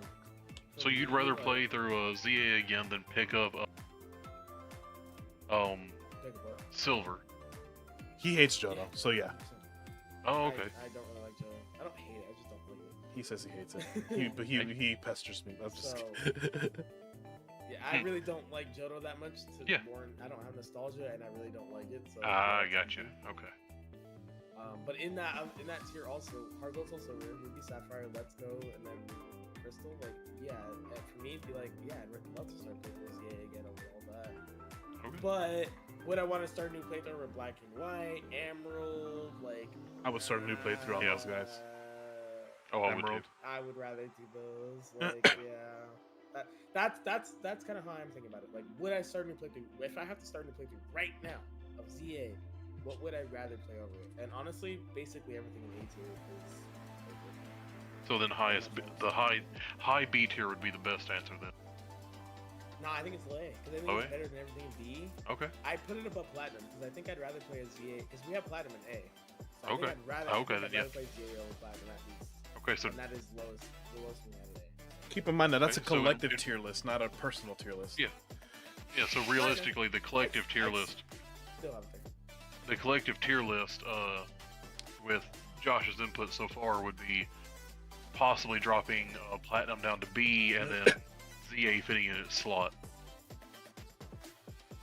You said it. You said it, not me. Jay, what do you think about that? Do you agree with that way of looking at things, or do you have something else? I don't have the stuff subs. I just know that whatever's in B tier, ZA would be on top of all of that. So that's why I said the highest of B tier. Yeah, gotcha. All right. Do we have any other thoughts? Goop. This is in the chat. In our chat? This thing? Yeah. Oh, okay. Oh, that looks small. Oh, why? Because I'm fucking looking at it through the thing. Let's see. So I guess with this being said, that is A tier. I would drop Platinum. Like for me right now, I would drop Platinum. I don't remember again because I don't know. Personally, for me, this is just my personal thing. I would drop Platinum to B and have ZA on top of Platinum. I agree. I fully agree. Yeah. So so that would be for the meets expectations rank, which is the B tier. With the B tier, I would have ZA, then Platinum, so Heart Gold, Soul Silver. You're putting it in that tier. Yeah, that's what I'm putting it. Because that's okay. the isn't that the B tier meets expectations? It's S tier for the red one, A tier for the other guys. Yeah. So pick up any time is the S tier. Great would play again would be the A tier. Meets expectations is B tier. Very okay is C tier, and then one and done is what is it? F tier? Practically. Yeah. So you're not touching them shits again. Yeah. Yeah. So for me, I'm dropping Platinum to B tier, and having Platinum. Having ZA above Platinum. So again, my ranking for B tier would be ZA, Platinum, Heart Gold, Soul Silver, Ruby, Sapphire, the Let's Go games, and Crystal. That's what I would do. Because like, this game really did meet my expectations. Yeah. And I did want to play it again, but I don't know if I would again. Yeah. So that's, you know what? Fair enough. I get your point, and you know what? Yeah. I agree. Top B. Because it's just like, it's hard because when you see the like, I was so adamant on bottom A, but when you see the rest of that lineup at the top, it's like, ooh, yeah. It's hard to put it in there over all those great games. Yeah, as long as it's above Arceus, that's all I care about, because it's better than that game. Where is Arceus in that one? Because I don't see it in your list there. Bottom C. Oh, I see it now. Yeah, I see it now. Yeah. For silver. All of it. Yeah. I hated Arceus. I think my personal list. I was the one who actually pushed for it to be in very okay and C. Yeah. He wanted it in bottom. Yeah, no, because I hated it. I was the one to push for it. Yeah. All right.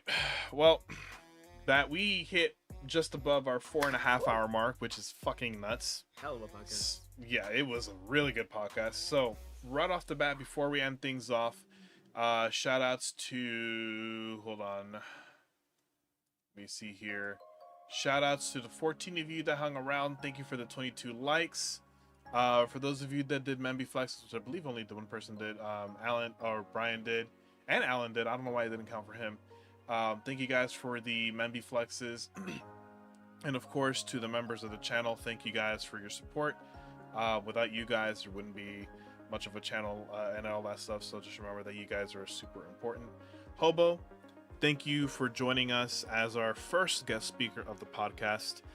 Super fun hearing your thoughts. Josh, of course, my amazing co-host for this podcast.